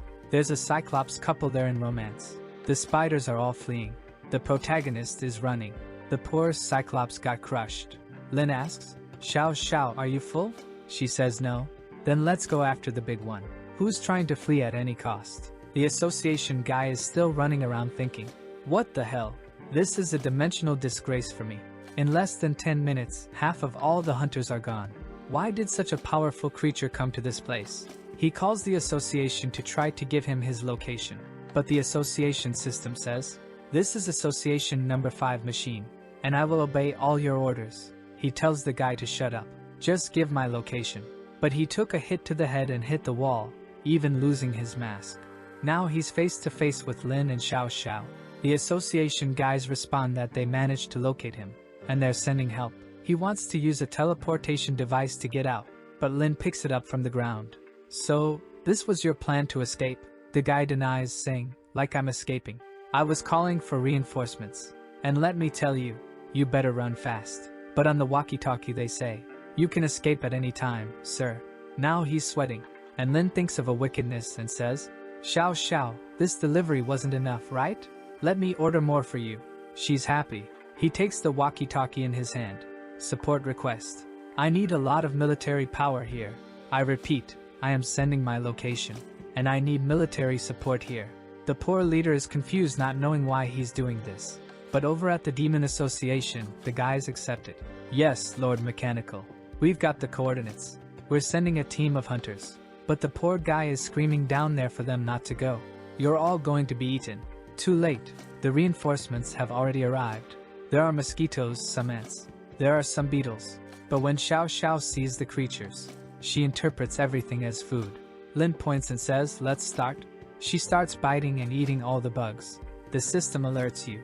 Xiao Xiao killed 10 mechanical insects. Lin grabs the walkie-talkie and keeps talking. We're almost winning. Please send more association soldiers. The little robot accepts the command again, saying, it's an honor to serve you, President. We will mobilize all our sectors. And more reinforcements are coming. Lin keeps deceiving. Very good. Great support. I'll have to give everyone a promotion. The little creatures are all happy. Thank you, sir. Lin, blowing on the gun, says, you better be careful not to be hacked. Do you have good identification skills? The little robots say yes. Don't worry. The association leader is going crazy. He takes advantage that there's a creature nearby, grabs it and connects to it and sends a message. Someone is pretending to be me. Stop sending troops. But the robots apparently don't like him, because they stare at each other and make an expression like they're following a sneaky plan and tell him, we know you're imitating the president. You won't fool us. The president is losing it for good. What are you guys talking about? There's even a password. 035237. I'm your superior. Stop sending troops. But the little robots say, wow, you hacked really well. You even know our code. The poor guy takes even a critical hit. And Xiao Xiao is eating everything. He's finished on the ground. Our boy even earns an achievement. You destroyed the enemy's psyche without even fighting. The family observed everything. The mother was proud, saying, my daughter found such a good boyfriend. Look at this incredible meal he brought for her. His favorability even increased. The father says that's not enough. Just one meal like this is too little. The only one who understands what's going on is the elf, who says, maybe he doesn't want to bring her to dinner, but is using her to get rid of threats. In fact, he just turned her into a weapon. The mother says that's not possible, that there was just food, and it looked delicious. The father is drooling too, saying, wow, the ingredients were so alive and fresh. The elf realizes he has nothing to say. For them, the association guys are really food. This boy named Lin had thought of everything. He's really quite a prodigy. She's having fun eating everything. Everyone in the association is desperate, not knowing what to do. The yellow-bellied one wakes up asking what's going on. Why are so many creatures going to battle? Who gave that order? They explain that it was the vice president of the mechanical department. He called everyone for this emergency. The president contacts them with the microphone the protagonist was using. Mechanical demon, what's going on with this army? Give me an explanation. Lin thinks, to talk like that to this guy, he must be the real leader of everything. He swallows hard and says, Mr. President, I've got a big problem here. I'll give you the information as soon as I finish. But the president says right away, you're not the mechanical demon. You just stole his communicator. The president is furious, saying, damn, he made us spend so many troops and treated us like complete idiots. It's a disgrace to the association. Send someone to finish this once and for all. The robots say, all right, sir. The leader is thinking, the mechanical demon isn't so easy to deal with. I want to see who's putting an end to this. In the sky, some big bees appear. The protagonist, seeing, thinks, is the final boss finally going to show up? He even waves goodbye to the camera. First he sees the protagonist and thinks, a human? How did the mechanical demon die for this? But then he realizes, a root level? Why is there a root level here? And why is there a human on top of it? But okay, you want to use the root level creature to humiliate me? Now you're going to experience the true potential of the association. Some chains then break and a giant creature appears. And the guy says, I want my body number 2. Everyone in the association is even scared. The president says, I want to go and experience this for myself. Back with the Protinia. He's asking Xiao Xiao if she's full. She says she's 80%. Just missing something really good. Lin tells her not to worry. The main course is coming. A laser falls from the sky. It explodes the city, and the demon arrived. It's a scary appearance the creature has. Creation of flesh and blood. Wing Lao. Combat power. Top-notch biological weapon of the Demon Association. Capable of dealing even with root creatures. Only one person in the association can use it. Xiao Xiao was big, but the big guy is much bigger than her. Our boy was scared too. And the crisis instantly went to 100%. The system tells him to run. But Xiao Xiao is excited, saying it's the delicious final boss. The Proton Lin tells her to run away. But the big guy hits her, and she flies away. The mother and father didn't like it. They were scared. Lin asks if she's okay. She's glitching, wondering if she just got beaten up for food. She even lost a tooth, seeing that her tooth fell out, the one she liked the most. She starts crying. Lin tells her not to worry. When they get back, he'll put it back. The father and mother are just watching. The elf tells them to calm down and stay calm. But now the mother has lost patience. Calm down? My daughter got into a huge fight now. Do you think I'm going to calm down? They both stare at him and go after him. Xiao Xiao is crying desperately. The protagonist tells her to relax, that he'll make a wonderful denture. But the monster steps close to them, points, and says, "Today is the day you both die." Man, the protagonist is psychopathic. Real scoundrel, aren't you? I'll have to teach you a lesson, and already grabbed the revolver. The confused president asks, "Teach me a lesson?" A mere human defeated by machines. You think you're going to teach me a lesson? Someone invincible. Our boy points the gun and the president asks, "Is that what you're going to do?" That's a bluff, kid. But without hesitation, Lin hits him right in the forehead. The people watching are thinking, man, did he really shoot? He's really crazy. Even the big guy got glitched. What illness is this? How dare you shoot me? Don't you see the difference between us? The protagonist says he knows. But he'll never allow anyone to harm one of his patients. With that, his favorability increases a lot with Xiao Xiao, who is crying. And now he's considered a great friend. Another achievement for making friends with a root creature. He gives a thumbs up and says, "You can count on me. I'm here." No one watching can believe it. I never imagined a human protecting a root creature. The monster is going crazy saying it's interesting. Why are root creatures interested in him?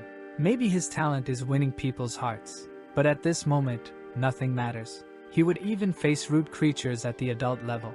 And the one next to him is a child. It's no match for him. Lin starts bluffing and saying, "Did you imagine that I can summon more root-level creatures? Didn't you say I'm good at winning people's hearts?" The president ignores and throws everything at him. But look who's coming and exploding.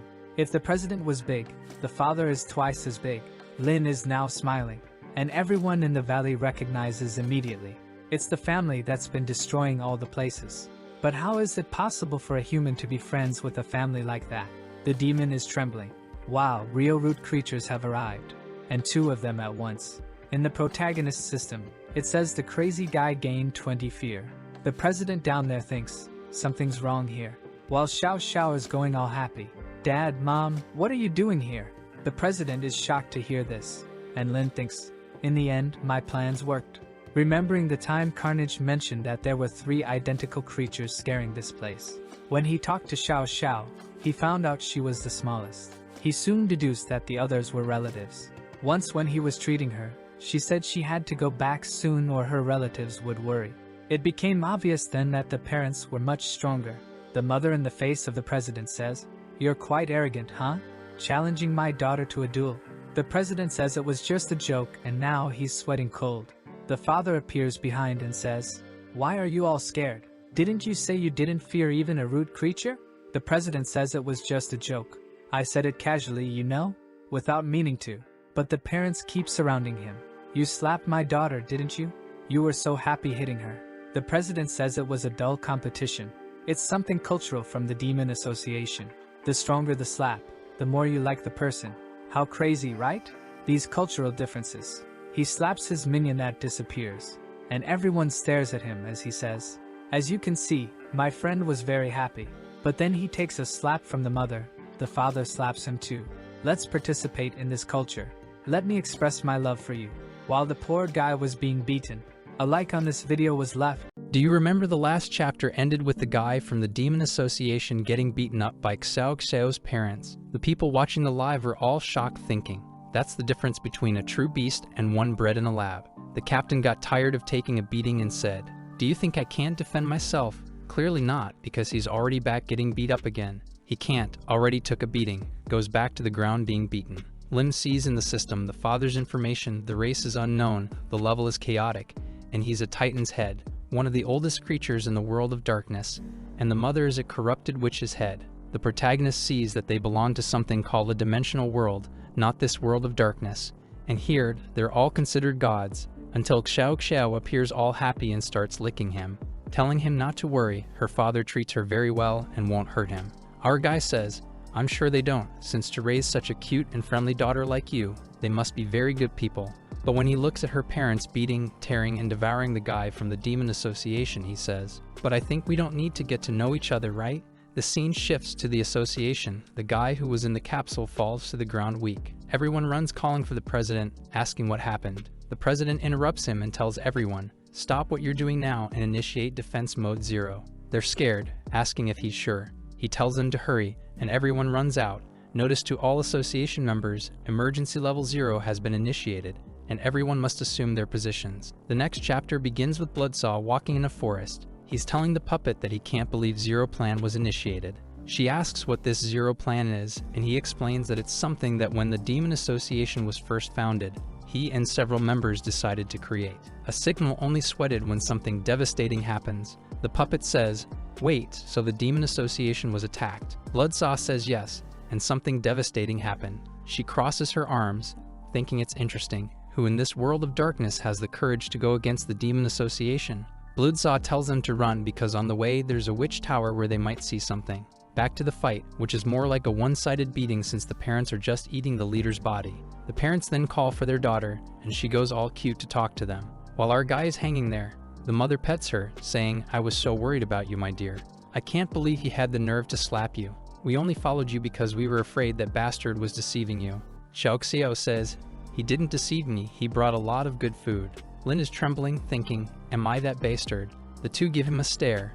Our guy is thinking that even though he took advantage of her, he was very friendly with their daughter. They won't want to do this to me. The two are already staring at him from side to side. Our guy hesitates. "I'll explain myself sincerely and everything will be fine." He introduces himself awkwardly. "I'm a small dentist and doctor. And my name is Lin. I work at store 55, down in the Valley of the Soul. I don't have a home. I'm single. My relatives are dead. And that's it." The two are still staring at him, and the crisis instantly went to 99.99% with the two. Our guy is worried. "Man, I explained myself, and the crisis went up. What's happening?" The two start tapping tentacles, saying, "This guy handled her very well." The mother said she liked it too. He seemed very comfortable on top of her daughter. Only monsters would say that without malice. Our guy wonders, are they admiring me or trying to kill me? The tentacle eyes are staring and the system speaks. "Your sanity is about to reach 0. Stabilize your mind, or you will collapse." Then he gets an achievement. Root Malice level. Survive 60 seconds in front of a root level creature without losing your sanity. But he already gets another achievement along with that. Double Malice. Survive 2 creatures. With that, he's gaining mental strength, physical power. And our guy is gaining status, huh? Xiao tells her parents. "He was so happy when he was riding me." Lin tells her it's better to avoid talking about it. The father comes straight to him and says, "Now that I've killed the one who dared to slap her, why don't we have a chat?" Our guy is terrified, thinking, "It's over now, I'm dead." The father and mother keep staring at him, saying, "Come with us." Everyone goes together. The scene then shifts underground to a basement where a massive metal claw emerges. It's something that's part of the association's Zero Plan. And a castle rises with a building, a tower, some arms, flesh, boy, it's got everything. The defense mechanism of the Zero Plan is fully activated. Prototype Colossus 012 goes into combat. Bloodsaw and the marionette arrive to see this creature activated. Bloodsaw thinks they must have gone crazy. How did they dare to activate this creation?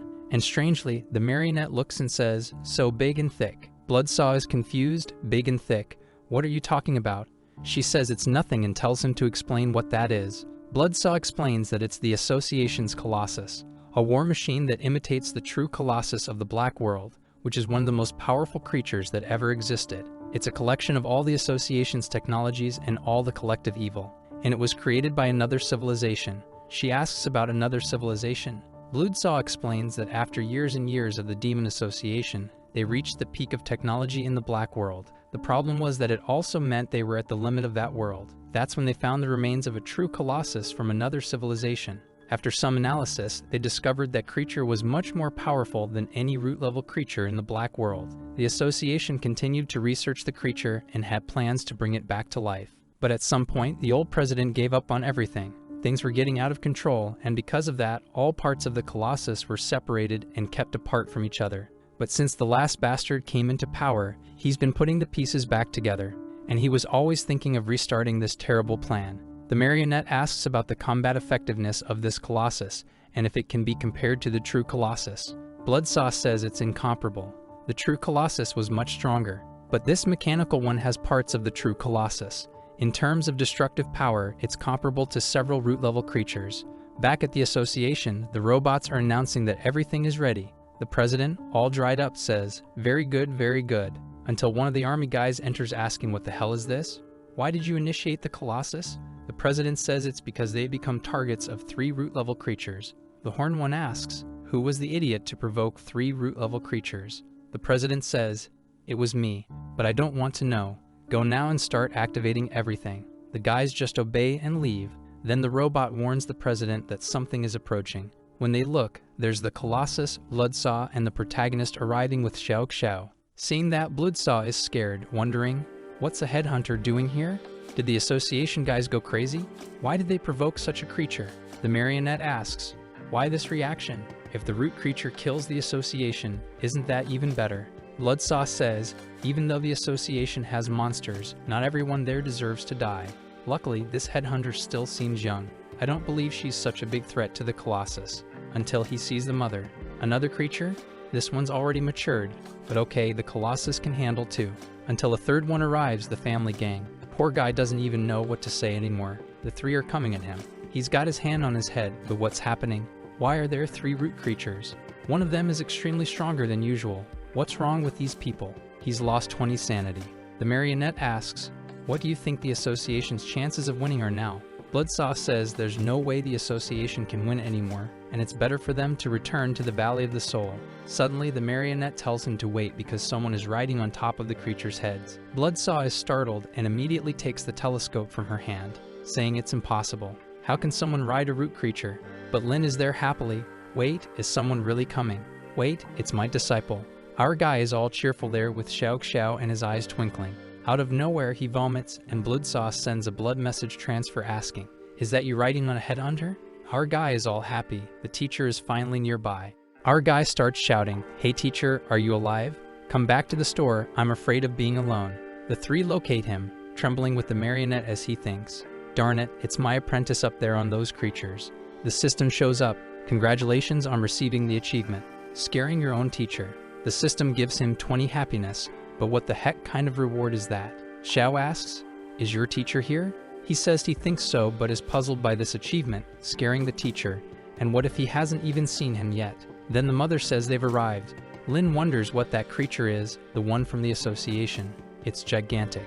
The system informs him, mechanical flesh creature, unknown attribute, combat power, incomparable anti-root creature. However, in quotes, false. The system then shows you have encountered your first miraculous creation. The illustration system has been activated. You can spend a certain amount of skull coins to receive various information about the creature, from its weaknesses to its personality and preferences. Impressed, our hero says, let's see then, and clicks on the creature. It seems to be some sort of card deck that as soon as he releases the information, receives attributes. Our guy is all happy, wow, 10 attributes just for seeing the creature, that's great. The system tells him that the stronger the creatures he adds to the book, the more points he earns. Then he looks at Xiao and gains 6 more points. He glances at the father, gaining another 20. A glance at the mother, gaining 15 more. Xiao asks why he's so happy, and he replies that he's getting a lot of stuff for free, and there's nothing better than that.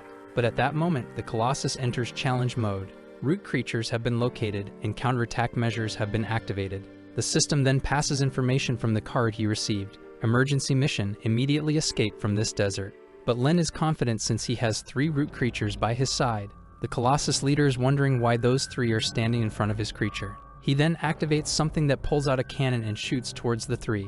Smoke rises and he's laughing like a maniac. Perfect. No root creature can stop my Colossus. But obviously, the whole family is intact. Xiao, who is the weakest, says it hurts, but it's kind of nice. With that, the father moves in, already giving the first whip to the Colossus. He jumps over and activates the Sea Dragon's dive. As he approaches the creature, he also activates the Sea Dragon's poisonous drill. Our guy is worried, thinking, the system told me to flee, but with these root creatures by my side, I can't lose. I thought I could help with my information system, but this family here is too strong. The protagonist's mission changes instantly. Field cleanup. Collect as many valuable parts of the Colossus as possible to enrich your collection. Lin says, oh, now the mission became too simple. Something's wrong. Usually, a boss is never this easy. We must be being deceived somehow. Our guy closes his eye and conjures another eye on his face, which immediately shows him another direction, and with a kind of x-ray, he finds the boss of the guys. Look where you are. Inside the base, the guys are all crying. The association is over. Our strongest creature died in 10 minutes. The boss shouts, "It doesn't matter. Gather information from them. We just have to escape and recreate everything. With the information, we will win next time," and tells the robot, "Prepare an escape route for us." The robot accepts the order, but at that moment, the alarm goes off, warning, a powerful entity detected around the base. When they look, it's Lin arriving with Xiao. The guys prepare about 300 weapons. The crazy one inside just observes our guy, who sends a message. "Oh, it's all because of this damn guy. If it weren't for him, we wouldn't have 3 root creatures following us. And now the scoundrel comes to my base. You know what?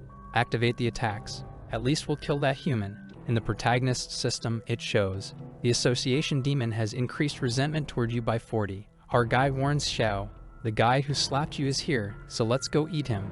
She dives underground while our guy is hitting his hand, saying, "Get up, little hand. Stop pretending to be asleep because I know you're awake. Damn it. You know we're going into battle. Why are you pretending to be scared? Hey, little hand, wake up and say it. Fear? I don't even know how to spell that word." Then Xiao talks to him. He hides behind Lin, wanting to know whose voice that is. Lin says it's a root level friend, and the little hand responds, "Just a root creature? I'm not afraid." But Lin notices something and asks, "What happened, little hand? Are you trembling?" The little hand gains another 20 fear from Xiao, and our guy takes the opportunity to threaten. "This root creature here is very close to me, you know, and she loves to eat a hand." The little hand starts sweating and asks if she's being threatened, but she's already gained another 15 fear. Lin, being all silly, says, "Me threatening? This hand has been with me for 17 years. I would never do something like that, unless you disobeyed me, right?" We see the physical form of the little hand, which is that of a girl, and Lin continues, "If you're a good kid, you'll get the lollipop, but if you're not, you'll get the medicine." The little hand asks, "Can I choose neither?" He looks at Xiao and says that today she'll eat a left hand. At that moment, the little hand comes and says she'll eat the candy. "Give me this damn thing." Lin tells her to open her mouth then and throws the lollipop, saying, "Now just obey me from now on." With that, our guy gains obedience from the little hand, and he warns her, the decisive battle is about to begin, and he tells the system to put all the points into physical attributes. Now he's level 10 with 154 physical points. Xiao falls into the pit with him, but we're already being targeted by a bunch of lasers. The shots come, and Xiao catches everything in the air, while the little hand made some kind of umbrella for the protagonist, who was impressed and said, "I didn't know you had this power." The hand tells him to shut up and kill these creatures. Our guy pulls out the hunter's pistol and resolves it American style while telling Xiao to keep advancing. Having hit 100 shots, our guy gains an achievement that increases his accuracy. They then arrive in front of a gate where, when it opens, a bunch of those spiders come out. But this time they have cannons, but even so, they stand no chance. They lost before and they'll lose again. Our guy has already pulled out his dragon cannon and exploded it in the middle of them all, but he seems to have started going crazy and even threw himself into the fire, and the system warned that he was being burned. Thank goodness the system warned him, you couldn't tell otherwise. But he doesn't care, and he's already jumping, killing another one, and it's just experience. The little hand, with her mouth wide open, is already going to eat the other one, gaining more experience and even transforming into a blade. Lin is impressed again and asks the little hand why she didn't transform into a blade before. The little hand, in female form, says that as long as he gives her what she wants to eat, she can transform into anything. The little hand and Xiao are happily eating everything there, while the association president is thinking, "Damn it, does he think this is a cafeteria?" One of the soldiers, all beaten up, says, "We're ready to flee." The president said that's great news, he'll let the protagonist have the last meal. And then he activates a control that prepares the self-destruction of the base with a countdown of 10 minutes. Evacuate immediately. But the base soldiers are also worried and say, "What the hell is this, leader? We don't have time to escape either." The president ignores them, gets into the robot, and asks if the transport is ready. The guy says yes, and he orders it to be activated. "I want to see what will happen to that idiot. They can destroy my Colossus, but they will pay the price for coming here." But suddenly smoke starts to rise, and the president asks what's happening. The robot explains that they are receiving too much energy strangely, and when he comes on the camera, Xiao had already passed by, destroying the energy room, causing an overload. But self-destruction will happen in 6 minutes, whether they want it or not. Right at that moment, Xiao enters the room. The president is sweating, and our guy receives a mission to finish off the president to receive a bunch of skull coins. The president says they arrived too quickly. The psycho Lin responds, "I had to speed up, right, since you're trying to self-destruct." He points at him, saying time is short but thinks it's enough. The president remarks it's good he came there. He thought it would be easy to eliminate him with a root creature, but he forgot something. Our guy is confused. The president starts emitting a red aura, claiming it's now easy to kill the protagonist too. He attacks with lasers, actually a spiritual attack that nearly disintegrates Lin. Unfortunately, where the little hand is, the little hand falls to the ground in black goo form and turns into balloons, which morph into Lin's heads. They then open a giant mouth and also use a spiritual attack. The president, confused, asks if he also has spiritual attacks. Our guy is calm again and has recovered the hand. He pulls out the gun to take more shots while Xiao also attacks. The president is struck. Lin asks if the little hand is okay. She says she's so because she spent too much energy. While Xiao licks the protagonist's face, asking if he's okay. He says he's fine since the little hand saved him. Xiao starts licking the little hand, thanking her. Looking at the boss's head, she wonders if he's dead. Our guy believes he's not. The little hand says it's impossible, but our hero knows better since the system didn't reward him. Lin then says the guy is good at controlling his consciousness and probably transferred it elsewhere before dying, but maybe they can find it. He activates that devil eye again and visualizes a creature in an incubator. The president says the flesh itself is weak, but he achieved perfection by combining it with machines. There are 4 minutes left until destruction while Xiao was wreaking havoc. Our guy seems to know the guy transferred, but not exactly where. Suddenly, Xiao gets hit in the face and is dragged away. Lin asks what happened, and she says she was hit out of nowhere. The president then appears, and the system warns. Mechanical creature, God 71. Combat level, King level mechanical armor.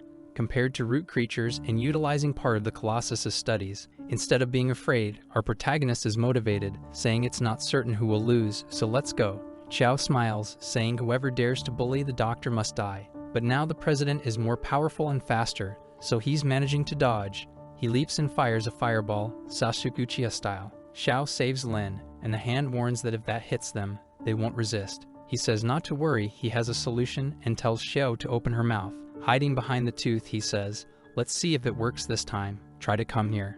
The president agrees and pulls out 2 blades, going for it. Xiao starts a blade versus tentacle battle. There are 2 minutes left until everything explodes. Lin thinks, damn, if this continues, she'll win, but it'll take too long. We need to win quickly. Just then, he activates the random diagnosis. The president begins to have blurred vision in the fight. He takes a hit from the tentacle and is thrown to the ground. In his robot system, it says, you received parasites in the brain. You have thrombosis in the brain. You received a fraction in the brain. You have Alzheimer's. You have schizophrenia. He is confused, thinking, this is impossible. This is a perfect body. It's impossible for him to get sick. There's something wrong here. He looks at Lin in the mouth, smiling like a crazy person. The president is sure it's him, but then takes another hit. Agonizing, he thinks, I lost to a human. The protagonist comes over and says to him, you overestimate machines too much. My random diagnosis triggers a disease already contained within the person. That's why the diseases that were activated were much worse. If you really had a healthy body, I couldn't have done anything against you. But you decided to ascend mechanically and put your brain in this mechanical body. In this situation, you became more fragile. At that moment, the base warns that there are 20 seconds left until destruction. Lin then tells Xiao to run, and when he looks back, the big guy gets up again. However, with Alzheimer's and schizophrenia and a bunch of other brain diseases, speaking nonsense, playing games, 1 + 1 = 2 fun, it looks like he used Molly all night. Lin then says goodbye and runs away, completing the mission to kill the president and receiving 5,000 black skull coins, and also the legendary ability, Memories of the Past. An atomic explosion occurs in the base, and our guy praises Xiao, saying it was a perfect job. Our little protege is eager to see the rewards and opens the system. He also receives a strengthening ability that can increase the power of any of his abilities. The Memories of the Past ability puts someone in a physical state they were in the past. Our guy thinks he would be invincible with this, but the system explains that besides causing extreme mental stress, after an hour, he returns to normal, ruining his plans for immortality. The father and mother come over to Xiao, asking where she was. She says she went to kill some bad guys. The mother then pets her, saying she was so worried, but she's amazing, her daughter. The father looks at the mother and says she's lying since she was there eating Colossus with him while their daughter fought. They start arguing, and our hero thinks it's a fight no one can separate. until the body of the association president falls next to them. Lin tells Xiao to crush the body because he wants to see what's inside that guy's head. At that moment, the father looks at him and says, "I want you to know I haven't agreed to the marriage yet." Roland is confused, wondering marriage. The mother comes over and tells him to stop pretending. They know how close they are. The father also comes close and tells him not to pretend they don't have anything. Our hero says he thinks they got something wrong, but he's already hitting the tentacle and says, "Are you going to lie again and say it's a misunderstanding?" Lin then says it's not a misunderstanding at all. No, it's all true indeed. The mother says that's good. From now on, you're a new member of our family. The father says he's a lucky boy to be with their daughter. The mother says, "See." She's happy with the doctor, you see. Xiao beside them repeats the same thing, saying, "I'm happy with the doctor." Lin then goes to get the president's brain, and when he touches it, the system says, "Adding mechanical god to your registry," receiving 5 points. The only problem is that there are many diseases in this cerebellum. Whose fault is it? Our guy puts it in a box, thinking he'll give it to his professor, and he'll be very happy with it. From afar, he was being watched by the puppet who was thinking, unexpectedly, Sarah's apprentice can communicate with root creatures, quite different from this old pervert here. Maybe this apprentice will replace the master well. She imagines herself making puppets all day with our guy trapped. She then devises a plan. I just need to deceive him and take him to my castle. Once he develops a relationship with all my daughters, we won't have to be trapped in this doll's body anymore. Looking at him very interested, but now there's Xiao, the witch, and the doll. Things are getting dangerous. Meanwhile, in the Valley of the Soul, that information seller is spreading to everyone what happened to the Demon Association for only 500 coins. The Red Witch, seeing it, is confused. The Demon Association was wiped out by the headhunters. In the images, you can clearly see our hero with a big gun pointed at Xiao's head. The witch thinks, when I looked outside, I saw a lot happening, and who would have thought Lin would manage to end the association? She became even more hydrated, saying he's very sexy since just by being challenged by the association, he finished them all. Tonight she really needs to show him some new hip techniques. Poor Lin doesn't even know the battle waiting for him and is innocently collecting the rest of the creatures on the ground. He looks at Xiao and says that after collecting, he'll help her fix her teeth. Just then, the mother appears behind and asks, "Finished picking up the items? Let's talk." His sanity drops and he becomes all embarrassed, saying, "Oh, okay." The mother asks Xiao, "Do you mind if I talk to him alone?" Lin is begging Xiao to say no, but Xiao asks, "Do you want the doctor to take care of your tooth too? You can take him." And with that, he's taken away. The scene shifts to him wondering, she's been staring at me for 20 minutes. What does she want? Is she waiting for me to speak first? But if I say something wrong, will I die? Should I use my communication skills? He puts his hand on his chest, feeling nervous, and says, "Aunt, I want to apologize to you. When I sent the letter to Xiao, it was really because I was afraid of the association. But I swear I have no bad intentions. The first time I saw Xiao, I thought she was kind and cute, and I wanted to be her friend." Her mother looks at him and says, "So you really like my daughter?" He gained another favorability point at least. Lin says he likes her very much, even too much. The mother says, "Don't you mind that my daughter is just ahead? You don't even know what we are. Are you lying to me? Crisis is at 99%. Lin says, "No, you're wrong, Aunt. In my mind, there's no concept of race. What's the use of that? Concepts of beauty change constantly. The important thing is to see the person's heart beneath the appearance. As the saying goes, beauty may be defined in a singular way, but interest in the soul is always unique." Now he's turning into a philosopher, this rascal. Besides, Xiao doesn't even care that I'm just a simple human. Why should I care what she is? He's gaining experience and eloquence, and the mother is becoming shy, thinking she can't find any fault in his sentence. Lin is in his best possible posture, and with that, he gains another 10 favorability points. She then says, "I believe in your sincerity now, but do you have the ability to take care of her and make her happy?" Lin says yes and tells her not to worry. He's a professional in this area, and he'll offer any personal service, not just to Xiao, but also to her. The mother imagines herself receiving some creams on her face and wonders, even me? She then pulls him close and says, "You're even teasing me." Lin says he's not teasing her. What does she mean by that? She asks what that personal service was that you wanted to give me. He says, "Dental care." What did you think it was? She then shakes him and sends our guy flying. The system even gives an achievement to mock him. You survived the human fan. All beaten up, he asks, "Aunt, why did you throw me?" She says he has to think better about the words he uses. But this was just a test for him. What kind of test is this? I almost died. At this point, she says she accepts him. It seems you're competent, and my daughter likes you, so I authorize you to date her, but to marry her, you'll have to talk to her father. He gains another 20 favorability points and says, okay, we don't need marriage now. She and I are still in the stage of pure friendship.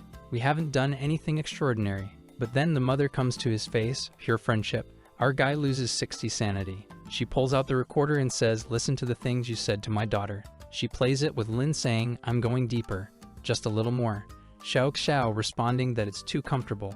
Our guy is there not understanding anything. How is he going to explain? The mother looks at him and asks, where's that pure friendship? He now looks all twisted and says, if I say I was just removing earwax, do you believe me? She stares at him and asks, what do you think? Lin knows she doesn't believe, but the mother says it's okay, and she's not that conservative. But our guy swears with his hand on his chest, I will never admit that I did something like that. No one will question my honesty, and I didn't ruin her innocence. You know what? Let's settle this. He then calls Xiao and tells her to tell everything that happened that day behind the house. She's all excited to start telling, and Lin is hopeful that finally the misunderstanding will be explained. She then says he kept putting things in and out of her. It was a bit slimy and wet, but it was very comfortable. Lin breaks in the middle, while Xiao is smiling, remembering the time he was cleaning her ear and saying he's very caring and didn't miss any spot. He feels embarrassed, asking her to explain it properly. But the mother covers his mouth and tells Xiao to continue explaining. Xiao says that then he poured some white liquid in, and then when everything was over, she felt very relaxed. Lin wonders why something so simple sounds so sickening, and he even gained more favorability with Xiao. But there's nothing he can do now. He's trapped there. The mother comes to Xiao's face and asks, my baby, do you like him that much? Xiao asks, what do you mean? And the mother tries to explain, the doctor, do you want to marry him like your parents? Xiao doesn't understand the concept of marriage while Lin is terrified. But then she remembers him on top of her and wonders, is marriage just playing with him all day? If that's the case, she happily says, I want to marry the doctor. The mother is also happy, and our guy gains another 30 favorability points but thinks, this is the end. This is the end of my life. The mother starts crying, and Xiao asks why she's crying, also starting to cry. The two are pure happiness, too much happiness, while our hero doesn't know what happened. The father sees that situation and intervenes. He pokes her tentacle, and a floating ball comes out. Xiao asks, what's this? And the mother explains that it's a tradition of the Titans family. If there's someone you like, you give this to them, and this officially acknowledges that they are partners. Xiao asks Lin if he wants it, just nod. Her mother puts the tentacle on his head and shakes it. With that, the contract between the two, they go beyond, and the system notifies. You have signed a spiritual contract with Xiao and obtained permanent additions. Everyone now from the Titans family will be friendly to you and eventually may form a contract of eternal partners and receive the absolute blessing of the Titans. Our guy even has a cross on his forehead there. How many things does this kid have? He won the achievement Titan Lover, but he's crying thinking, even though I've received a bunch of rewards, I'm not happy. While Xiao is all smiling, asking if this is marriage, the mother says no. This is just a mark that allows them to understand each other better. If after a while, the mark finds that they are compatible, the marriage is consummated.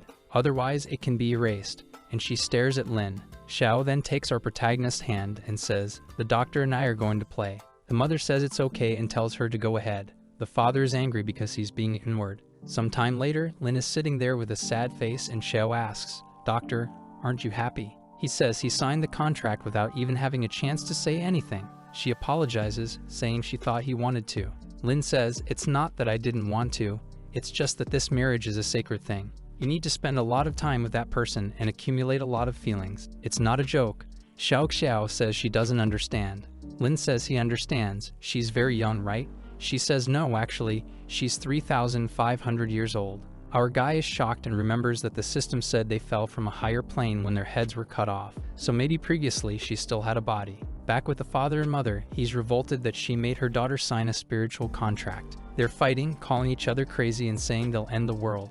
The father is transcending while the protagonist is telling Xiao that if she had a body previously, he can try to restore it for her. She happily says he can try. He then tells her to close her eyes. Lin will use the new ability, Memories of the Past, which can make a person's body return to some previous moment in life. The system asks, how far back do you want to go? And he says 1,000 years ago. For the ability to work, the target needs to trust Lin, and the system shows the target's resistance to you is 0%, and the trust is 200. Xiao is shining, and our guy stretches out his hand. The mother is coming after the father, who is outraged by the red eye, when suddenly, the sky starts to shine, and the two are frozen. What is this? The father is shocked, and the mother is crying.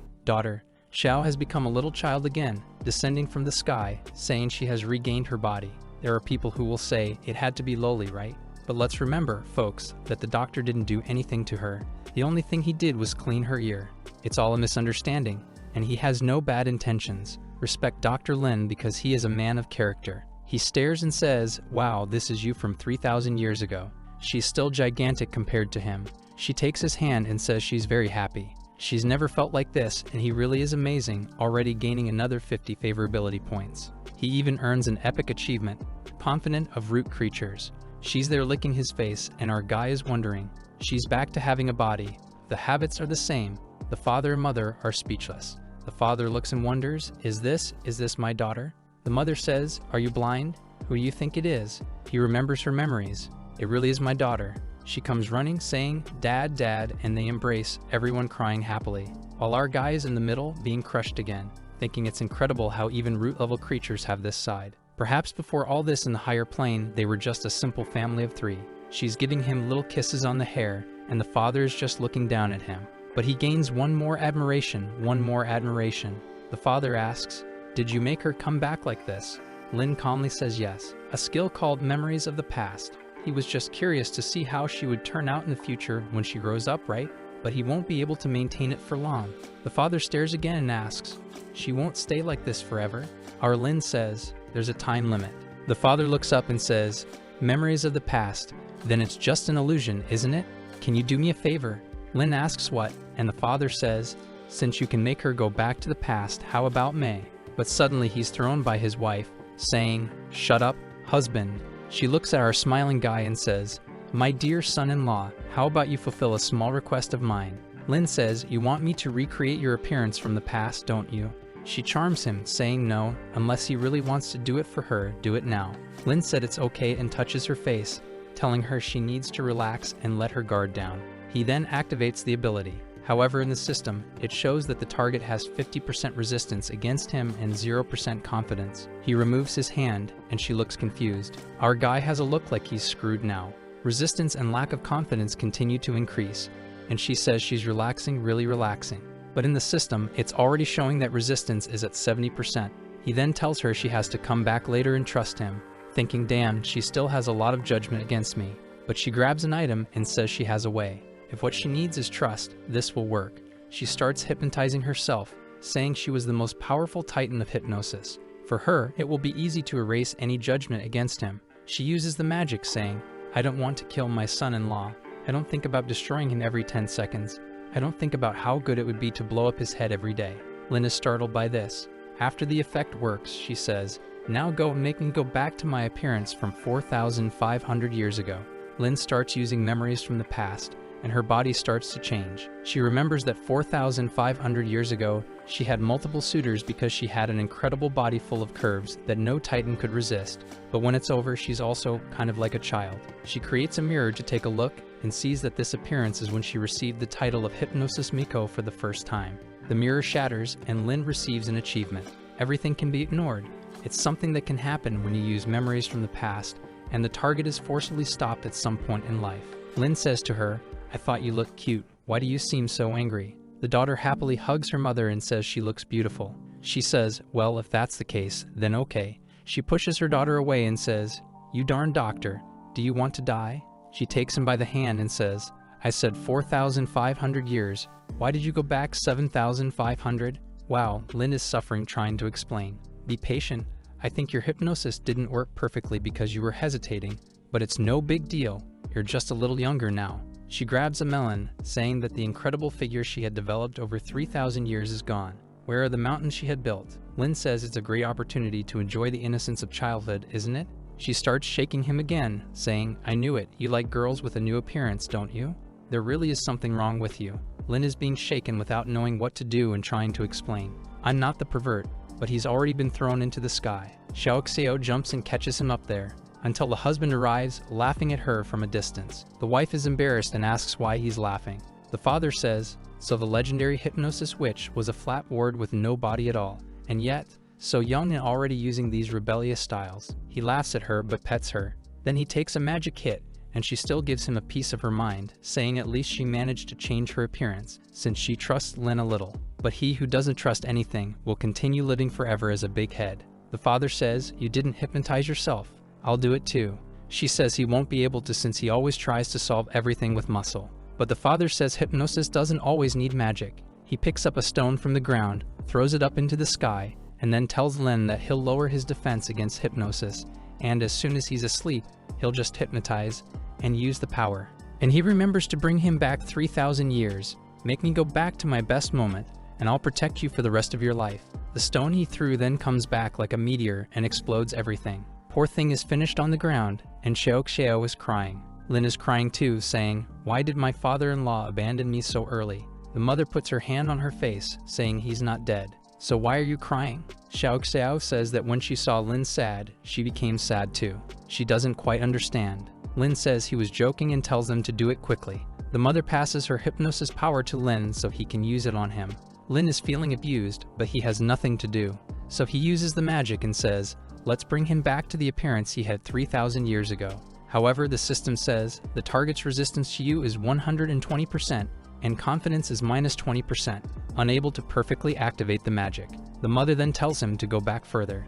Lin asks why since he said 3,000. She says to add one more zero. With a slightly embarrassed look, he replies that if he adds another zero, he will cease to exist. She says nothing bad will happen. He has been alive for much longer than he thinks. Lin asks if she's sure nothing will happen, but she stares at him. And with that, he says it's okay. Then he asks, "Is 30,000 in 10 years okay?" She says no, add another 5,000. Add another 2,000, the thing is just increasing, add another 5,000. Looking up, the power is already huge, and it's already 53,000 years ago. Lin asks if she's sure, and she says it's almost okay. For the sake of husband and wife, he needs to go back just one more minute. Lin is confused but accepts, and when he activates the magic, an explosion rolls through the mountains that everyone in the city can see. Xiao is curious to see how her father was, and a golden light begins to form in the sky. Father in the heavens is thinking, "I feel like my power is returning to its peak 3,000 years ago. The defender of the earth, the sky destroyer, the strongest of the titans." But suddenly, he turns into a sperm and wonders, "When did my daughter become so big?" Then he realizes, "Is this when I fertilized the egg?" Poor thing has already lost 30 sanity. Lin apologizes, saying he was forced, and he even earns the achievement, back to the beginning of life. The wife grabs him by the arm and gives him a stern look, saying, "Is this the famous titan from the past?" He makes an angry face and boy, he slaps her head. The father says, "So you're responsible, aren't you? You forced the boy to turn me into this." The mother says he deserves it. An old man like him with thousands of extra years didn't deserve to marry her, and she blasts him with a laser. But the villain attacks her belly. Xiao is just watching the two fighting there, and the protagonist is okay with it. She says yes, it's normal.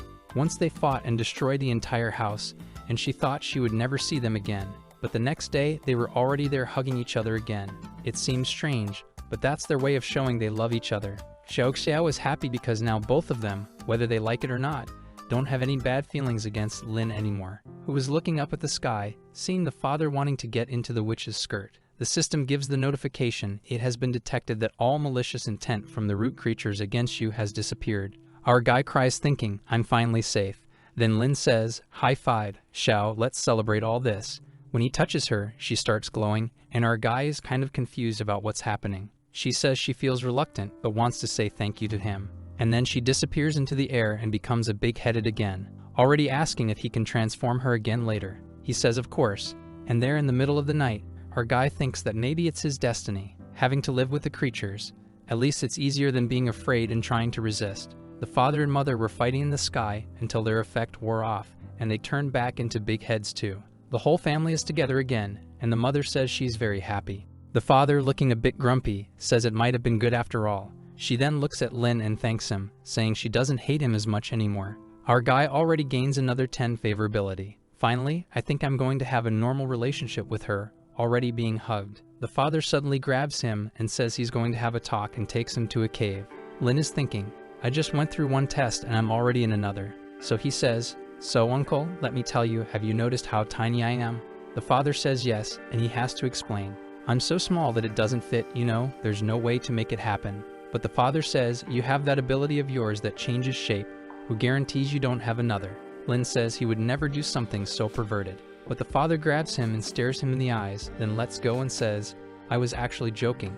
I want to talk to you about something else, about the Titans and about this world. And then explains to Lin.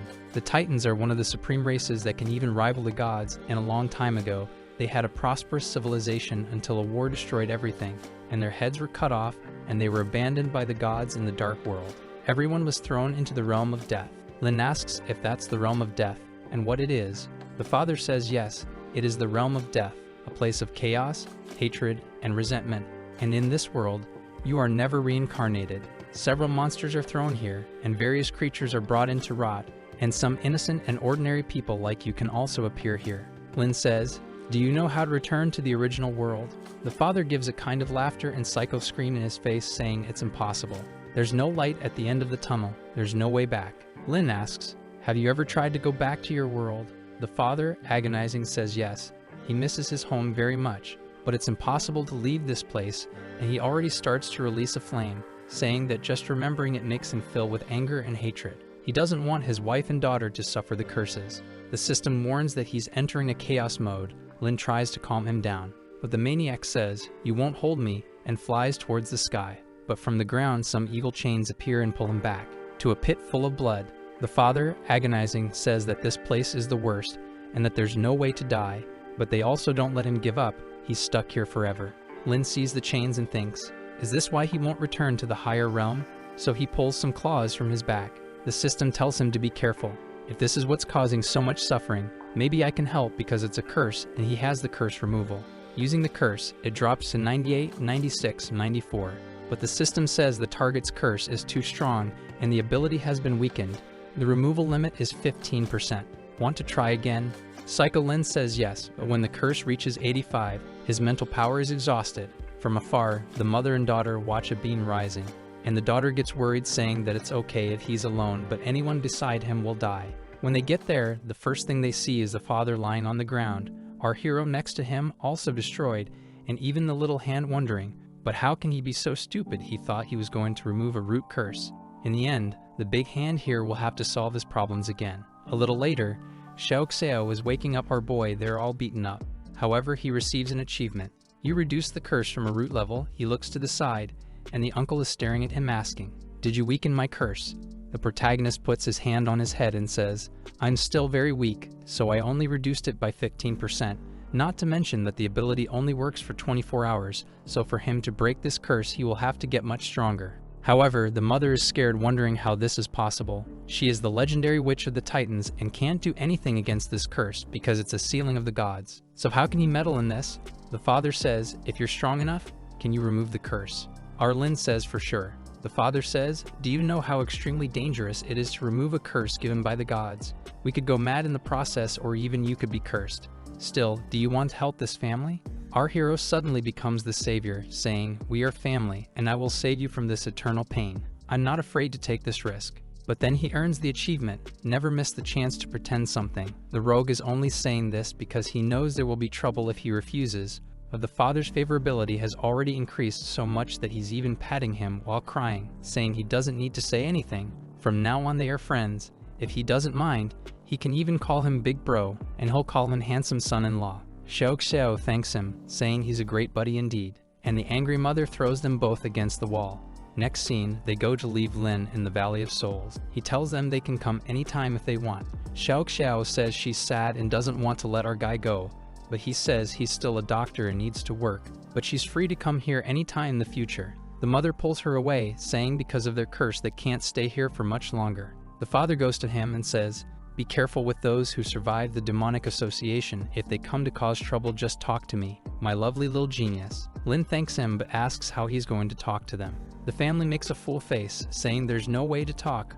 Our hero goes into his pocket and takes out the vision stone. He's going to teach them how to use it. The people in the vision world are all talking about our boy. Did you see what happened in the Valley of Souls? 3 root creatures appeared. Another says, who cares, we're in the vision world. A third says, what if the headhunters show up here? The guys are standing still for a moment and start laughing in his face, saying, never in the history of the vision world have root creatures appeared here. Then the teleport appears on the ground and the family arrives. Their entrance even raised the level of the vision world. The ghosts then come running away in fear, and our protagonist is there wondering why they're running if you can't even eat anything in this world here. The mother says it's an interesting place, but they don't seem to be welcome. The father looks up at the tower there and upon seeing the eyes says that there is the supreme will. The protagonist asks if he knows what that is, and the father says more or less. He only knows that this is something that existed long before him, extremely mysterious and powerful, and you can see that alone it's sustaining this whole world.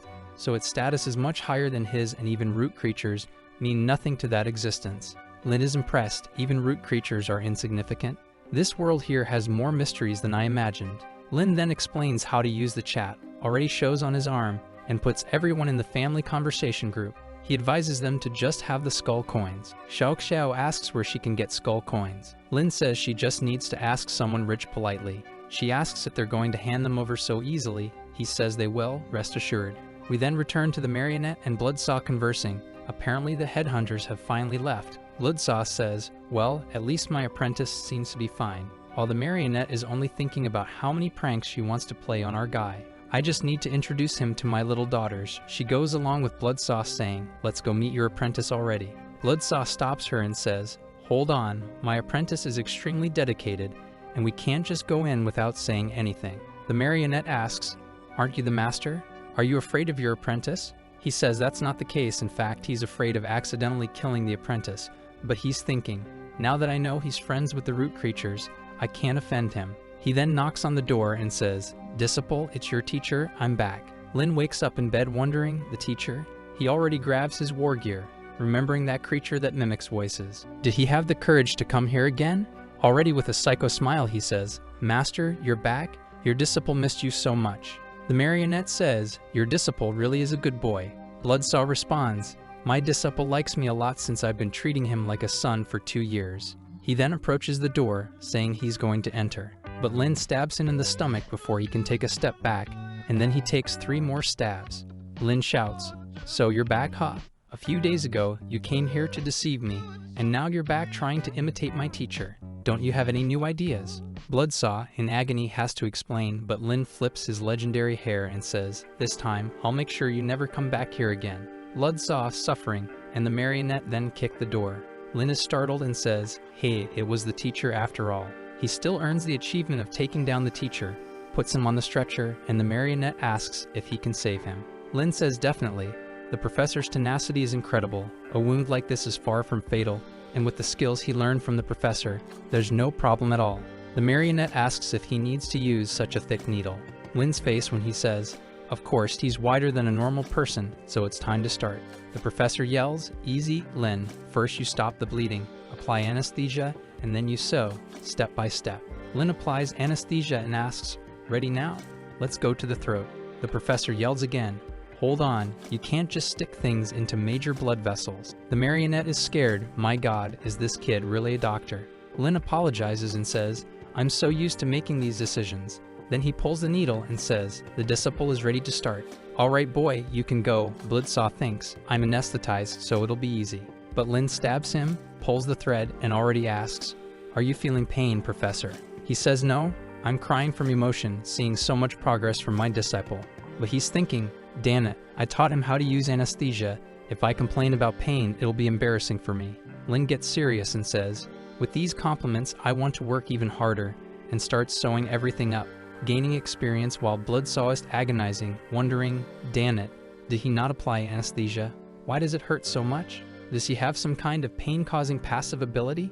To the Bloodsaw misfortune, he really has a bunch of those. With his hand on his head, he thinks, I can't be a coward, it's just a stitch I have to endure. Sometime later, Lin says, phew, surgery complete, but the professor has passed out.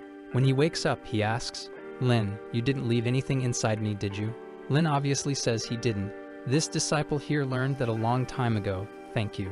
But the Bloodsaw grabs a mental detector to see if there's anything left. Lin asks, why that detector? Don't you trust me? The professor says yes, he does.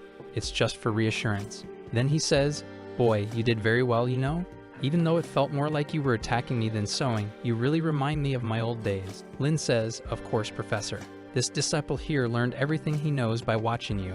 And Bloodsaw says he's a good disciple. And they hug each other while the marionette imagines the mischievous protagonist playing with all her little daughters. She needs to seize this opportunity, so she taps them both and tells them to talk about business. At this point, Lin asks who she is, but the professor is there unable to say anything, and she introduces herself. The scene then shifts to the three of them having dinner outside, with Bloodsauce saying, "Who would have thought the demonic association would be destroyed by my apprentice?" Lin says, "Actually, it was Xiao Xiao's family. I just gave a little help." The marionette says that everything happened because of his connections, and indirectly, he did destroy it, showing just how intelligent and capable he is. Lin feels a bit embarrassed, saying, "You guys praised me a lot, but it was all just a coincidence. Professor, didn't you say you went on a trip? Did you get involved with the demonic association along the way?" Bloodsaw then recounts it was a problem from the past. He might not know, but the professor is a veteran of the demonic association. He received a message from the leader inviting everyone for research, one of his favorites. However, when they got there, the subject was completely different, and what they wanted to do was restart the Colossus Project. Lin asks what the Colossus Project is, and the professor explains that 3,000 years ago, they discovered several fragments of an unknown civilization, and analyzing all that, they were able to advance the association's technology greatly. If the project was so good, why did you give up? Lin wonders. Bloodsaw explains that he learned about the legend of the Colossi from another world, who were so strong that the gods punished and killed them 3,000 years ago, throwing them into this world. It seems there's some superior being that makes any extremely strong existence be discarded, and to prevent that curse from falling on the world, they preferred to stop those researches. Lin thinks, wait, 3,000 years ago, war? Could it be related to Xiao Xiao's family? Bloodsaw explains that the Colossus fragments were kept by the elders, and that's why they wanted them to be taken. But I always kept it here, he says. Upon hearing this, Lin thinks, is it what I'm thinking?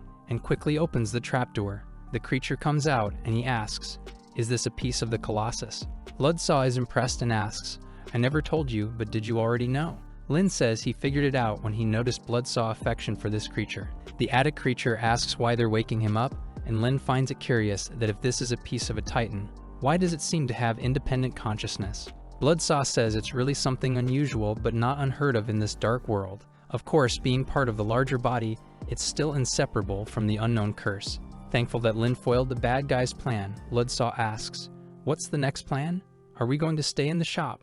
Bloodsaw pounds on the table and says they're still doing a lot of research they shouldn't, and he heard they're transferring their base. Also, he and the other elders did a lot of research, and they can't let the association's collapse erase everything. So from today on, he puts his hand on Lin's head and says, the pharmacy is yours. Shocked, Lin asks, mine. And Bloodsaw then says, from now on, Sarah's pharmacy is yours, Lin. Our hero is all excited and emotional, saying, Professor, don't worry, I'll make Sarah's pharmacy the best in this world, and I'll become a renowned doctor worldwide. The two then cry tears of happiness, and the marionette is moved by it all, thinking, seeing his energetic appearance makes him so handsome, and she even feels like sucking him dry. But she gives up on that idea, realizing she needs to help her daughters first. Sometime later, Lin is lying down thinking, it's been a while since I heard Bloodsaw snoring. Finally, I can sleep well at night. At that moment, someone knocks on the door, saying, Lin, are you there? Lin recognizes the voice as the marionettes and thinks, isn't she the boss's wife? Why is she knocking here at this hour? I'm sure it's her, can't be wrong. When he looks through the peephole, he sees two giant planets, and is sure it's her. He opens the door and asks what she wants at this hour, but she's startled and asks why his nose is bleeding. Lin explains he hasn't been sleeping well, but she can come in. She sits on the bed and tells our boy that lately she hasn't been feeling very well. She went to look for Bloodsaw, but he was dealing with the demonic association, and now he's sleeping, so she needs a little favor if it's not too inconvenient. The system gives the mission to help check the doll's body, promising a special reward just for helping. Lin is impressed, thinking, I'll get a reward just for checking. Too easy. She looks back and says she needs him to check her hip as it's been hurting. Lin, bleeding from his nose, rushes to the dressing table and asks, how have you been resting? Any sleep problems? She sits down, saying she's been sleeping well but having some leg cramps, while leading him down the path of joy. Lin, literally drooling and almost losing control, thinks, Master, save your disciple, he won't be able to resist. In the marionette's head, her plan is simple. She's sure she's not sick, so he'll want to give her a tonic, and she'll have to give him a thank you. Then she can take him to have fun with her daughters. Lin then says, Madame, the diagnosis is ready. She asks if she's healthy, but he says, no, actually, you're really sick. She gets up, asking if he's sure, thinking, wait, I'm just pretending to be sick. Am I actually sick? Lin tells her, you might seem healthy, but actually, you're seriously ill. She gets scared and asks if she's really that bad. Lin thinks, Thank goodness the random diagnosis activated, otherwise I wouldn't have noticed anything. The system shows you discovered 3 self-named diseases: bone compression, body injuries, and blood problems. He prepared some plants, but unfortunately, that will only delay the disease. He would need to eradicate the source. He then asks her to show her powers. She shows the lines on her finger, and Lin finds it strange that the symptoms haven't changed. There must be something hiding her condition. He then asks if her power runs through her body. Shocked, she wonders, how does he know that? I do let my energy flow through my body, but to do that, I have to turn off my sense of pain, or else I wouldn't be able to feel just the energy. Am I cursed? What's happening? She feels something snap in her head and falls to her knees. Lin goes to help her, and when he sees her hand, it's lost its human skin and is like wood. Lin tells her she's really turning back into a wooden doll and that it seems to be a curse. She looks at her own hand, losing 80 sanity at once, starts crying, and says it's impossible. This curse has already been lifted. She doesn't want to become the wooden doll Pinocchio 2.0. She grabs him, saying, Lin, you'll save your wife, won't you? If you cure me, you can do anything, even the unethical. Lin says it's okay. He'll cure her, thinking he'd never do anything unethical. He's a serious boy. But suddenly, he's buried in a soft adventure and almost died from blood loss. He then asks, you said you lifted the curse once, right? How did you do it? She hesitantly asks, do you really want me to tell you? And explains, you have to find a creature you have strong feelings for and cultivate a lot with it. Then, at the right moment, the person sends you to heaven. Lin is scared as she's all shy, saying maybe the curse wasn't lifted because she didn't descend to heaven enough, didn't cry tears of joy enough. Lin asks if he should call the professor again. She explains that when she was a doll, she didn't understand the concepts of looks, which is why she liked the bloodsaw a bit. But now she's lost interest, not to mention he has several problems. Our boy is a bit confused, and she explains it's something men are very afraid to say. Our protagonist understands that bloodsaw isn't ascending. Putting his hand on his forehead, he thinks, looks like the professor isn't working, huh? We'll have to try another method. Hila, feeling a bit embarrassed, asks, another method? Do you mean another person? Our shameless boy says, you said the curse breaks with strong emotions, right? It doesn't just have to be happiness, right? What if we try some other emotion? She's a bit suspicious. Another emotion?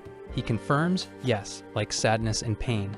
She says it might be possible, but her doll body feels much less emotion than a normal person's, only extreme things would work. Explaining that she's been cut and abandoned in a cage, and still none of that worked, but if he wants to try, okay. With a mischievous look, she asks, do you want to try something like that with me? Our boy says no, there are other ways. She wants to know what he wants to do. He grabs her by the wrist, pulls her to the operating room, and throws her on the table, restraining her legs and arms. The marionette asks, Lin, what are you doing? Let me out. Our shameless guy gives her a look from above and says, relax, my wife. We'll be done soon. It'll be quick. She gives a look like, okay, but she likes it very slowly. While she's thinking he seems like a fun guy to like these games, she's eager to see what he's going to do. Our boy then grabs a potion, and she asks what it is. He says it's an extreme succubus love potion. She says she hates this kind of thing, why he wants to give her a love potion. But inside, she's thinking, not bad, now I know how this guy is so popular. Our doctor warns her if she's scared, just say it, and he'll remove the curse. Of course, if she can't handle it, it's okay to give up. She tells him to stop talking nonsense and use the potion already, thinking he doesn't need to explain anything else. She's already understood what he wants to do and is looking forward to this long night. Lin then gives her the potion and asks how she's feeling.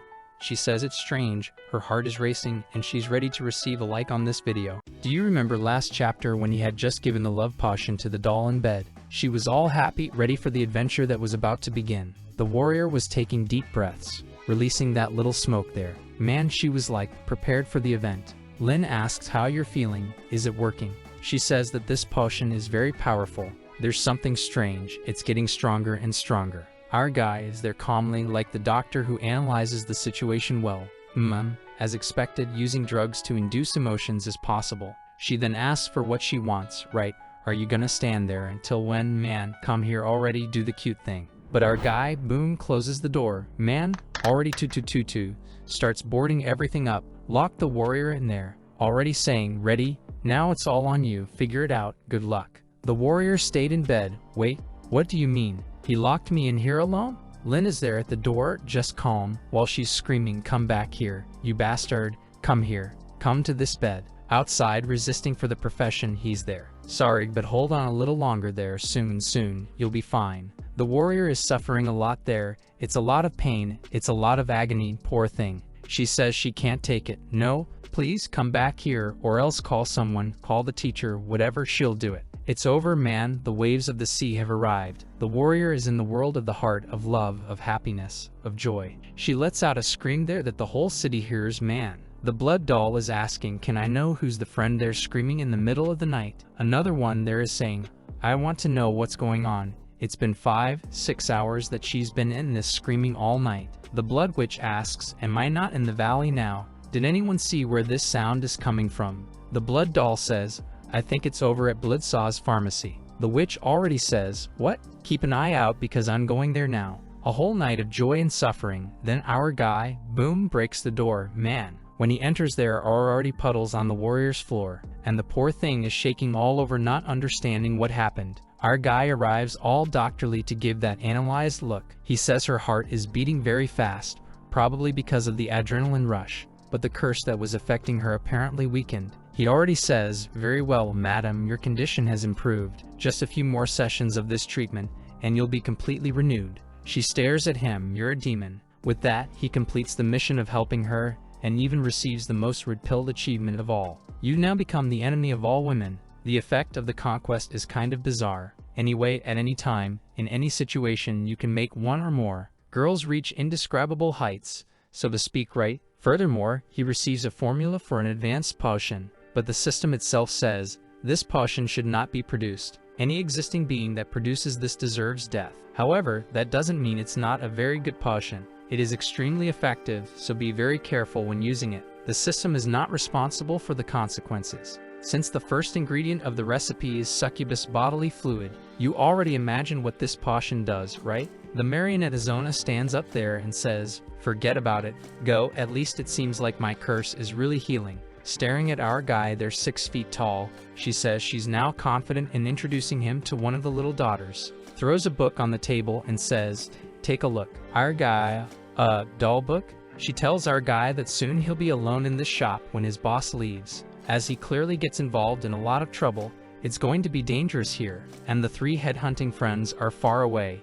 But if he has a little friend by his side, it wouldn't be a problem, would it? Our guy, oh, so here's information about your little daughters. Yeah, okay, I'll take a look. The first one there, boy, welcome all albino Arab. Xuanyu doll specialize in large-scale specials. 4-star combat. The other one is that perky little friend every anime has, funny and badass. Extremely powerful in close combat with her scythe. And the third one is the good old maid. Furthermore, she has good financial skills and can easily adapt to any place. Lin is quite the devil, thinking those 3 are quite tasty. It seems like he's in a girl's house choosing a menu. She then, which one did you like the most? Giving him that stare. He's a little embarrassed. Do I have to choose one of your daughters to be my bodyguard? Oh, she grabs his chin and says, bodyguard, maid, companion, lover, or just a doll? He's there, damn, what's this? She says her daughters have already destroyed various creatures of this dark world, and to hire any of them is extremely expensive. However, for him, Mr. Lin, she can get it for free. What is he waiting for? Choose. Look at the sly guy's face already. For security reasons, I really need a doll. I believe it's true. Besides, it's free. How could I refuse something so good? Already thinking about the 3. Choose me, master. Choose me, choose me. He's already drooling, damned. Each one of them is so excellent. Which one will I choose? Can't I have them all? Mariana all buggy. Hold on, you want all 3. Our guy is joking, come on. I'm not that greedy. But it's over, man, she says, of course. Our guy even gained a lot of favorability with her. Wait a minute, something's wrong. Why is she so happy that I chose 3? Already imagining all the joy. Is she wanting me to use my body to break the doll's curse? Then he says, maybe I don't want that. What did you say, man? He lost favorability. He's like, wait, I'll take another look. Hold on. I understand the combat stars, but what does this degree of emotional development mean? He explains that it's simple. The higher the emotional degree, the easier it is to stimulate the doll's emotion. Our guy is afraid. He doesn't want a doll that will be screaming here and there, so he wants one with few stars in this emotional degree. He then asks what this energy consumption is. She said, obviously, right? It's like energy she spends working. Just like creatures, dolls need to eat. It can be meat, it can be magic parts. It can be minerals. They have various ways of getting energy. Our guy, wow, it's expensive to assemble dolls there. She spits out the coffee. Hold on, what do you mean? He doesn't have a doll that can move even if I don't give her anything. Oh, the marionette biting herself. Oh, how petty, he wants a doll that doesn't have to spend anything. She says, well, turn to the last page. Oh, here comes a tricky one. Black crescent moon doll, no personality, 4-star combat power. She says this is her 7th daughter, but the doll doesn't like germs, those things, you know? It'll be difficult in this filthy place. Oh, the good part is she feeds on wind. Alright, that's easy. Our guy only paid attention to what he wants. Eats wind, fights well, and has no emotion. This without a good doll. I want her smack. Madam gets confused. Normally people choose the albino Arab there or the maid. Our guy apparently is interested in not removing the curse, for some reason. He knows the other two are powerful, but at least with this one, there's zero emotion, so zero chance of removing the curse. The marionette makes an offer. How about I send you the other 2 buddies in a pack? Buy 1, get 3, right? How about it? I'll even send money for everything they'll eat. Our guy is a little embarrassed, leaning there. No, 1 is already more than enough. He's thinking 3 is too dangerous. If something happens, his buddy will suffer a lot. Sick. So he says it's alright. How about he keeps her for 30 days, and then they make a new deal. With that, they close a deal and he receives the achievement from the system of acquiring his own doll. At that moment, Bloodsaw comes to talk to him. Our guy, what's up, teacher? You're already awake? Bloodsaw says he wants to talk to Lin about his career choice. However, with that, Marionette is already leaving to go tell her friend. Serving tea there to Bloodsaw, the protagonist says, I've already chosen my career. I'm going to be a doctor. Bloodsaw says, no Lin, it's time for you to choose a common career. He's like, but I already am. I'm a professional doctor. Bloodsaw explains, no, you're only considered an apprentice. Every medical profession requires an official certificate. Damn, having to go to college in the underworld is tough. Bloodsaw says he learned about flesh and bone transformation, then about pharmacy, and finally, some cuts and surgery-related things. However, he can't really be considered a doctor. Our guy is thinking, career? The system was telling me about changing stuff like that. Bloodsaw says, so Lin, do you have any idea? Lin says, Professor, have you ever heard of the night doctor profession? Bloodsaw, night doctor. Where did you hear about that, Lin? Our guy asks, what's wrong with that? Bloodsaw, well, it's not a problem exactly. It's just that every night doctor is considered a lunatic. They're called those who walk in darkness and are a bunch of outlaws. In this world, someone without law is very different from what you think. Our guy, what do you mean? What do they do? Bloodsaw explains that night doctors believe the world is corrupted and only they can purify it. Even if you're not sick, a night doctor will always find something wrong. Then they'll cut you open and start looking for some problem in every part of your body. Lin, wow, are they that dedicated? Bloodsaw, it's not dedication, Lin. Lin, innocently, isn't it? Bloodsaw, staring at him, puts his hand on his head. Well, they can be a bit paranoid, but they seem like honest workers who don't want to miss a diagnosis, right? The two are staring at each other, not saying anything. Bloodsaw, hold on, then Lin. He enters the house, comes back. Well, let's answer this questionnaire first. Our guy, the questionnaire, boom, attacks on the table. Yes, this is to find out which faction you belong to. First question. You're a doctor and you encounter a patient who has nothing to do with you on the street. He's extremely injured but seems to have some bad intentions towards you. Do you help him? Lin says yes. The professor asks, but what if you cure him and he hurts you or someone else? Lin says in that case, he would first help the person and then persuade them to become a good person. Bloodsaw asks, and what if he doesn't become a good person, Lin thinks, already imagining sawing the head, I'd kill him. Bloodsaw, hold on, so you saved him to kill him? Well, of course, that's the most logical thing to do. Alright. Second question. You have a patient you can cure, but the process will make him suffer immense pain. Do you continue? Obviously, he answers yes. And if the treatment makes him die, Lin, what will you do? Then I'll save his body, learn necromancy, connect all his parts to mechanical pieces, and resurrect him. But the conclusion is the same, you killed to resurrect. Lin says yes, anyone would do that. No boy, who would do that? Alright, let's go. Third question. If a friend of yours breaks the law, what do you do? I protect my friend. Why? Because the law doesn't matter. Dryly to his face. But what if he kills innocent people?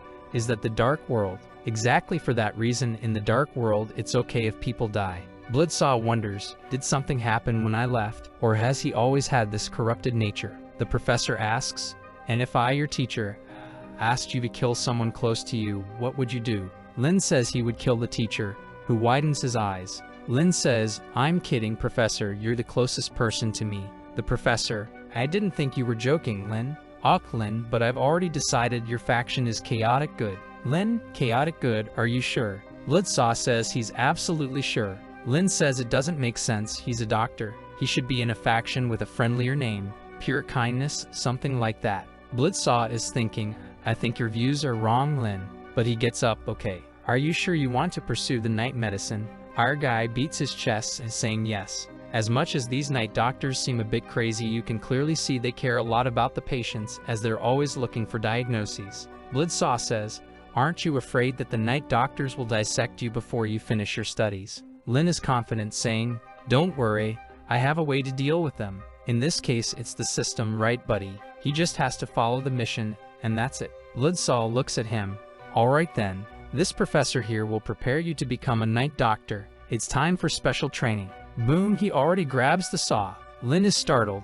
What's this, Professor? This is our saw-based dissection training. He throws it on the table, breaking everything. Lin, wow, Professor is awesome. I wonder if you can train this technique on children. The professor looks, well, but they hear someone coming running in a panic. We see a blonde human guy who seems to have taken a shortcut and ended up in this place. The guy apparently transmigrated too because he doesn't recognize anything from that place. He sees a big friend there with her back turned and says, wow, excuse me, everything all right here? I'm a bit lost. It's my first time. He puts his hand on her shoulder, and when she turns around all beaten up, poor guy gets a scare. He runs off to the other side, bumps into a giant cyclops. He also runs, buddy, to the other side, comes face to face with a ghost girl with a doll. Oh man, everyone's after him.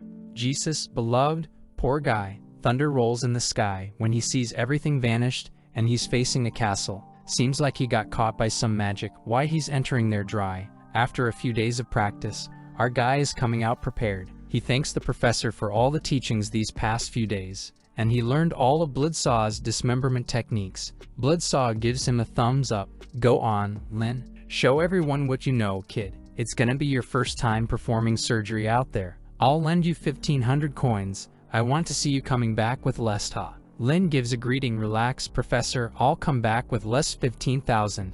I'm off. The professor says, don't forget it's on Lihun Street. Lin thanks him and says, don't forget to drink that tea I prepared for you, ha. It's to give you a little boost. Poor guy wonders, did Marionette say anything to him? Our guy then arrives at that street, buddy, walking around all lost. Holding the lantern, he says the place is scarier than he imagined, and the darkness smoke is so thick that even with the soul lamp, it's hard to see properly. He's walking around until he sees someone with their back turned. The guy's thinking, here comes another one. 3-2, our guy puts his hand on the shoulder. The person turns around and gives Lin a scare. Oops, everything alright? How do I get out of this place, buddy? He's already got the hunter's gun in his mouth. Fear of the ghost goes up to 30, buddy. Lin, let go of my gun. The guy's holding it, he takes a slap there, buddy, damn. He falls to the ground crying. Bloodsaw's Cyclops, who was watching this, was like, doesn't know how to proceed now. Lin, hey Cyclops, I need to know the right direction here.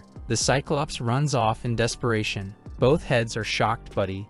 That guy's a pervert, who just comes out of nowhere and puts the gun in someone's mouth like that. The Cyclops, each one wants to run to their side. I want to be separated. Lin's already on his back. Oops, I can separate you guys. How about giving a little help? Your techniques aren't professional enough. The guys hug. No, we like being together. Don't separate us, no. But buddy, our guy drops everything on the ground. Come on, let's do it. I can't leave two patients with such a rare condition like this. He grabs the saw, buddy. Boy, they're both there whole. Phew. Congratulations, everyone. The operation was a success. If I ask you guys, do you know where I'm looking for? They point that way. Sometime later, our guy seems to be arriving. Phew, it must be here. When there's a little girl coming from behind. Oops, are you the new big brother? Wanna play with me when he looks? Hey, it's the doll from the beginning, buddy. It's you, the perverted doctor. Lin, first thing he says, wow, I remember you. Did you make money to buy the gold back? She's all trembling.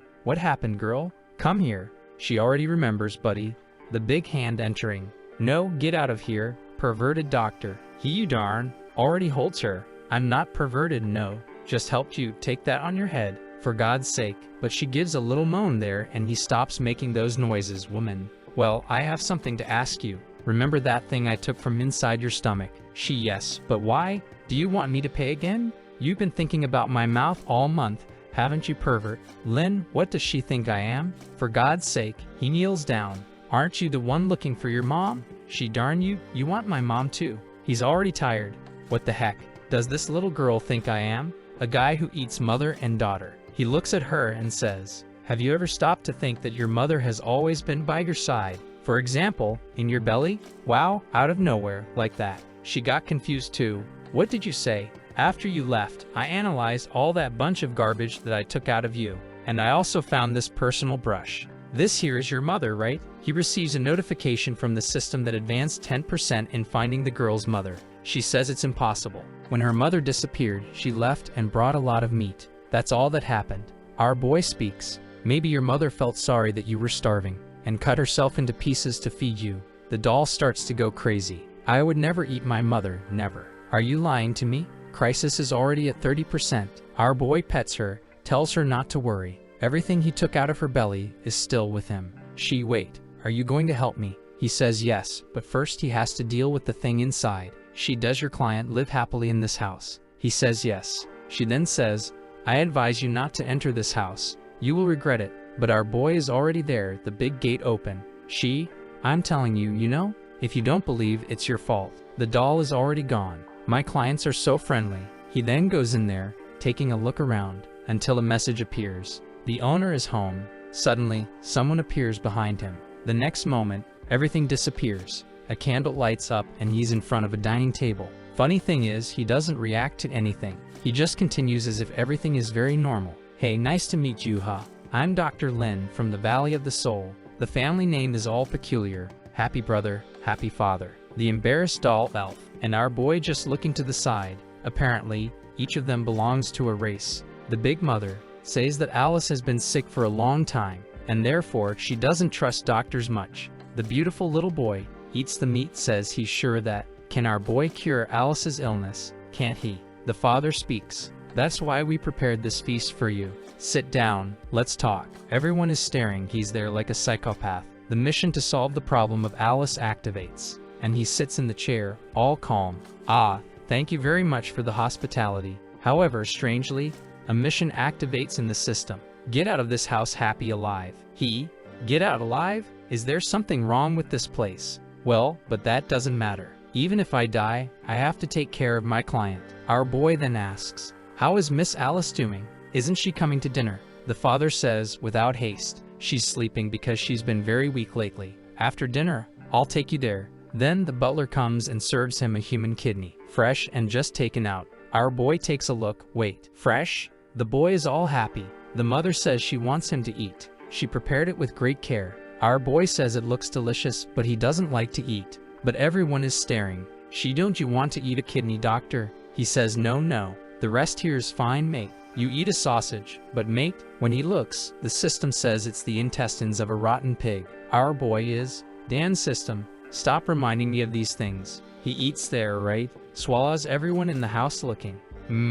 Delicious, huh, boy? That's very nice. She's all shiny. How nice that you liked it. You can eat as much as you want. Our boy says he ate a lot before leaving home and isn't that hungry. But everyone is staring at him. She eats a little apple. It's harmless. But the apple is rotten there with a bunch of bugs. He already has an evil plan, mate. Everyone gets a scare when he opens his hand and throws it to the little hand. The father, doctor, your left hand. It's my second mouth. You don't mind if I enjoy all these delights with both, do you? The little hand is already finished there. Favorability even dropped. The mother says of course not. She's happy that he's such a glutton. Already handing over more. Our boy already throws everything to the little hand again. But the hand starts trying to beat him. The father, sir, why are you trying to beat yourself? Is this normal, sir? It happens when my second mouth gets very happy. He looks, little hand, what are you doing? The hand, Daneth, stop feeding me with these weird things. Our prota, you eat a bunch of live monsters. What is this here for you? The hand says it's voluntarily to win battles. This here is just bad. It makes no sense. Our boy speaks. Later I'll give you something else to cleanse the taste. The little hand, how about a strawberry cake? Our boy says, perfect. Fresh strawberry cake, delicious? Yeah, okay then. It's not impossible to help you. Our boy turns to the table. Phew, let's get back to eating, guys? At that moment, the little hand becomes giant and starts eating everything there is. Everyone is scared. What's happening? Don't swallow all of that, boy. Is someone notifying the kitchen? Tell them to bring more. There's already a pile of silver there. The father is crying. The mother, yeah, we have more food, right? They both get up to go to the kitchen. On the way, arguing, that damn guy, he ate 2 months of our food. The mother says, they told Alice that Bloodsaw's apprentice was a weak human. Was she deceived? At this rate, we'll run out of food. Well, it doesn't matter. Alice will solve everything and he will become a dish too. Our eared boy heard everything. Wow, so apparently, every time they bring doctors to take care of this girl, they become a dish. Our boy stands up and asks the little boy there, hey, where's the bathroom? The kid says it's on the 3rd floor. In the bathroom, staring at the mirror, and he says, little hand, what are we going to do? At this rate, I'll die before seeing my client. The little hand is there, damn it, going to pee with the other hand. Lynn stops talking about it. Let's talk about these matters. What do you think we should do? I have no idea, mate. Figure it out. Right at that moment, the kid opens the door there and comes next to him. Our boy kinda embarrassed. Are you mad? What's wrong? The kid starts gushing blood there. He already turns. Our dish recognizes that apparently he's a human who was transformed. That's because he said, run in the human language. Hey, wait, are you a human? How do I get out of this place? What happened? That's it, the kid already poof, grabs his neck and says, they're going to cut you, open you up, and turn you into family. Alice, she wants you to be a brother. Poof, our guy throws him against the wall, and he's already all twisted there. He goes up to the attic, our guy's following. The hand says, hey, why are you following a guy who's trying to kill you? Our boy says he just found someone from his world, he can't let this guy die like this. At that moment, someone knocks on the door saying they prepared fresh new ingredients. He doesn't want to come. When he comes out, it's the mother. He goes back to the table and the kid isn't there. When the lid is lifted, mate, look at the kid there, mate, all cooked. Our boy stares. What is this? She says, eat doctor, after eating will be a family. Our boy is tired of this, mate, he says. I already said I don't want to eat leftovers. Is anyone really sick here? The mother is shocked. The candles are already extinguished. She opens her big mouth. You're too rude, doctor. We used 2 months worth of ingredients and even a new member. She comes from there to attack. Come here. I'm going to feed you with this, bringing a big worm there. Our boy mate grabs her arm, throws her on the table, takes a forkful. You like this, don't you? Then try it. Already throws everything that was inside the little hand at her mate. Fear only increasing and she unleashing Resendi's slime. Our boy grabs her face. Where are my dear compatriots? She's just losing her mind. I don't know. I really don't know. But our boy is cruel. He uses the diagnosis to start throwing a bunch of diseases at her. The curse of the embarrassed doll, possession by an evil spirit, cyst on the skin.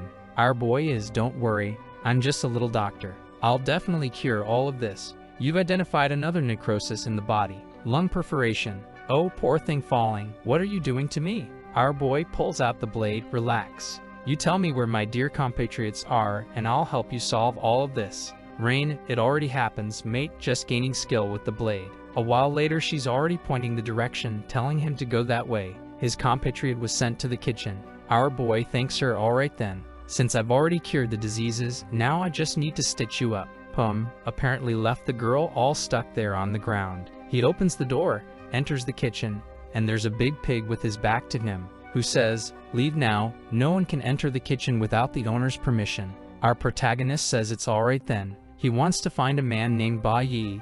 Is he here? The pig says he doesn't know this Ba Yi guy. However, if he's a human, there's one that was just delivered by the owner. Our protagonist thinks, has boy already been taken? However, he remembers the kid and is sure that he was Ba Yi, except it was empty and turned into a doll. Out of nowhere, he says to the pig, I don't think you're part of this family, are you? The pig says he only accepted the generous girl's offer, and in 3 days he became the boss here. Our protagonist says he understands. Can he take some of this soup home? The owner offered. The pig says yes, but in return, he'll have to get some condiments. The system warns that if he completes the mission for the pig won't join the punishment he'll receive. Looking at the soup there, mate, it only has ears, nose, mouth, horn. Our protagonist says the soup seems to be delicious. What's missing? The pig says something with a lot of accumulated resentment is missing. Our protagonist, accumulated resentment? How am I supposed to find something like that? The pig says he doesn't know either, it's something you only see once a decade.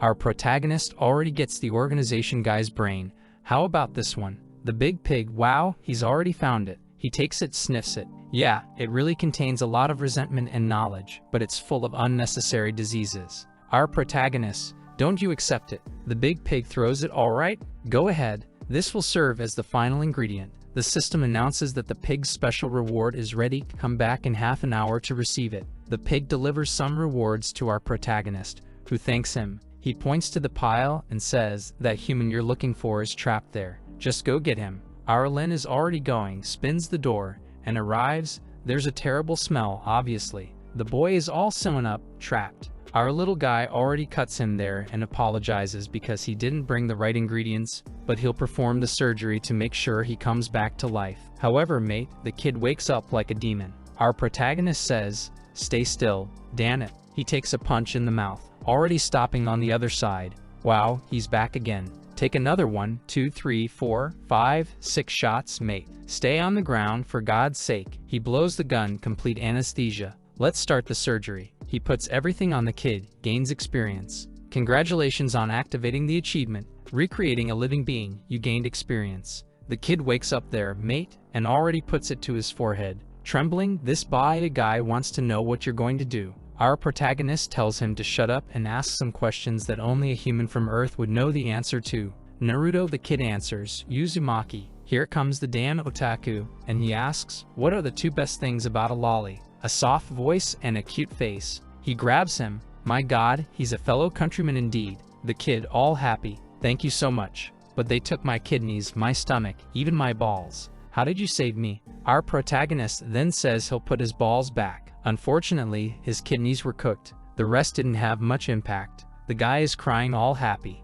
Thank you so much, doctor. Can I know your name? Our protagonist, all affectionate, can call me Lin. I see you're a young boy who understands the culture very well. The kid, Ram, thank you so much, sir. My name is Bai, a poor student who never graduated, inactive from the magical city of Juzo. Our protagonist, wait, magical city of Juzo, what do you mean? Where are you from, kid? From the magical city. Our protagonist realizes, mate, he's not from Earth, no. The kid is there, everyone knows the magical city of Juzo. Don't you know? He asked another thing, and the kid answers correctly. He realizes that this guy, apparently from another world, has a culture very similar to Earth's. However, the system already gives the achievement, hometown in an unknown place. The kid, oh, so we're not from the same place. Our protagonist puts his hand on his shoulder. But it's alright, let's get out of this horrible place soon. The kid thanks him, thank you, but slaps him in the face. Gives him another slap. He's slapping, but he's saying,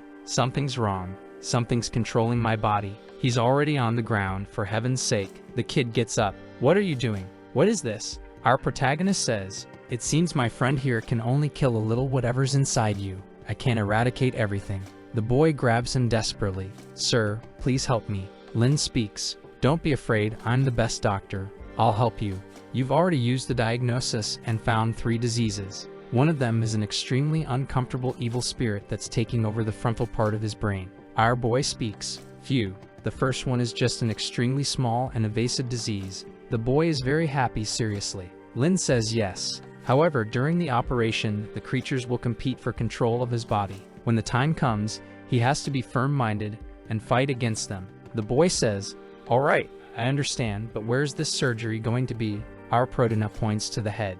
The boy, wait, didn't you say it was minimal? It's done, dude. Our boy says, I warned you it was minimally invasive. No need to open your skull, just go through the eye. 5 minutes and we're done. The boy runs out. No, let's do it another day, sir. But it's too late now. Lin holds him still. I just rebuilt your entire body, and you're scared of such a little thing. The boy says, I was dead before, it didn't matter. Lin says, just be patient, man, believe me this time. It's tiresome.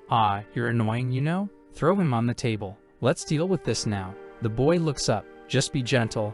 I'm afraid of pain. Our protagonist goes with his little hand, and he's already trembling. Don't worry, my patient. It'll be quick.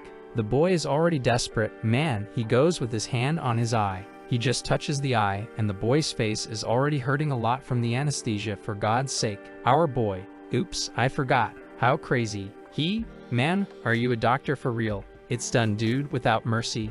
Every doctor is like this. Come on, get used to it. Agonizing. New help. The poor guy falls to the ground without an eye. Mom, I want to go home. Our protagonist is talking.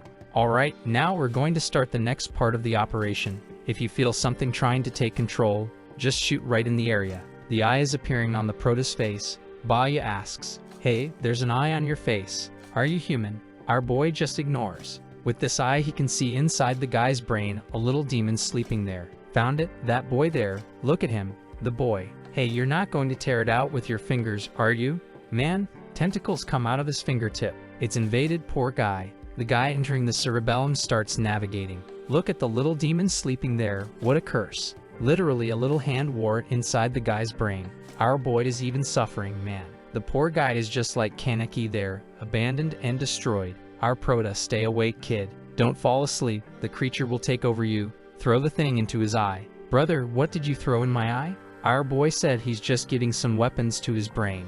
The boy already feels the prota's little claws fighting with the little hands. Now there's a knife in his hand. The little demon inside lets out a loud scream that already drives everything away. The boy is agonizing outside. It's wrong, I can't control it. Our protagonist says, show him the divine power. The boy trembling there, boom, takes the shot. Man, the crazy one protected himself with the little shield there. Our boy says, it's coming, he's weakening. Shoot more, take more shots. With that, after a bunch of shots, the little creature is finally pierced. He stitches the cerebellum, the system for conquering and removing the parasite. He says, finally, now you don't have to worry about someone stealing your consciousness. However, the boy is kind of agonizing there. Our protagonist asks, what's wrong? He says he's feeling a little bad. He missed one of the shots. Oops, man, got it right there. Our boy looks.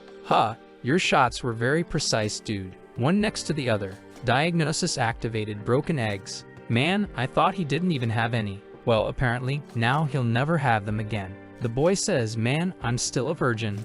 I can't become a eunuch. Here we go. Our boy says there's a solution. However, there will be some very serious side effects. The boy says he doesn't care, as long as he gets complete. Our boy takes out the potion and says, this potion here will change your body. Are you sure you want to use it? The boy says he wants to, buddy. He warns, if you feel anything happening, tell me. Throw it in there. The boy is all relaxed. Phew, I feel my body recovering. The flesh and blood are coming back. The little egg there breaks. Boom, something comes out. My God, I feel a new life appearing.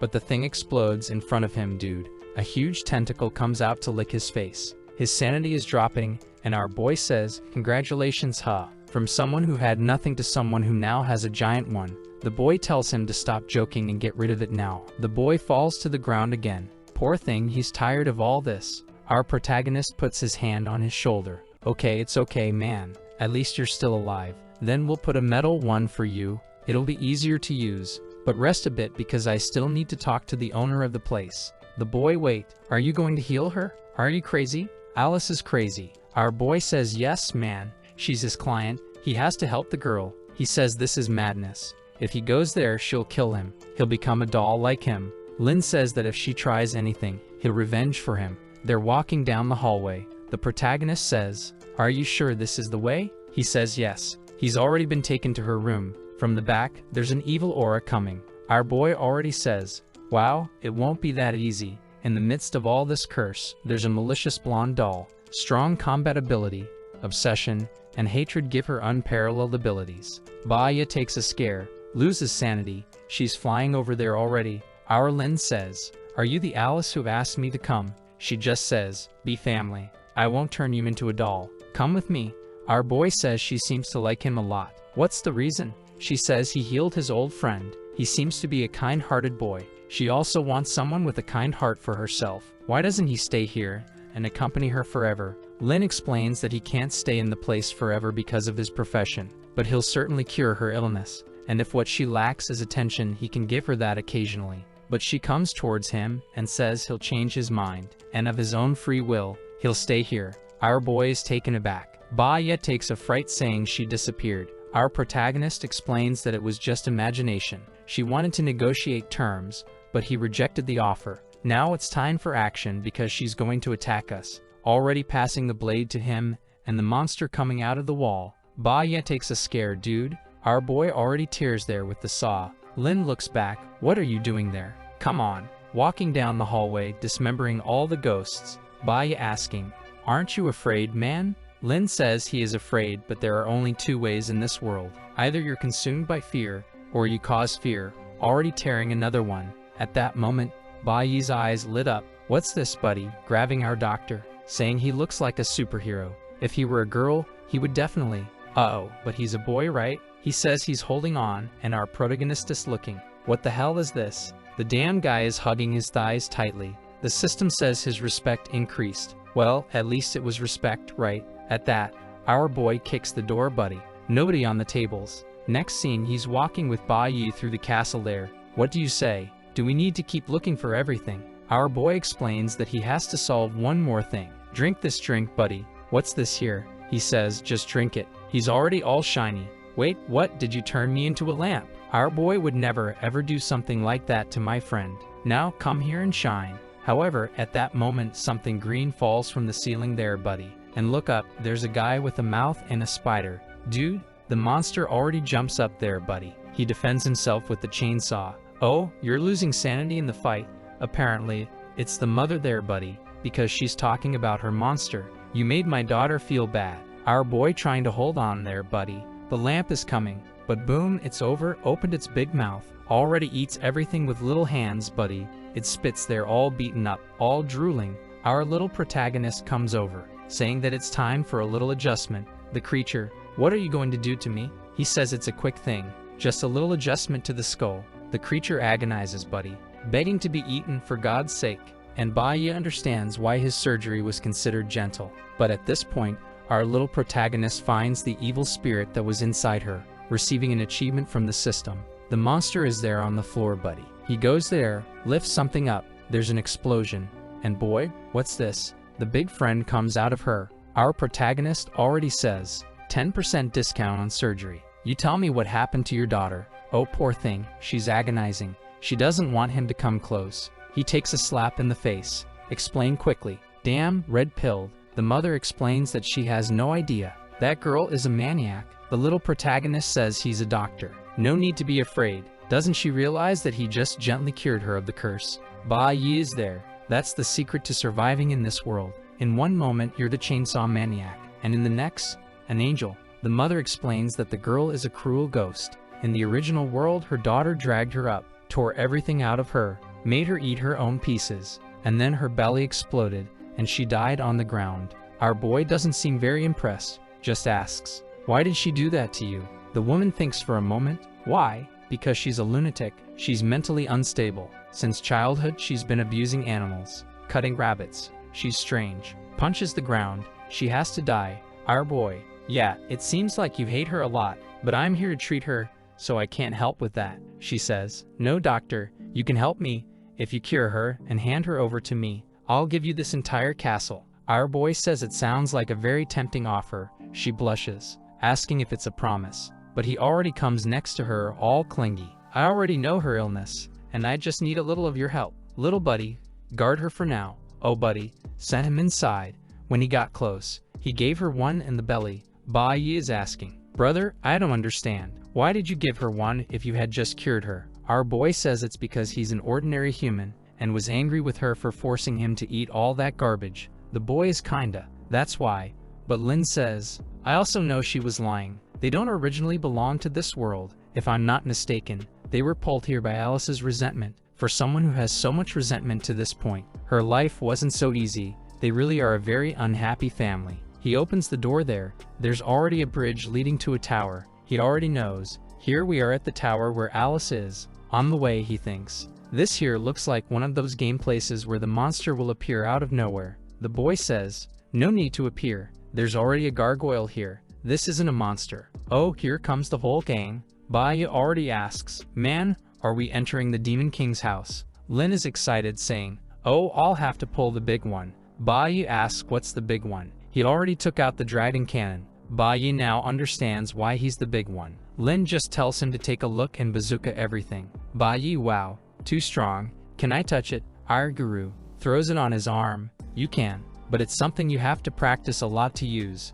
At that moment, someone is coming from the bridge there with a black cape, hits the sword on the ground. "Commander Knight." Lin seems excited now. Here comes another one. Baya says, "I think he's the mini-boss here." Knight says, "This is Lord Carmel's territory. Whoever passes through here, I won't show mercy." Our boy just says, "Alright, let's get started." Oh, the big one is already here to give him one. "In my life, I was known as a killer of hundreds. I never lost a war, until I died. Took one to the head already, buddy." He's standing there not understanding. Our boy gave him a shot. Lin tells him, "You're very outdated fighting with a sword at a time like this." He falls hard on the ground.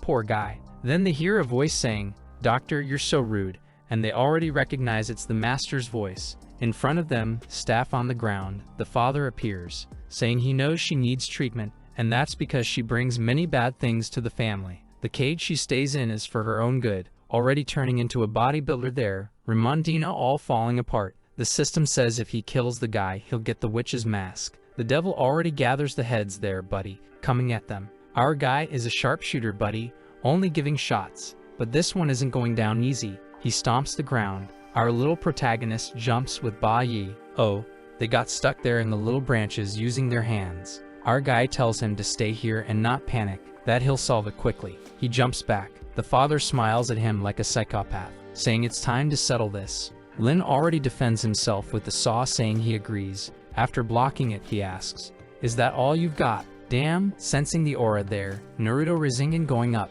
The big monster says he's tired of playing and gives another attack. Lin smiles calmly, buddy, blocks the guy's blade with his hand. The guy with his hand. How so? Our protagonist pushes him back there with his golden hand. The crazy guy looks. "Who are you?" Lin asks. "Can't you see? Just an ordinary doctor, buddy." Eye on the chest, dragon hand in hand. Something coming out of his back holding the blade, and the saw, damn it. The poor devil is sweating. The little protagonist says, "What's up? Let's play a little more." Takes a shot. He defends himself and goes for it. But our guy is already on his back. Oh, got him on the neck that he didn't even feel anything. It was in the belly too. He gets on his back and says, "Ever heard of the blood ghost? I learned this from her." The guy tries to go for him, buddy. But with one hand, he stops him with the dragon's mouth. With the other hand, he stops him with the little hand. The poor guy doesn't know what to do while he's being entangled by the tentacles. The guy says, "I'm Alice's father. You can't kill me." Our guy says sorry, but the system's reward is very generous. He's gonna have to go. Bye, buddy. He turns off all the powers, back to the ground, getting a bunch of rewards, and the witch's mask. He just takes the guy's head off and sends it inside, asks his friend there hanging, "Do you want to come with me to cure Alice?" He says, "No, you can go. Let me know when you're ready." Our guy says okay then. Afterward, he goes back to help, goes into the tower there with a billion endless stairs, and starts climbing. But there are a bunch of spirits falling from above. He keeps walking around the place, almost incomprehensible. Kicks a door, a corridor with a bunch of destroyed stuff. On the wall, a spirit tied up there, twisting to reach a plate. Oh, I think it's the mother's spirit, saying, "Come on, Alice, just a little more." And Alice seems to be caged on the ceiling. Our guy, all innocent, says, "Hi, Alice. It's your doctor who's here to take care of you." She already stares at him and says now he's gonna be family. The system says he'll have to do whatever is necessary to understand her problem, her past, and heal the trauma, trying to reach him from inside the cage. She says she doesn't like her father and mother. He's given up on them, so can he be the big brother? Our guy says unfortunately he can't stay here for long, but he understands everything because he saw the memories. Her family has been mistreating her for a long time, and that's why her dream has always been to have a happy home. Alice says it's not her who's doing this to them. Suddenly she starts transforming, destroying the little cage, saying this little Alice is happy, but now she's gonna take care of this. And the system shows that she's now Miss Mary, an old witch who was burned in the witch hunts, and she was one of the women of the owner of a castle who had a child with him. Out of hatred, she possessed her own daughter. She already starts burning there, showing the family, saying, "Oh, little Alice doesn't know her true family." Crying, she asks our protagonist to be her brother. She needs a kind brother. But our boy breaks the glass there and starts going down the stairs like crazy. She's asking why you're abandoning me too, throwing flames at him. Lin running across the bridge. Ba you wondering, wow, man, is he okay? What an explosion. Our boy runs back to the castle and boom, closes the door. Poor guy realized the curse is very strong. It's going to be hard to suppress something like that. He keeps trying to think of a plan, and imagines that if he could explain to everyone what happened, maybe the curse would cease. His hand glows, and apparently he can see some memories from the past. The whole family walking down the corridor carrying something in a basket. Our protagonist walks around there, and under a piece of wood he finds Alice's arm. You obtained a body fragment. Our protagonist begins to think that this family was the devil indeed. He goes to a fireplace and finds the piece of the foot, goes behind a door and finds another piece of the arm. Then we see her mother in a church there praying, saying Mr. Alice is not very well. Oh come on, why would that be? When she looks at her hands, her hair, she gets confused, doesn't know why that's there. The father agonizing on the ground, wondering how can I put my daughter in a cage? What am I doing? Seeing the other son too, he's confused. My son, he was so kind, but now he's just doing these things like a psychopath, back and forth passing everyone. Lynn is getting several fragments of her body, until, well, he finds the Kokoroko. Staring at her, he says, you can relax, I'll heal you. But right at that moment the spirit appears on his back, sends an attack there, grabs the neck. Our boy tries to say, Alice, I'm trying to gather your parts to heal you. I'll become your brother. She blushes for a second there, asking family. Lynn already sends those little hands to the ground, but she screams in agony there. He runs off saying, now I just need one piece. Ah, did he manage to throw the spirit inside the body? Is that it? But the warrior doesn't give up, no way.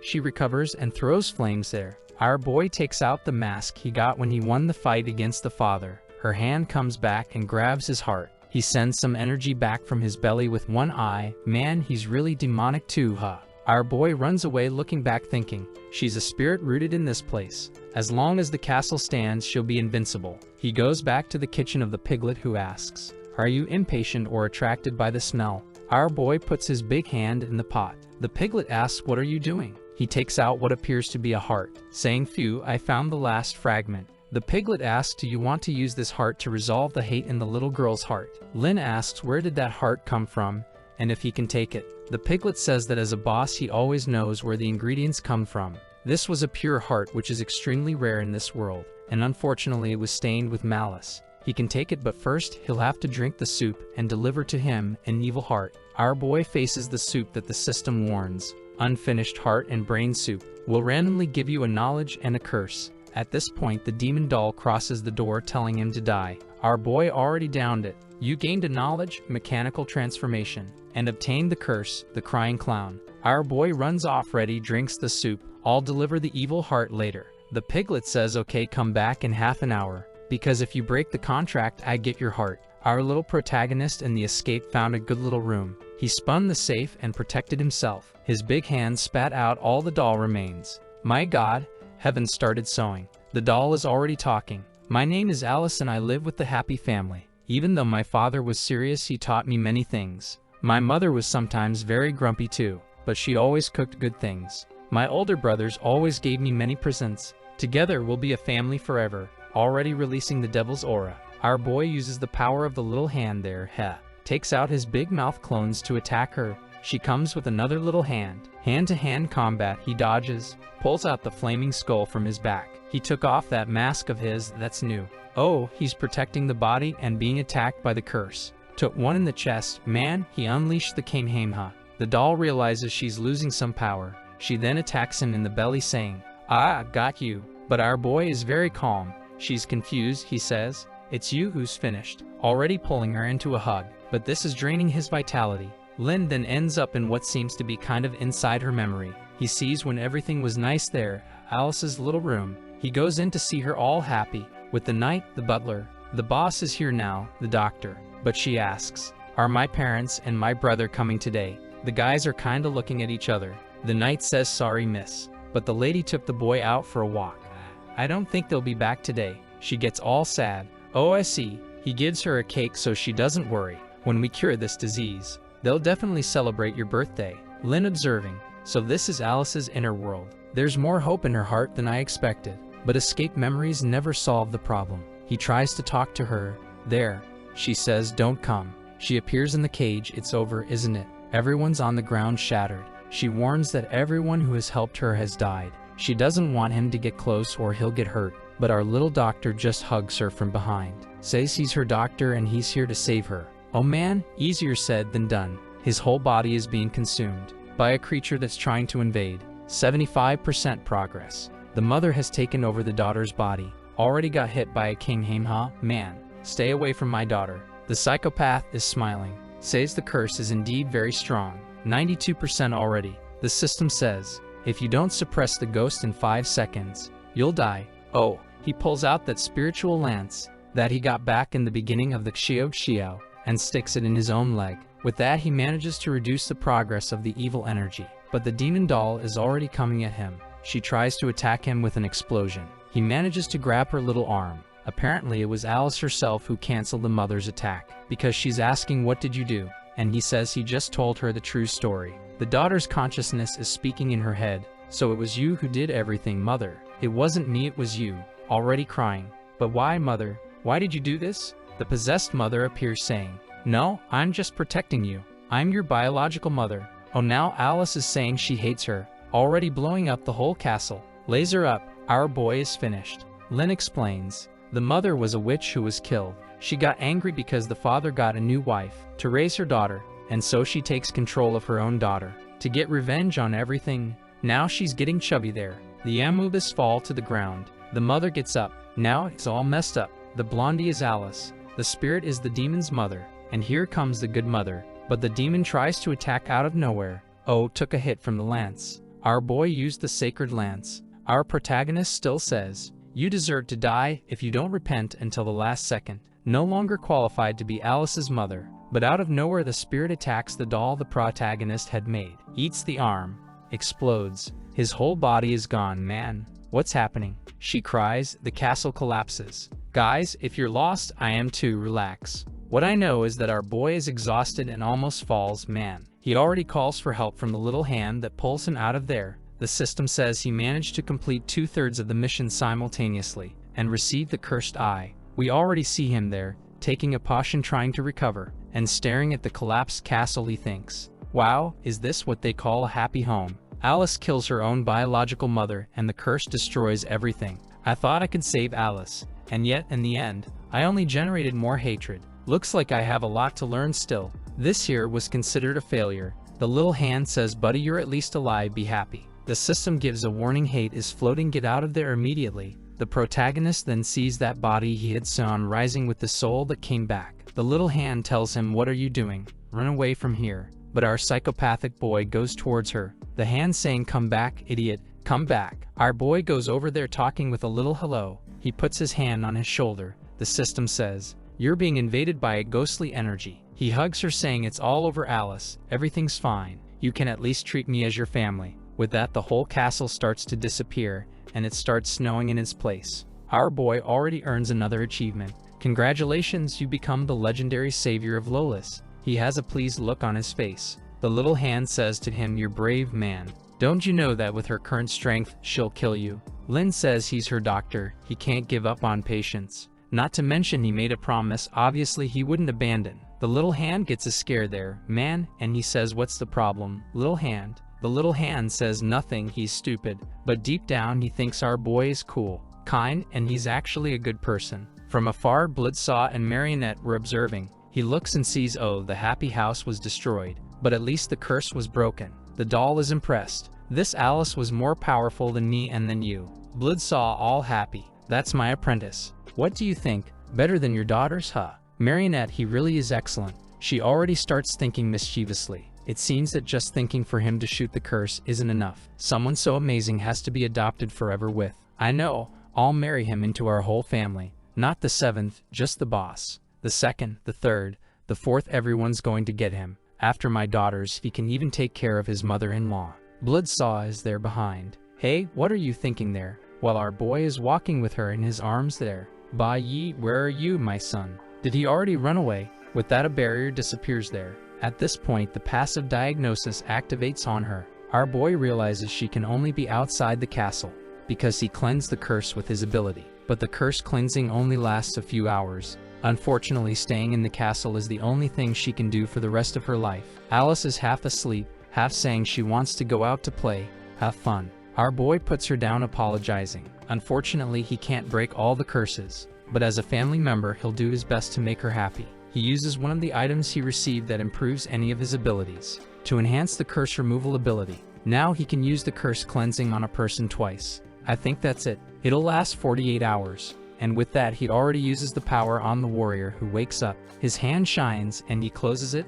I don't know what mess he made. And with that, he asked her if she wants to go out and have fun. She flying there asks if it's possible. Our boy says yes, she can try to go out. She's a little unsure there, steps out and sees she can get out. Finally, she's out of the castle. She comes and hugs our boy, all happy. He reduces her resentment by 1%, and the system says his healing is the only way for her to break free from this. But it'll take a long time until he can fully cure her. But Lin notes that the first time the mission reward is 2 question marks. But our boy feels embarrassed. Damn it. Everyone already thinks bad things about me and the system wants me to take care of her all the time. But hey, he's a good guy. Considering everything, he'll help the warrior. She then says she wants to give him something before he leaves. Our boy says he knows he won't be able to stay here, and so she wants to do something. She releases a little shine in a direction. The whole castle starts to shine and rebuild. She smiles and tells Lin that from now on he's also one of the owners of the happy house. The system gives the notification.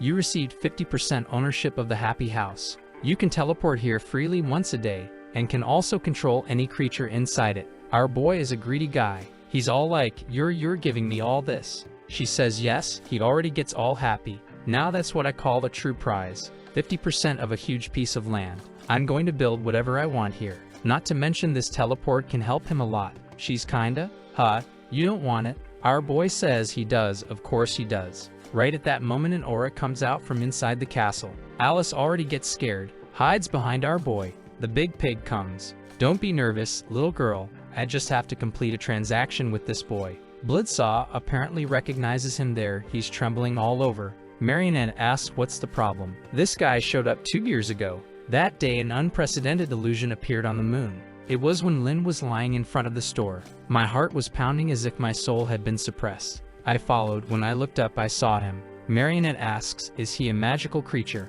The two of them run away in desperation. The big pig says to our prota, brother, where's the heart you promised me? Our boy was a little hesitant. Oops, Marionette and Bloodsaw already arrived ahead. He already asks, what are you guys doing here? Bloodsaw asks, Lin, did you offend this butcher? Lin says they don't need to worry. He just made a deal with him, and it was thanks to him that he managed to save the girl. He reaches out, but unfortunately I couldn't find the evil heart I wanted to give you before, so I'll give you mine. Already going with his hand on his chest, everyone gets a scare. Bloodsaw, what are you saying, Lin? Are you going to die just to give your heart to him? Marionette wants to know what will happen to her girls if he dies. Lin says, Professor, didn't you already help me by giving me another heart before? It's okay to give it to him. Bloodsaw says, the heart I traded wasn't a normal heart, Lin. And besides, you didn't understand the meaning of his words. What he wants isn't the piece of meat in your chest, but your soul. Oops, Lin, wait, my soul.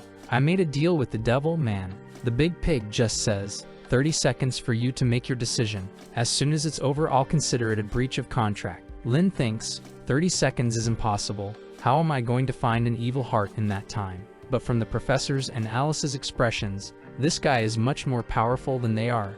Maybe above king level. But I can't involve anyone else in this.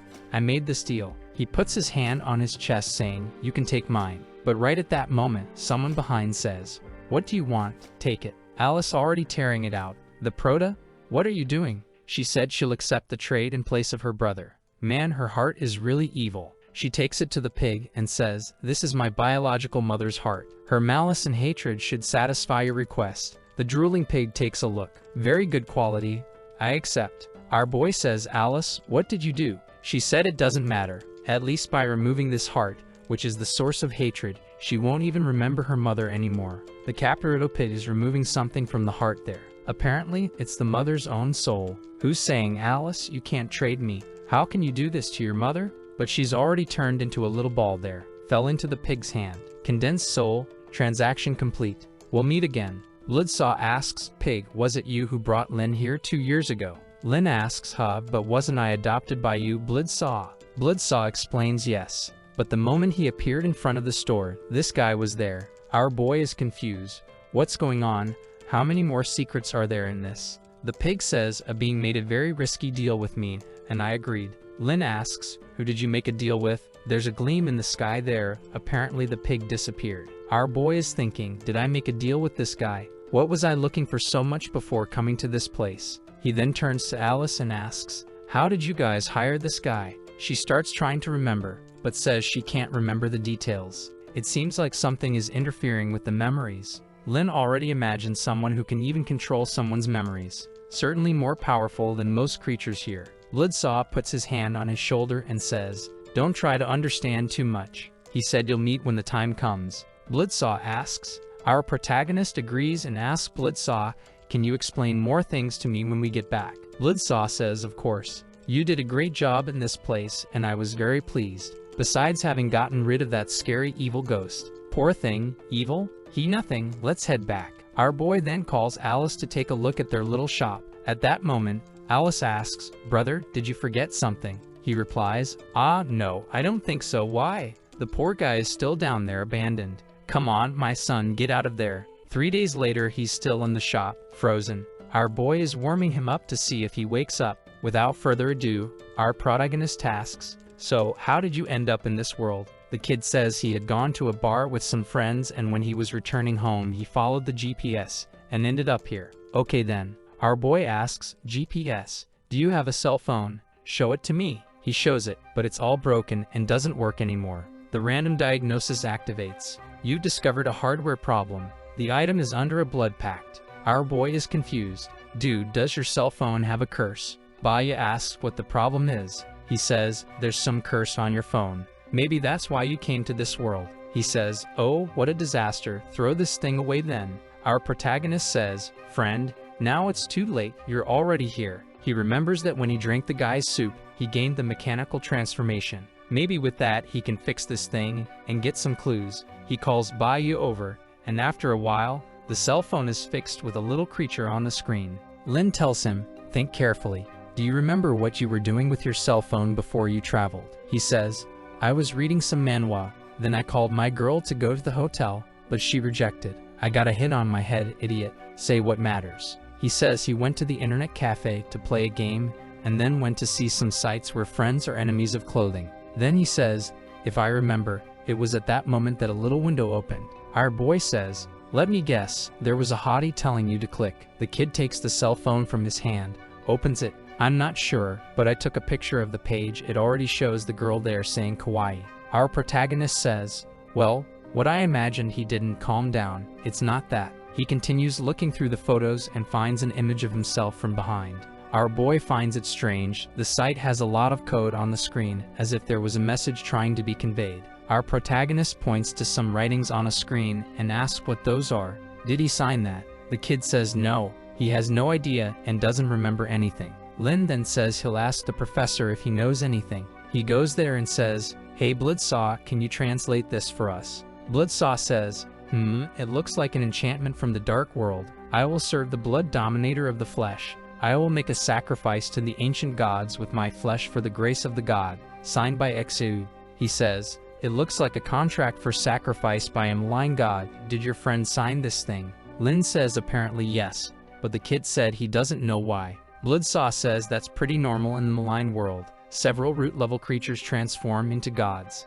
and we start with powers to terrorize other worlds. Lin says, wow, did I come to this world also because of this? Bloodsaw says no, his situation is more complicated, but every contract signed with a malign god always has a time limit. Lin asks, what do you mean? He explains that normally a malign contract keeps the person a few hours or a few days in this place, but Lin, on the other hand, has been here for a few years, so that's not the case. Outside, Baya asks, so brother, do you know what it said? Lin congratulates him, saying he'll be able to return to his world in a few days. He asked if that's true. Lin says yes, and he's very happy. But our boy isn't very happy. The kid asks, wait, are you going to be able to go back too? And he says unfortunately he doesn't go back yet. He explains that he just found out that Baya was brought by a contract and contracts have time. But his case is different. Baya asks if he misses home. Lin says yes, he doesn't want to stay in this horrible place for the rest of his life. Baya has an idea.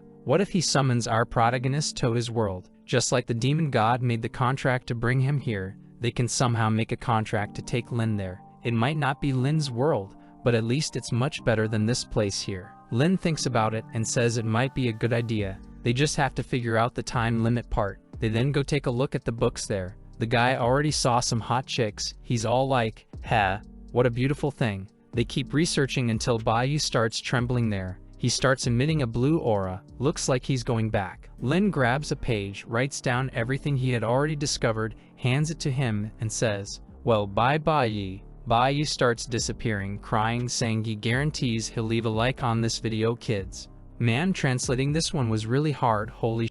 But we managed to do it, right? If you can leave that like to strengthen your boy and activate the cheeky little bell, and I'm out.